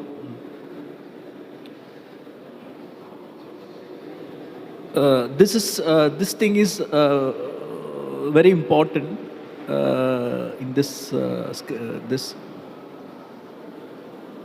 The primary objective of government of India while starting this startup mission was to create job seekers, not create job creators instead of job seekers. So the government have started a lot of initiative for expansion and development of this startup mission of the government of India, which is initiated during the year 2015. And government is funding for the startups, initially for the all startups as a seed funding, 25,000 USD government is giving. And there are a lot of incubators and government support is giving for the startups. But most of the Indian startups are mainly focusing on software part. So they are looking for collaboration for hardware part also. So technical collaboration is very important. So most of the Indian startups are looking for collaboration with countries like Korea and technically vibrant countries like Japan, Korea, and some other countries. And that is very important. And plus capital inflow is also important factor. So while considering the COVID factor, I can tell you that traditionally, as far as the Indian economy is concerned, the traditional business it has affected the traditional business, but at the same time, it have boosted the startup companies. Most of the companies like Byju's, tech companies like Byju's, and food chain companies like Zomato, they have tremendous growth during the period of startup because people were compelled to divert their traditional way of banking, their traditional way of education, everything to tech-oriented. So this factor have supported most of the startup companies in India. So it have plus and minus as far as the Indian economy is concerned. All right, so it's time for also Kevin Guang. Actually, you showed a lot of great presences at also global side like IDC and Gartner, and also government side together. So now you are building a startup ecosystem in other countries like Senegal.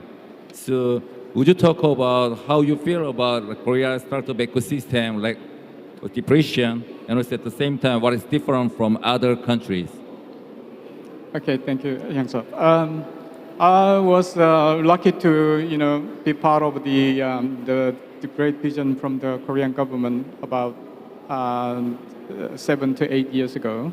I joined the government agency. It happened to be the private, but turned out to be the public. And then I was involved with formulating the government strategy for building the Korean startup ecosystem since 2014. Since then, I mean, what I remember is that at the time, we didn't have any single unicorn at the time. And we didn't have, not many accelerators in Korea. But this year alone, we are facing with 380 accelerators in Korea, and also more than 1,100 angel clubs, investors in Korea. Also, more than 160 or 70 now, I don't know. Every day there are more VCs added on to this population. So, the Korean ecosystem, startup ecosystem, is getting mature. And then I think the result is we're now getting more than 18 unicorns, which is announced by the Korean government, by the way. But since this, the Russian and Ukrainian war, I think that every startup I met recently, they are, very cautious and worrying about the situation altogether, because of the U.S. Fed is, raising the interest, and then because of this interest, then the startup fund is dried out at this moment. Which is really what the startup founders are worrying about at this moment. Actually, I'm involved with a different work at this moment, building up the developing countries startup ecosystem. This is a really privileged work for me because from my past experience in Korea, I try to putting what I have done and what Korean government has done to, actually execute these strategies and methodologies to the developing countries. But the problem is the local context is really important because the infrastructure, software infrastructure and hardware infrastructure are completely different from the Korea. And any business model which might or works in Korea doesn't work in the particular country. So we need to think about the globalization and localization. We have a terminology called localization. We need to speak with our colleagues, what does it work and what doesn't work. So I think this kind of conference and exchanging the knowledge about the startup ecosystem is very important. Thank you. Okay, thank you very much, Kevin. So I think there should be more startups here because even though just I'm also investing with the startups and also giving mentoring to startups, but actually these days, like running businesses in each country just locally is not possible, right? So actually go global or just expansion strategy are not the theme. Actually, it should be the execution based, work now. So actually, I'd like to hear, for 5 senators. So I'd like to hear your professional experiences about collaborating with other countries, including startups and government side and also stakeholders, and also thoughts about it. So under time limit, please keep 2 minutes, and then yes, it's going to be really appreciated. And next year, and we are going to be a full day workshop or conference. All right. So from Harris to Kevin. Okay, go.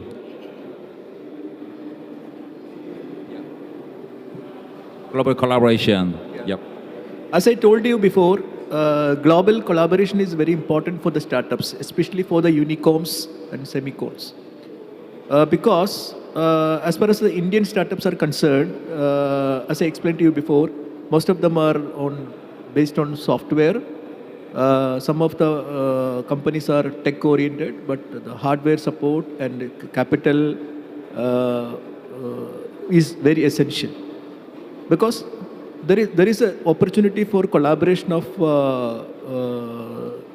country-to-country startup ecosystem. Because suppose the Korean startup economy or startup ecosystem is much different from the Indian startup ecosystem. So there is always opportunities between the collaboration of both the things for technology as well as the intellectual input also.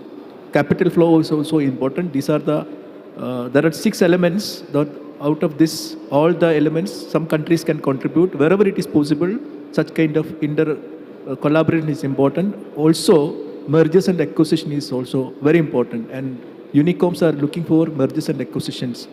That is very important as far as concerned. This is my point. Thank you. Farah?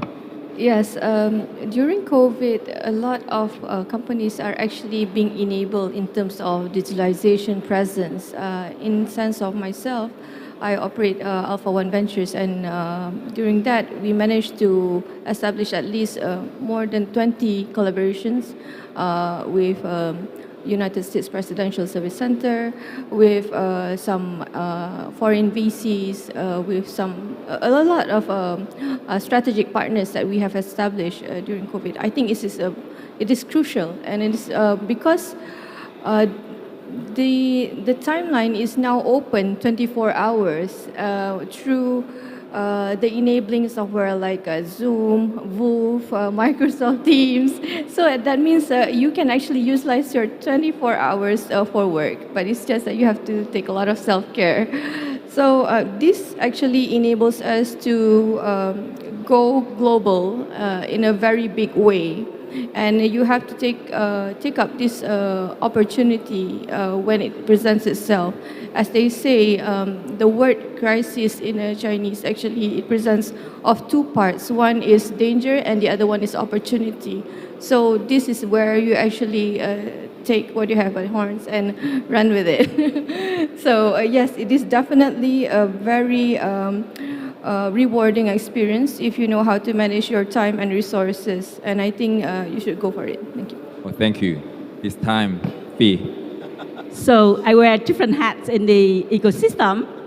The first hat is helping the Ministry of Science and Technology to support the ecosystem and grow the ecosystem. From that point of view, we actively go out and work with startup agencies all around the world. Sign MOUs, we do a lot of startup exchange programs. So far, we've done about 12 different exchange programs with 12 different countries, whereas you can send startup to Vietnam and we take care of them and we help them with market entry.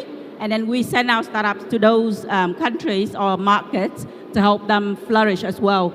So that's from the government point of view. We do a lot of collaborations with different ecosystems around the world. Secondly, from an investor's point of view, I also sit on the board of the ASEAN Business Angel Alliance Network. And we do a lot of cross-border investment. We also establish an entity in Singapore, and we do syndicate fund. So we have about 5,000 members all around 10 countries, and we syndicate that fund to invest into various member countries. So I think there's no stopping anyone from really going out of their borders or using the resources from the global community or the regional community to actually grow your startups and grow your own companies. So from that experience, I would say that if you are a startup and you don't think that you are born global, then obviously something is not right. This is the era of globalization. So once you have an idea, it has to be globalized, and you can bank on the resources of the global community to help you flourish. Thank you. Okay, it is really inspiring. So, about Dr. Nurjaman. Yeah, Yep. thank you. Thank you so much. Definitely, the cross-border investment or cross-border cooperation in a startup is challenging. That's for no doubt about it. And the solution already has been prescribed by Kevin is globalization. It's very important. We have to do our ecosystem globalization, locally and globally. And another solution already is today's program that has been arranged by Fly Asia is Asia Startup Festival. So the Asia Startup Festival should not be only in Korea or Busan. It should be around Asia and in different countries in every year. Then the globalization would be more better, and definitely all the startups. As far as I know, I have just publicized this news 2 days before this session, but no Bangladeshi startup has been taken place or has been selected to participate in this Startup Asia Festival, Asia Startup Festival. So what we should do is, all the startups should get the opportunity from around Asia, and they can participate. Definitely there is a process of scrutiny and this sort of thing. This is a two solution has been already given by this Startup Asia Festival and the Kevin. And my experience is in Bangladesh, there are few organizations has been funded by different other companies. One from Australia, another from, I forgot the name. What is the experience is, the absence of globalization, as Kevin mentioned, is after funding, the startups become very relaxed. And I don't know what happened, but both the companies are now losing in Bangladesh. That's why the localization is very important, and this sort of event would be should be organized more and more, and then definitely the Asia together will improve, and the startup economies and the startup community will be improved. Thank you so much. Okay, thank you. How about Kevin Guang? Yep. Yeah, just already our colleagues talk about great ideas and share the solutions altogether. But if I add one more thing, that the previous experience from my work is that benchmarking I like to use is if you look at the unicorns around the world and also each country they produce, they're all their business models are more or less similar to each other. And the name of the companies are different, but the business model is quite similar in terms of what they are doing. A delivery service, in fact, Delivery Hero in Korea, Pedal Minjok, similar business model, but has a different company names. but they're, because they are, where they operate is, completely different. They have to localize and fit into their economy and hardware infrastructure, also the logistics and everything comply to the regulation. So I think having this kind of conference and a workshop together, we can increase the knowledge of how to take the right approach to support our startups when they want to go after the global market. I think globalization have to be from the beginning rather than later stage. Nevertheless, I think in terms of the resources, a real issue. So this kind of a collaboration can really reduce and help our startup which wanted to go abroad. Thank you very much. 이번에는 단장님께 여쭤보도록 하겠습니다. 지금 This time, my question goes to Mr.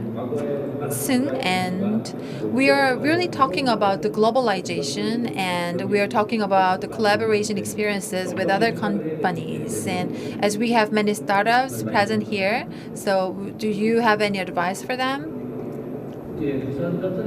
Yes, in terms of Busan City, we do not have many of these kind of going global cases, but I believe there are maybe many success cases locally, but I don't think I have seen many success stories of creating products in collaboration with overseas companies. But in terms of the local companies, there are many local startups who went global. But as I listen to your stories, I get to think that the Busan city government should also support startups who wants to go global. And my association also is planning and wanting to create a model in which the startups can use to go global. And well, because traditionally we have had only the small scale support when it comes to the globalization, and there hasn't been actually actual support for such kind of globalization so far in Busan City. So, and if there are good local startups, then we would like to find good accelerator overseas and connect them to the startups. And when they come to this kind of workshops and seminars, we will connect them to our local startups, and which happens right now, right here. And let's move on to the question. To WF World Congress in Turkey, and then also we talked about collaboration together, global wise, and also at the same time we talked about initializing Asia Congress, because like we couldn't see a lot of Asia companies and startups there, or from America and also or from Europe. So actually we talked about the importance of Asia Congress. So for like 5 senators, and then just I'd like to hear about your thoughts about making this kind of like collaboration ecosystem. So from Harris first.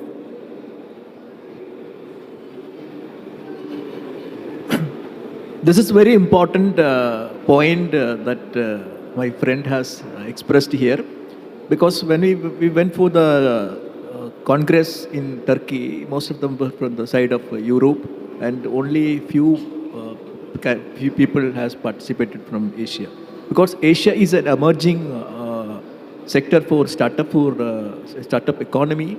So definitely there is I believe that there is a scope for Congress, for Asian Startup Congress in every year.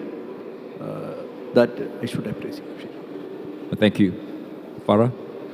I think this actually highlights the importance of synergy within the different nations that makes up Asia, and it's definitely a great idea. We can actually leverage on our key strengths because every nation have their own strength. There can be a transfer of technology, and there's actually we can leverage on the skills of people. And in Malaysia, we also have like an Malaysia My Second Home program where we actually recognize the talents that come from abroad. So we also have exchange programs, export promotion, and we look forward to actually supporting WBF Asia, definitely. Thank you. Thank you, Fee. I think we should take action. So maybe by this time next year, we should have an event together. And I just spoke to all my friends here. I said next year at TechFest Vietnam, which is the biggest national startup event, we can run our WBAF forum over there. And so we can all see each other and bring the startups ecosystems together. Because when we're together, we create. Okay, I action. second that. Yeah. Dr. Nurutjaman. Thank you so much. Definitely, WBF is a world platform that would be effective if only if Asia initiatives can be effective. And this today's program initiated that the Asia Startup Festival is one of them. And this Asia Startup Festival should be arranged by every economist, every nation around Asia. And from Bangladesh, we would also like to organize this sort of startup. Thanks. Definitely, Vietnam is in the pipeline. We are also wanting to do that. And another thing is the academia collaboration, research collaboration, technology transfer. This sort of thing is also very important. And definitely, I will also visit tomorrow one of the university, those who are very much advanced in startup ecosystem, education, is like this. So the Asian universities collaboration is also very important on that. Thank you so much. Okay, Kevin, please. I like to take advantage of Mr. Song's suggestion that he wishes to make the Fly Asia as a platform for globalization and global collaboration. So I'd like to use this Fly Asia as our next meetup place and bring our startups for this event, and then we actually show up and then in front of our investors. And I think that whatever the vision we have to go through the step-by-step approach. So the first thing is that we have to meet up first, here, next year, same place. Thank you. 네, 이번엔 단장님께 여쭤보겠습니다. 지금 얘기 나온 This question goes to Mr. Ha. So all have agreed that we need to take an action for the collaboration, for global collaboration, and Fly Asia could be the starting point for the Asian collaboration, because we don't have an Asian Congress in existence. So we might need to have one for Asian countries. And then from the Busan city's perspective, what can you contribute to the Asian Congress in the future? Of course, I do agree with the premises that we need to have a more collaboration, and also when it goes to a more details, actually we need to think about it further once we establish the Busan Startup Agency, and I think we need to take some time and think about the more detailed way of a collaboration. not that long. I think pretty short. But actually, I think we'd like to close our panel discussion. So actually, before closing, and then also we'd like to hear like a final comment, and also how they feel in Korea, in Busan, and then how they feel about this event, like Fly Asia 2022. So from Harris to Kevin. Oh, sorry for interruption, guys. Please make it short because we only have 3 minutes. Okay, 30 seconds each. Yes, go. It's quite interesting for participating in this event. And as my friend suggested, we should have a Asia Startup Festival in every year. And also I could got a good opportunity to taste Korean food first time. Just very nice. And definitely it was, thank you for giving me an opportunity for this participating. Yep. I think this would be a great start for forming strategic alliances, forming strategic policies going forward. And we should, as Ms. V said, start taking action on this. And I would also like to thank the Busan Metropolitan City, KAA, Busan Technopark, Busan Startup Agency Preparation Office, and WBF Asia Chairman Mr. Derek Kim, and the WF team here. Thank you for having me here. Thank you. Yep.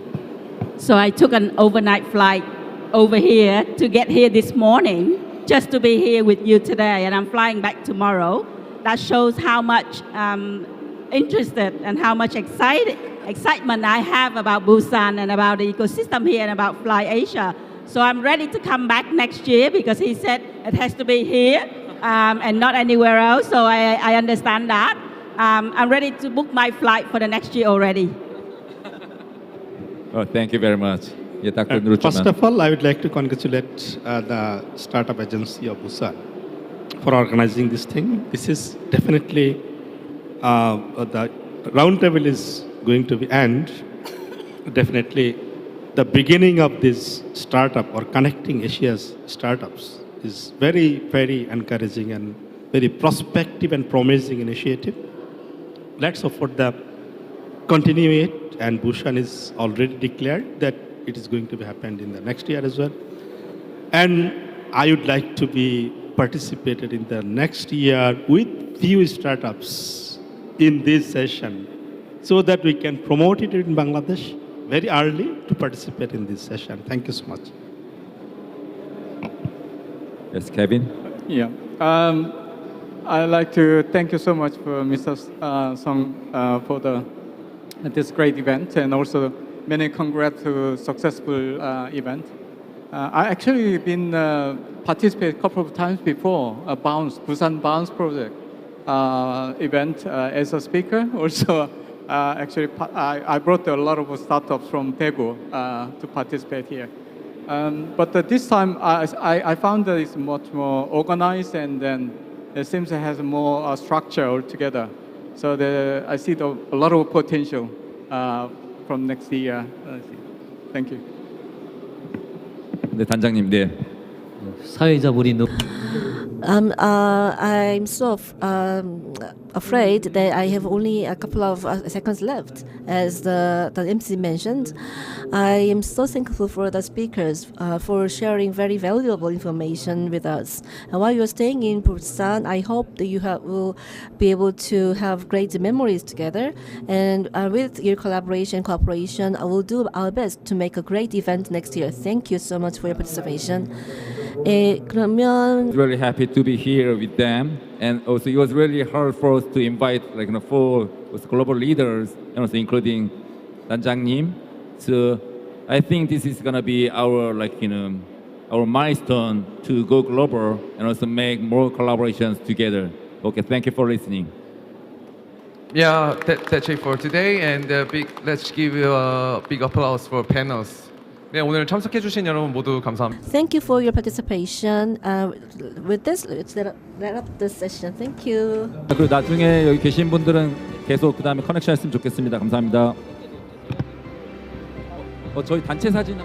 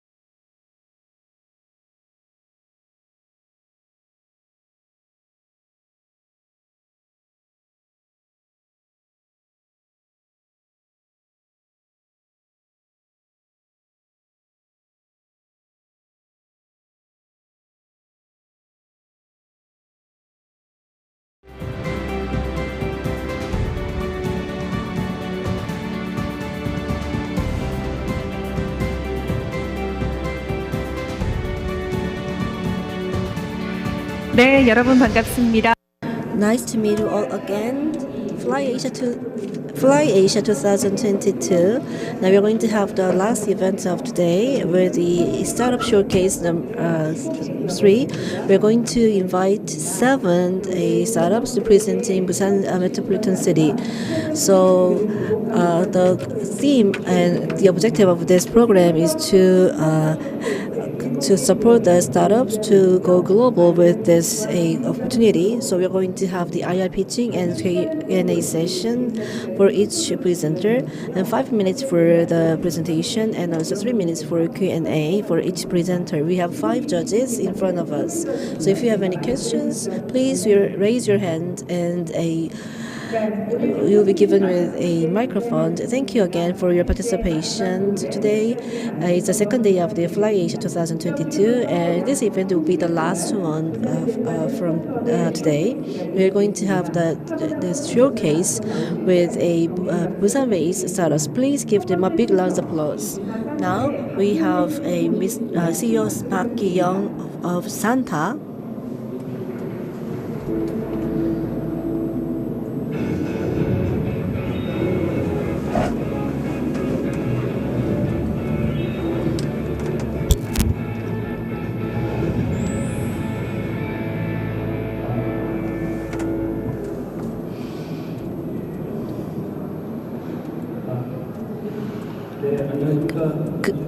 Good afternoon, everyone. My name is Park Ki-young from Santa. Our company is providing a DDSM, which is a SaaS for the digital transformation of education. So if you take a look at the history of digital transformation of education, before the COVID, we have been dealing with a large conglomerates, but after the COVID-19 pandemic, SMEs and also lecturers were very much interested in the digitalization. So the digital formation of education is not only about selling the videos on the internet, and it is also includes acquiring and also recruiting the learners. And so starting from this point to the evaluation, everything has to be processed online. But you have to utilize a total of 12 tools to make the digital transformation. But the problem is that it is very costly, and also because all those the process is fragmented, digital is not shared between the parties. So in order to overcome this obstacle, we need to have a SaaS-based LMS, and which is connecting all sort of tools to overcome this obstacle. Let me introduce to you the service we are providing with a short video clip. Sorry, let me just skip the video clip. And so around the world, the LMS market is taking a larger portion. The market share. The amount of the market is like 2.7 trillion won, and so the first comers are spending a lot of money for maintenance. But our goal is to connect all those on the SaaS-based platform. So our goal is also to provide offline and offline education, and also our goal is also to include the offline and online education and learners and lecturers together. So let me give you an example. Shopify is the application where people could buy and sell a product independently. And just like the Shopify, our goal is also to make sure that learners and also lecturers come together on the same platform. And we are also receiving a lot of support. And actually, when we spent 10 million won for the marketing, then the CTA is like 38,000 won. And actually, this tool has been proven many times over the course of time. And this, as you can see, the costs of establishing a online education platform is quite huge. So compared to this, our solution, which is SaaS-based, is growing so exponentially. And around 1 million markets. Our goal is to have a total of 120,000 markets into our system, onboard our system through the digital transformation. So with this, we believe that we will also be able to utilize the upside potential. So our goal is to have this transformation and expand the market. And since our system is SaaS-based, we will be able to connect with all sort of services available, like the Yellow Bus and also CRT and school bus programs, and also Class U and BEXCO is also a EPIs, market-based EPIs. And in this way, we'll be able to expand our markets. As from the learner's perspective, their learning data will be accumulated. Therefore, if they go to a private schools or schools, all of the data they have studied on will be accumulated in the DD-STEM, our application. And there are a total of 22 startup related companies in Busan focusing on education. And our goal is also to have a connection with these organizations. This is the introduction of our team. And we believe that education changes the world, and we will change education. This is our mission. Thank you for listening.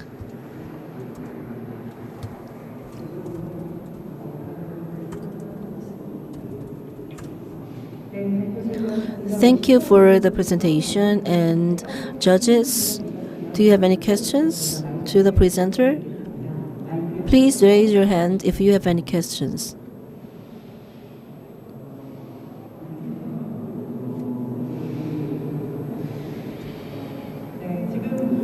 So, yep, we have a question from one of the judges. Please wait for a second. Thank you for the presentation. And I'm wondering about the profit model of your solution. And the service that we are providing is SaaS-based. So when we establish the LMS, and then we also will get we make profits out of the subscribers, and so the subscription price is quite differentiated because our model is very cost effective. It costs only 10% of the other competitors. So many of our clients are very interested in the cost efficient model of our SaaS-based service. Thank you for the presentation. And so I believe that education content will be accumulated over the time. And would that be possible for my question is about the IP. Who is going to have the ownership of the education content? So we have accumulated over 70,000 contents, and the builder of the creator owns the IP over the content, but we are preparing a B2B marketplace, and we are now on the testing process. And in the case of the BEXCO, actually there are many clients from large conglomerates. So we are also thinking about the ownership of the IPs and etc. Actually, in terms of the education content, the quality might differ from one another.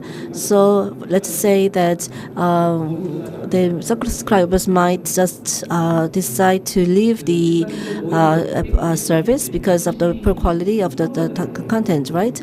Actually, our target is not B2C at the client.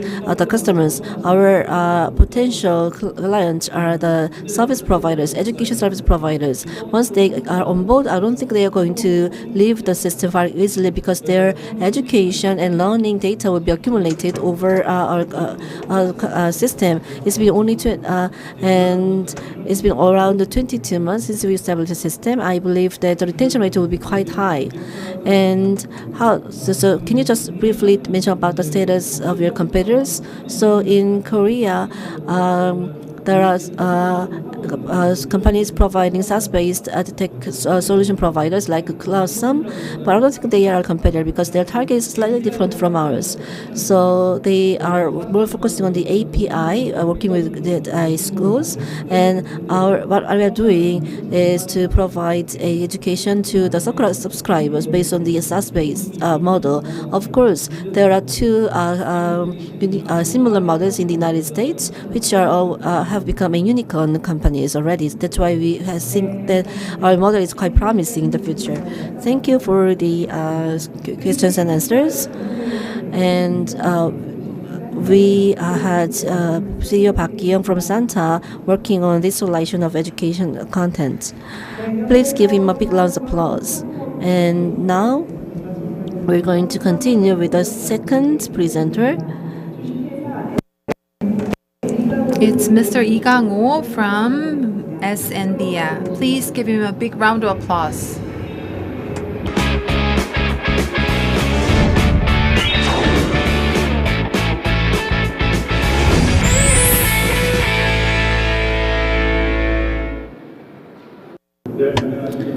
Hello, I am CEO of SNBA. Though it's a short period of time, I would like to share with you our product and growth plan. In the last 3 years, we have accumulated many experiences in regard to the contagious diseases due to the COVID-19, which are the experiences that we have never had before. So COVID-19 shows some sign of receding right now, but in other countries there are some warning signs of smallpox or TB. And so as a result, under this pandemic period, the pharmaceutical companies and medical companies are showing interest in microneedle, which allow them to provide stable treatment to patients under this pandemic period. Bioscience and other vaccine companies also announced they would develop this microneedle products. And at WEF, this microneedle was selected as one of the top 10 promising technologies, but as it has these distinctive advantages and disadvantages, companies have been reluctant in developing these microneedles. So because of the issue of not being able to deliver the right dose of drug, these microneedles haven't been actually certified by medical authorities. So that's why we came up with this contact dispensing coating, which is CDC processing. And this allows us to deliver the right dose of medicine through these microneedles. So this way we can deliver medication safely through these microneedles. So, and it also allows us to load 100 times or 1,000 times more medication through these microneedles than our competitors do. And above all, our processing has been can be actually certified by our medical authorities as a complex medication track, So we succeeded in mass production of the microneedle type smallpox vaccine patches, and it can also be applied to the other diseases. And we are also in joint research and development processes in collaboration with other companies. And we have our own microneedle production centers in Busan and Pyeongtaek in Gyeonggi province, and which will be established completed in 2023. And we also have photocurable adhesive and hemostatic. It is the new HAMA, and which is based on the hyalurosan. And with General, we are co-developing this photocurable adhesive and hemostatic, and we are using this DDS to use as a medical for medical devices to treat different kinds of diseases.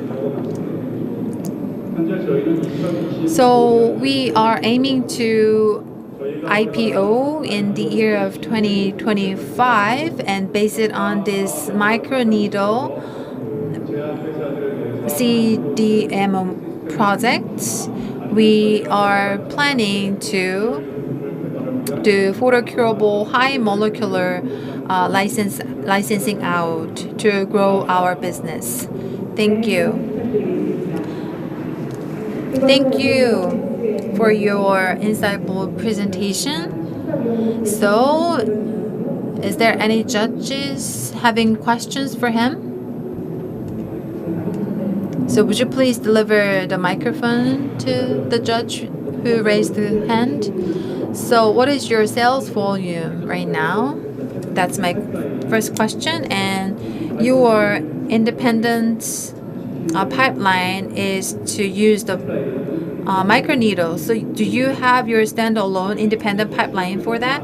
Our sales volume, actually we are in the stage of the co-development. It is as much as 100 million wons volume, and we are cooperating our pipelines in partnership with other countries. So we are using the medication which has expired patent period. So, and once all the licensing is over, we will take the role of the CDMO. So that's what we do. Thanks for the presentation. And I am curious about the licensing period. So could you more elaborate on your licensing track as the medication compound? The most distinguished advantage that we have is that these microneedles are plastics, medical plastics, which are produced from the shooting out processing. So it is no harmful to our bodies.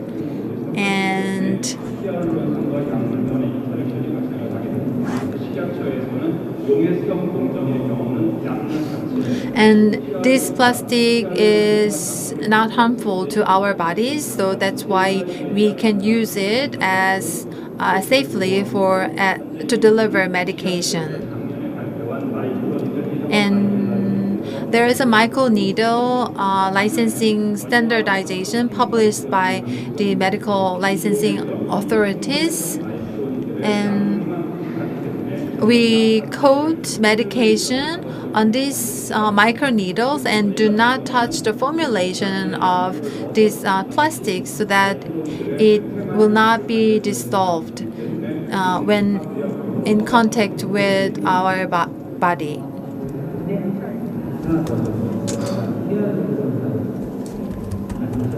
And you talked about the hyaluronic and which is hyaluronic acid.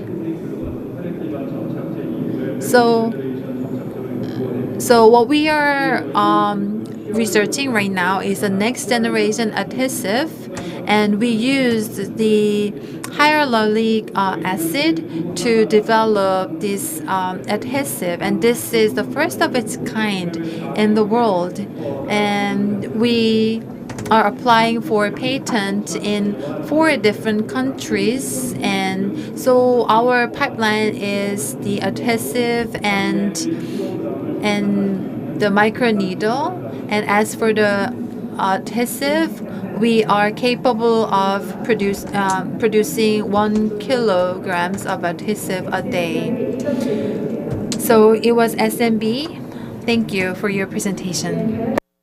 뿐만이 아니라 So not only various items, we also discovered ways to have a further growth and success. Now we'd like to invite Mr. Lee Hee-sung from Hansong. Let's give him a big round of applause.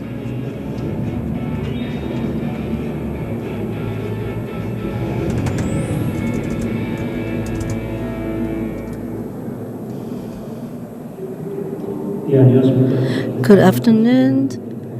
My name is Park Myung-gang from Hyunsung. Let me introduce to you about my company. Our company has a technology related to the smart logistics 4.0. As you can see, logistics companies' core competencies are changing over the years. Now we are more focusing on the customized logistics in the future. As you can see, based on the smart logistics 4.0, we have a powerhouse, which is Amazon. Amazon is an innovative company leading the era of smart logistics 4.0. Now is now taking out 21% of the U.S. market share. But actually, in 2019, Amazon started to develop and adopt a strategy 2025 as a new motto, meaning that they're going to lead the future logistics trend with a smart technology. So it is like a protocol for the B2P model. So from end to end, they're going to digitalize all the data and provide the services to the client. This is their core concept. As you can see, global logistic providers are developing core technologies, especially AT&T, DHL, and Bayer have formulated a consortium to come up with a new technologies for smart logistics. What is important is that problems arise. Problems such as a global warming and also communication security and also certification and also the terminal usage and etc. In order to, if we could solve such a problem, and we will soon see a new powerhouse in the field of smart logistics. Hyunsung was able to develop new technology to handle these problems. Thanks to the 4 years of development, as you can see, there is a white line. This is the world's best smart logistics device. And the width is only 1.33 millimeters. And this is the outcome of our collaboration with the DHL. This product was launched already in June, and as you can see, DHL is collaborating with us to work to provide such a world's first technology development and device.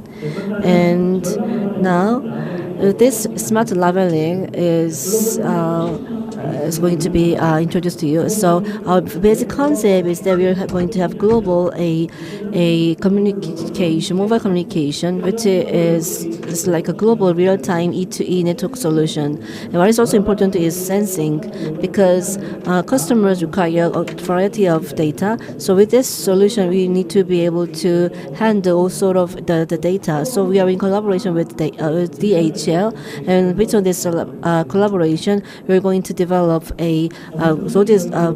devices and solutions for logistics. And we have been collaborating with global players like Samsung and DHL, and is the ultimate goal of this smart label is like this. This is the combination of a smart box core technology together with conventional technology. So in 2024, our main objective is to make a smart box for Amazon. Our goal and objective and direction is as follows.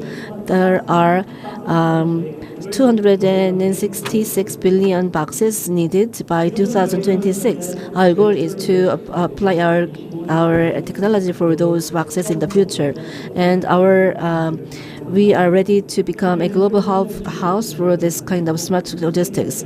And now we are in the process of receiving investments. We have been talking with the 3 investors so far, and the core technology is the answer to the problem we have. And for more detailed information, actually we have this RF and internet technology, and also we have smart labeling technology, and our engineers have accumulated over 20 to 30 years of experiences. So the smart labeling will change the world. We believe they will make a difference with the smart label of Hyunseong.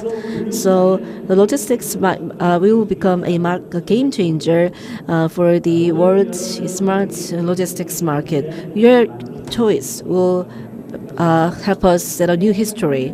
So thank you.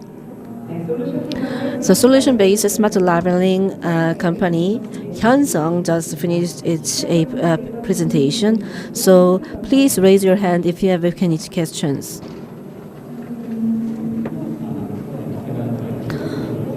So I'll start. So all the logistics-related items might collide in the course of transportation. So I have a question about the durability of the smart label. Actually, all the tools related to the labels are quite flexible, so they could absorb a shock, and it was also taken into account during the development stage. And there are some issues with the batteries, as you can see. We are now foldable.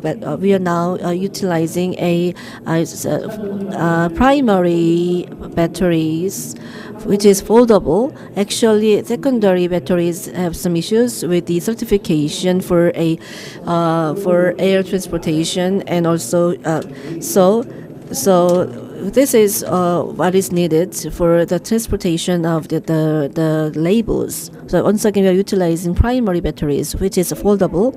And you mentioned that you have co-developed the DHL, to detect with the DHL. Who owns the IP of the technology?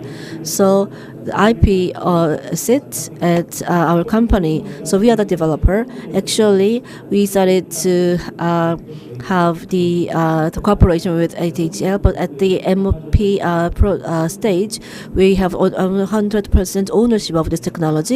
That's why we're going to work with the Amazon, and also we had a strategic partnership with the Samsung. So as we mentioned, Amazon is a big player in the United States. So if you can't work with Amazon, then it's hardly unlikely that you'll be able to enter into the U.S. market, because Amazon's huge market share in the U.S. So how are you going to work with Amazon? Do you mean that Amazon is going to utilize some sort of a smart boxes? Actually, Amazon is developing core technologies related to logistics. Amazon is not a logistics company anymore. It is a sensing company, IoT humanoids and robotics company now. And so what I said earlier, so RF is most important to make sure that everything can be done on a global roaming basis. So we have the antenna and with a layer zone developed, which will allow us to communicate to the players in Europe and in the US and back and forth. So we are in preparation for the cooperation with the Amazon, and DHL chose our company because they were amazed by our core technology, and also they received the MOP. So with this confidence, I believe they will be able to work with other players like Amazon and FedEx. And because of time constraint, I'm afraid that we have to wrap up this presentation. The CEO of Hyunsung is quite confident. I believe, and I'm sure that Hyunsung will have a very promising future. Please give him a big round of applause. 네, 수고 Thank you again. And with this presentation, we have completed the third presentation, and we are going to move to the fourth one. 박남도 We will welcome Mr. Bang Nam-do of NDSoft. Please welcome him.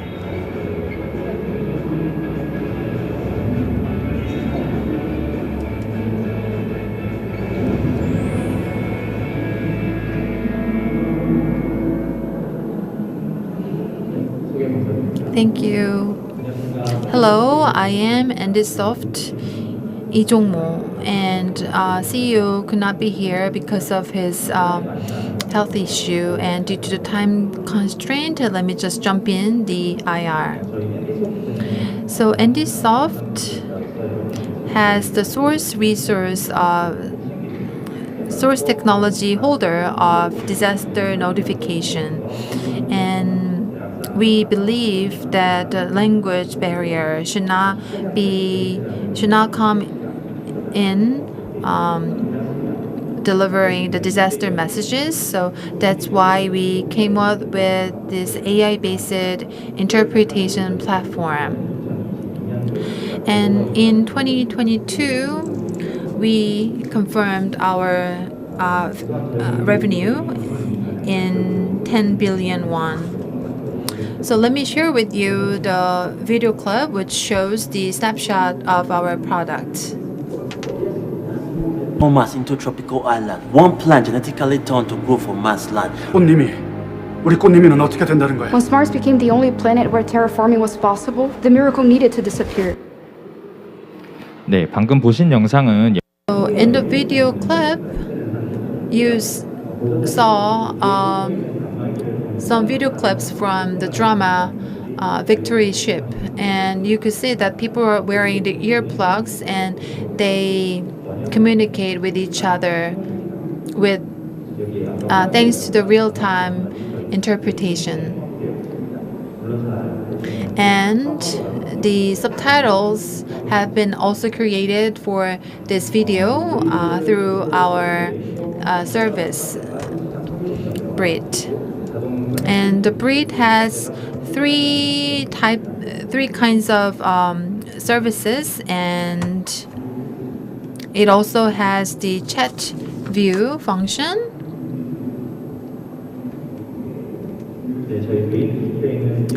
And its main feature is real-time AI translation social media platform. So let me share with you our business and technology first. As you can see here, we have a very specialized technology called MNMT model. And the RVTTS we are developing right now is real voice text-to-speech technology applied service. So when I say hello, then it will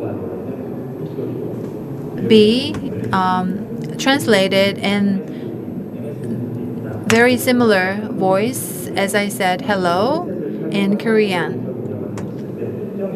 And once the service recognizes your voice, then it will naturally interpret what you say no matter how noisy around you. And we analyze how accurate the Bridge translation service is, and we could see that it has a very high level of accuracy in auto translation. And we established our own cloud server, and we also established our AI super cloud IDC. And this is our business roadmap. As you can see here, we have BRIT and Mattis, and we worked for BEEF, Busan International Film Festival, and we also worked with Busan Tourism Corporation and received very positive responses. And our application is very good in that it can be applied and in different industries, and it is very flexible and can be applied to different industries. So these are the projects that are in progress right now. So we are in discussion with different universities in terms of the partnership. And thank you for listening. Thank you for your presentation. This is the real-time translation service. And is there any judges having questions for him? Okay, so the translation quality really is decided by the volume of data that you accumulate. Do you think we can accumulate more and better data than Google Translator or Papago? So, in terms of the translation accuracy and credibility, I think you want to know more about it. And as for Google Translator and Papago, they have been in business for many years. And our BRIT application was started to be in service in 2018. So I can say that the speed that we accumulate data and use it is far greater than that of Google Translator and Papago. Is there any follow-up question? And your this year's sales, you said, is 10 billion won. And how would you more elaborate on that? And what is your business model? So our overall sales comes from making disaster notifications, and the Spirit service has been launched in just 1 month. So it's not that we are making any revenue from it, but right now we are making efforts to promote this service, and our business is subscription fee basis. And as for the B2C, on a daily basis, we cannot actually charge those who use just 1 hour a day or 30 minutes a day. So we plan for B2C, then B2B, B2B, then B2C. So it was the fourth presenter from NDSoft. Thank you. So we are continuing with the startup showcase, focusing on Busan-based startups. We would like to now invite the fifth speaker, Mr. Jo Won-jin. Please give him a big round of applause.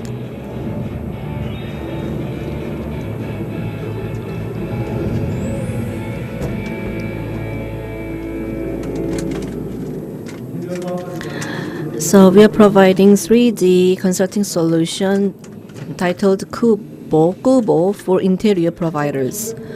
So Our company, Ethereum, is a virtual reality specialized company, and we have a total of 15 members, and such as game developers and interior designers and 3D designers. I myself also majored in interior design, and also we have been receiving investments so far, and interior business will be also virtualized, and we are by using the Google.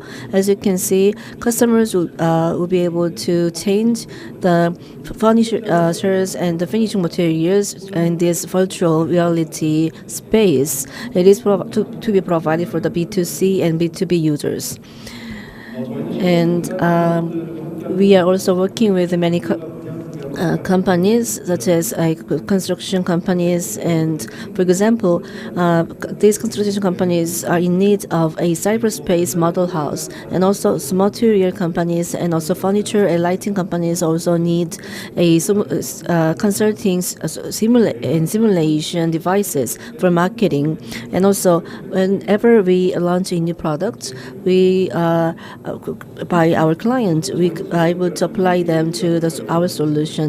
So we have MOUs for it together with a total of 12 companies, and also we are working with many interior platforms for SI projects, and we are also having a POC with many of our clients. And as of today, a total of 42 brands have joined our shopping mall. And what is most important is that this year we focused on collaborating with interior providers. We have been able to have networks with a total of 9,000 interior providers. There are 55,000 interior providers around the country. You might think they are only involved in the actual interior work. However, they are selling furniture and lighting and furnishing to the end users. So we believe that there is opportunity from this market, and in order to generate new revenue from this market, we are going to launch a new new solutions.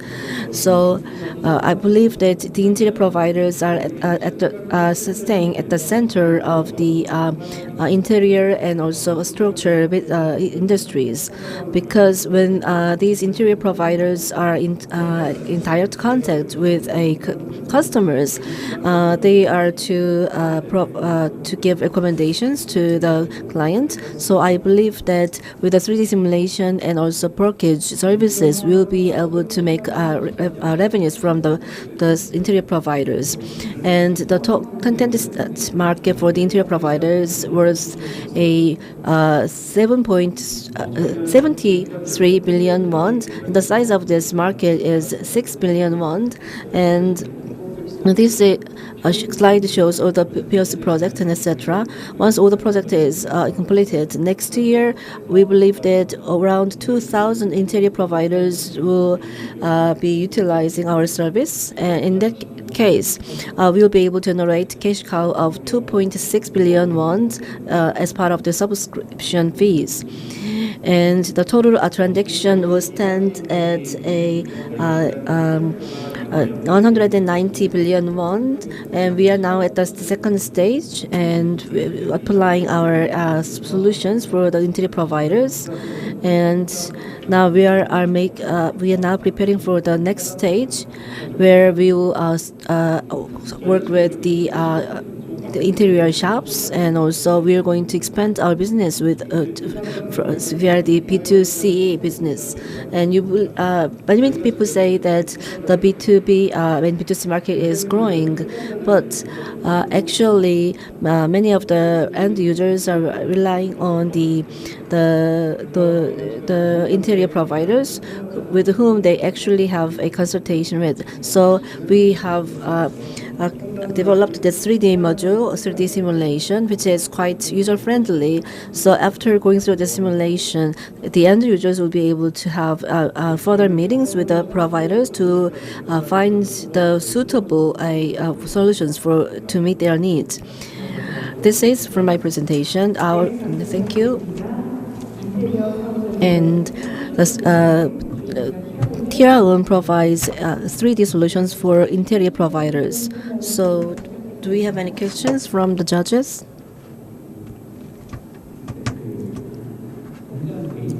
So, how can you acquire the space data? For example, when you are working on the B2C market, how can you acquire new data?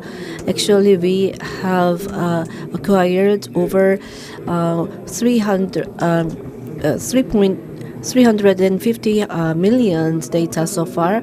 But when we talked with the interior providers, actually they had a very slight different picture, because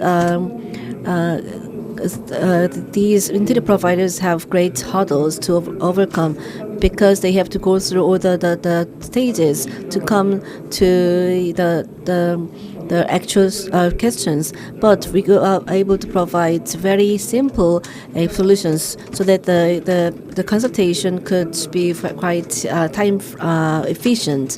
And also we went through all the analysis process together with the universities, and also we were able to develop the most optimized space for the B2C consultations. So do you also have a furniture related data? For example, there will be so very diverse tiles and basins, and how did you accumulate such data? And actually we receive drawings and make the 3D simulation based on the drawings. I think this question is related to the automation. At that moment, we haven't reached that point, but at the next stage, we believe they will be able to do everything automatically. So without any further questions, let us wrap up the presentation. Let's give this presenter from Thurium a big round of applause once again. 또 시간이 6시를 향해 가고 Now, 2 minutes to 6 o'clock, but we will continue with the 2 remaining startups. Now, 자세한 이야기 나눠. So it's Mr. Kim Hyung-hwae from AI Insight. Please welcome him.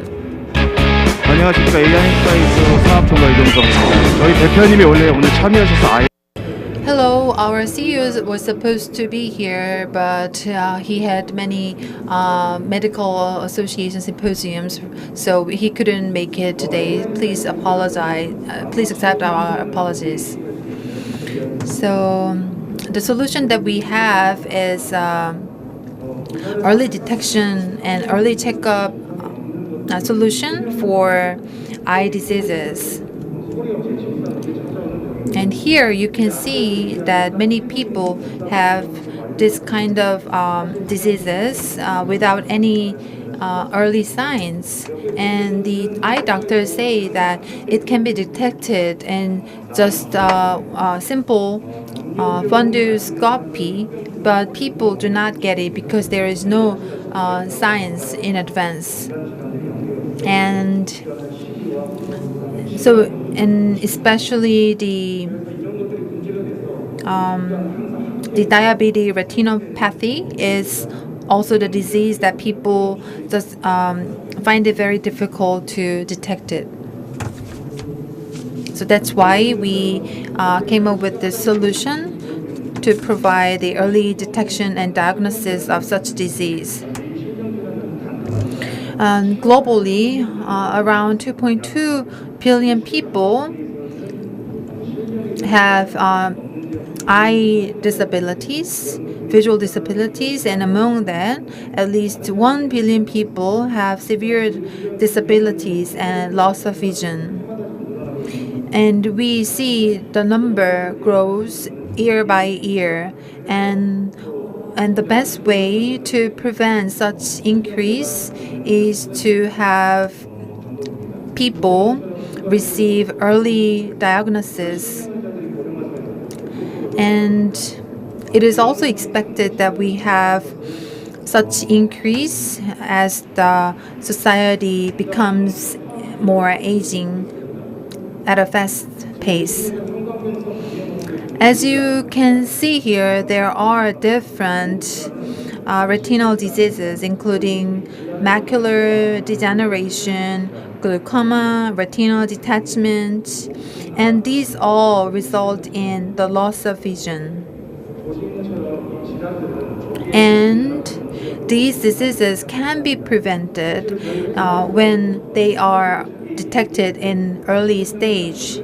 And we could actually learn and from our trials that those who received this early checkup can be prevented from early from these diseases and the resulting loss of vision. And this is an AI platform that eye doctors can easily adopt.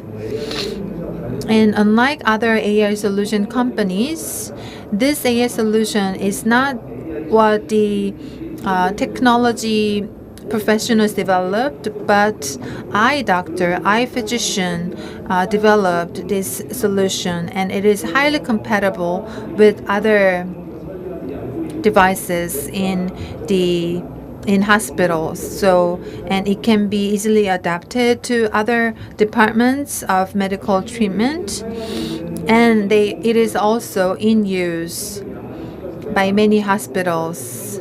And when it comes to the insurance costs, the table shows how much it is for the checkup. And we have a very accurate and clear business model. And our stakeholders are the patients and patients who will use this solution, and doctors who will make sales decision, and the national authorities and the insurance review agency which pays for this checkup.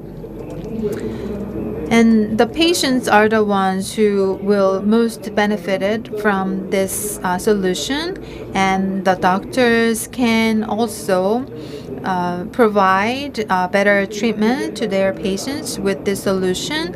And the national agency also benefit from this solution, as this solution will lower the number of patients with this eye diseases. And this AI diagnosis platform is already in use in many hospitals and in medical centers, 23 medical centers, and the prisons, and also military bases use this AI solution platform, because it is very easy to operate, and its screening speed is faster than any other solutions, with lower costs and relatively lower costs. Yes, so I'm running out of time, but let me make a quick point from this slide. So as you can see here, we are in partnership with other organizations to develop this early detection of dementia disease solution. So this is AI dementia diagnosis platform that we are also working, and we plan for the IPO in 2025.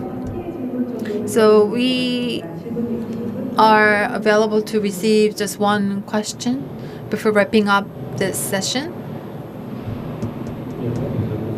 Thank you for the presentation. And you said that it is not insurance covered by patients. Is there any?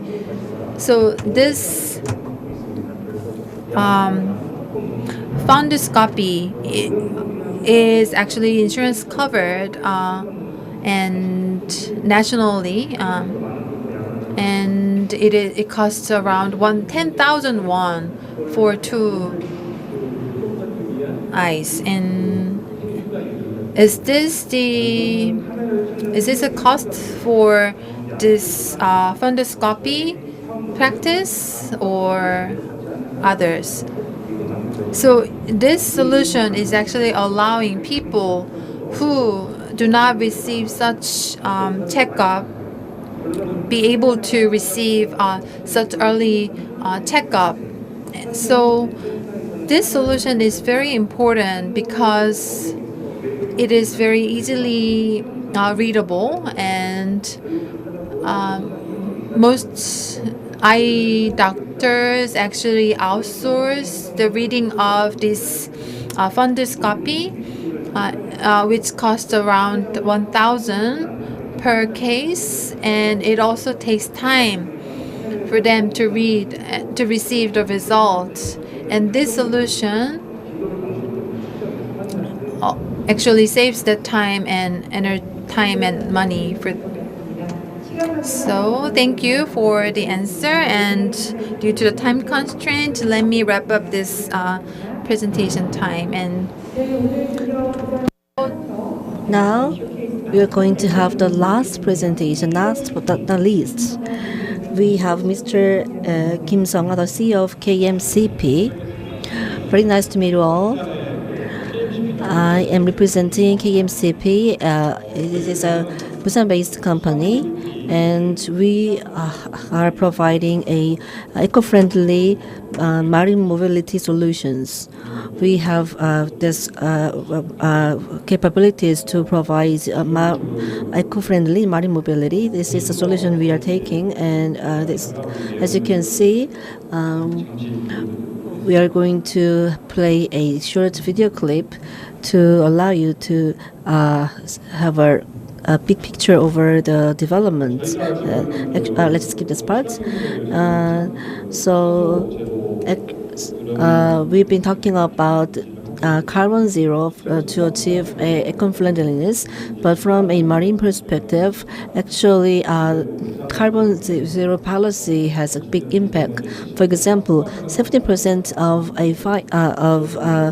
of a fine dust come from vessels in Busan City. So the amount of carbon and also fine dust coming from vessels have a great impact on the greenhouse effect. So from the automobile sector, there has been great and robust development with a lot of money pouring into the automobile industry.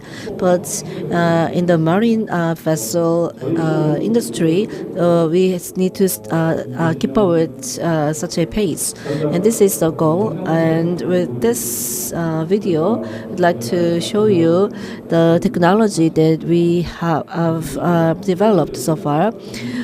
We have the electric propulsion system, and also our base is a naval architect. So our core technology relies with constructing a vessel's naval architect, and this is our core technology. On top of this, we have autonomous driving technology, and also eco-friendly technologies such as applying a hydrogen and etc.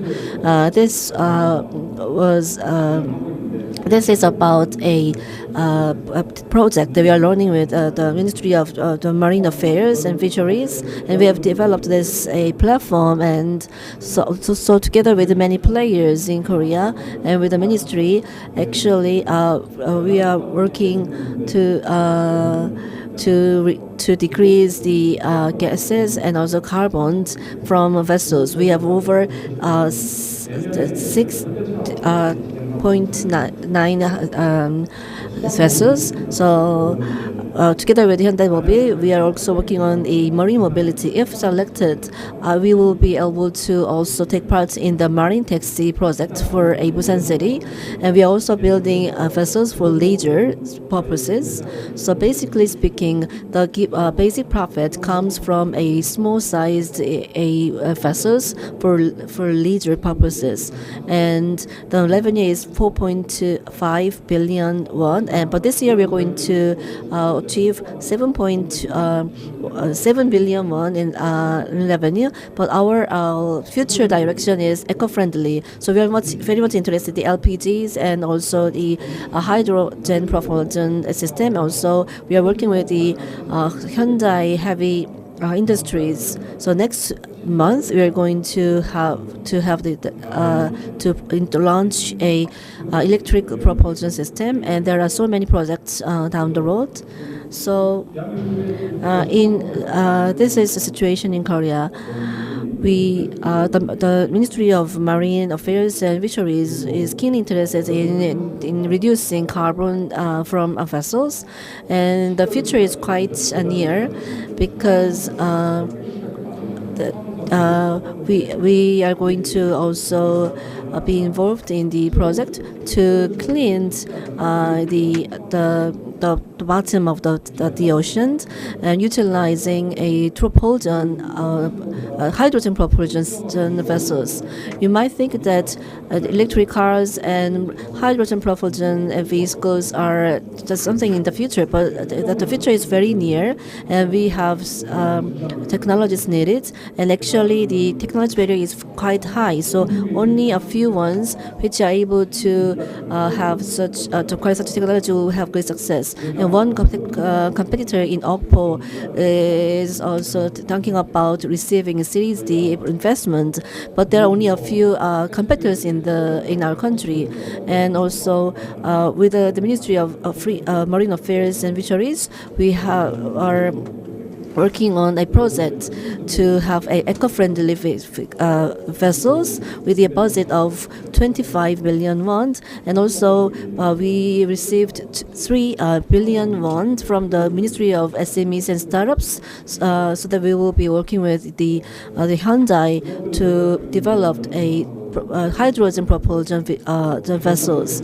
So I know that the time we have time limits, but in the automobile industry, small sized cars are now being empowered by the electric batteries, but as for the vessels, we have only one solution, which is hydrogen. And this is the carbon-free coastal fishing vessel for the future, and this is the project that we are running at this moment, as I mentioned earlier. And this is the future project together with the Hyundai Motors. We're going to also have a marine mobility project, like marine taxi for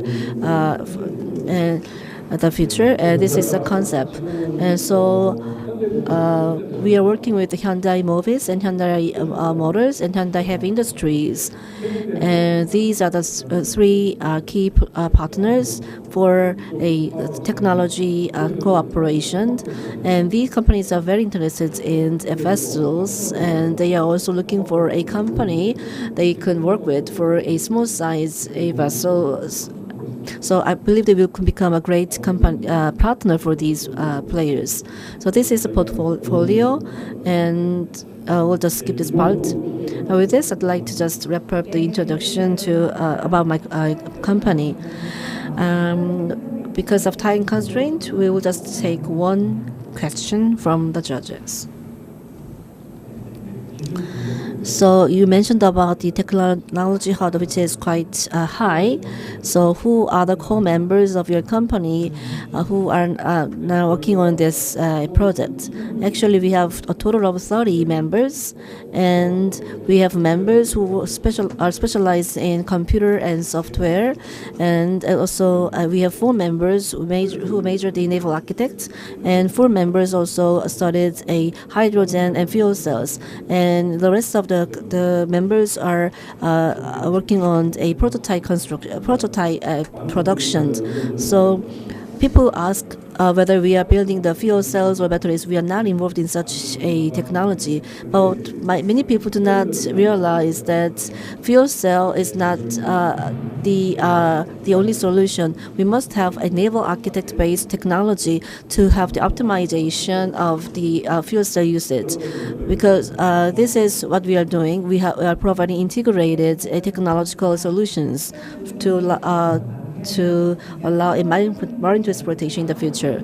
Let's give him a big round of applause. Thank you. Thank you for being with us. And And not only here in the Blue Zone, many people participated in this session via the online. Once again, I'd like to say thank you for your participation. And my thanks also goes to the presenters from Busan-based startups. We also encourage you to become great success in Korea and on the global level. Thank you for your participation. Thank you. 잠깐만 가서 인사 좀 하세요.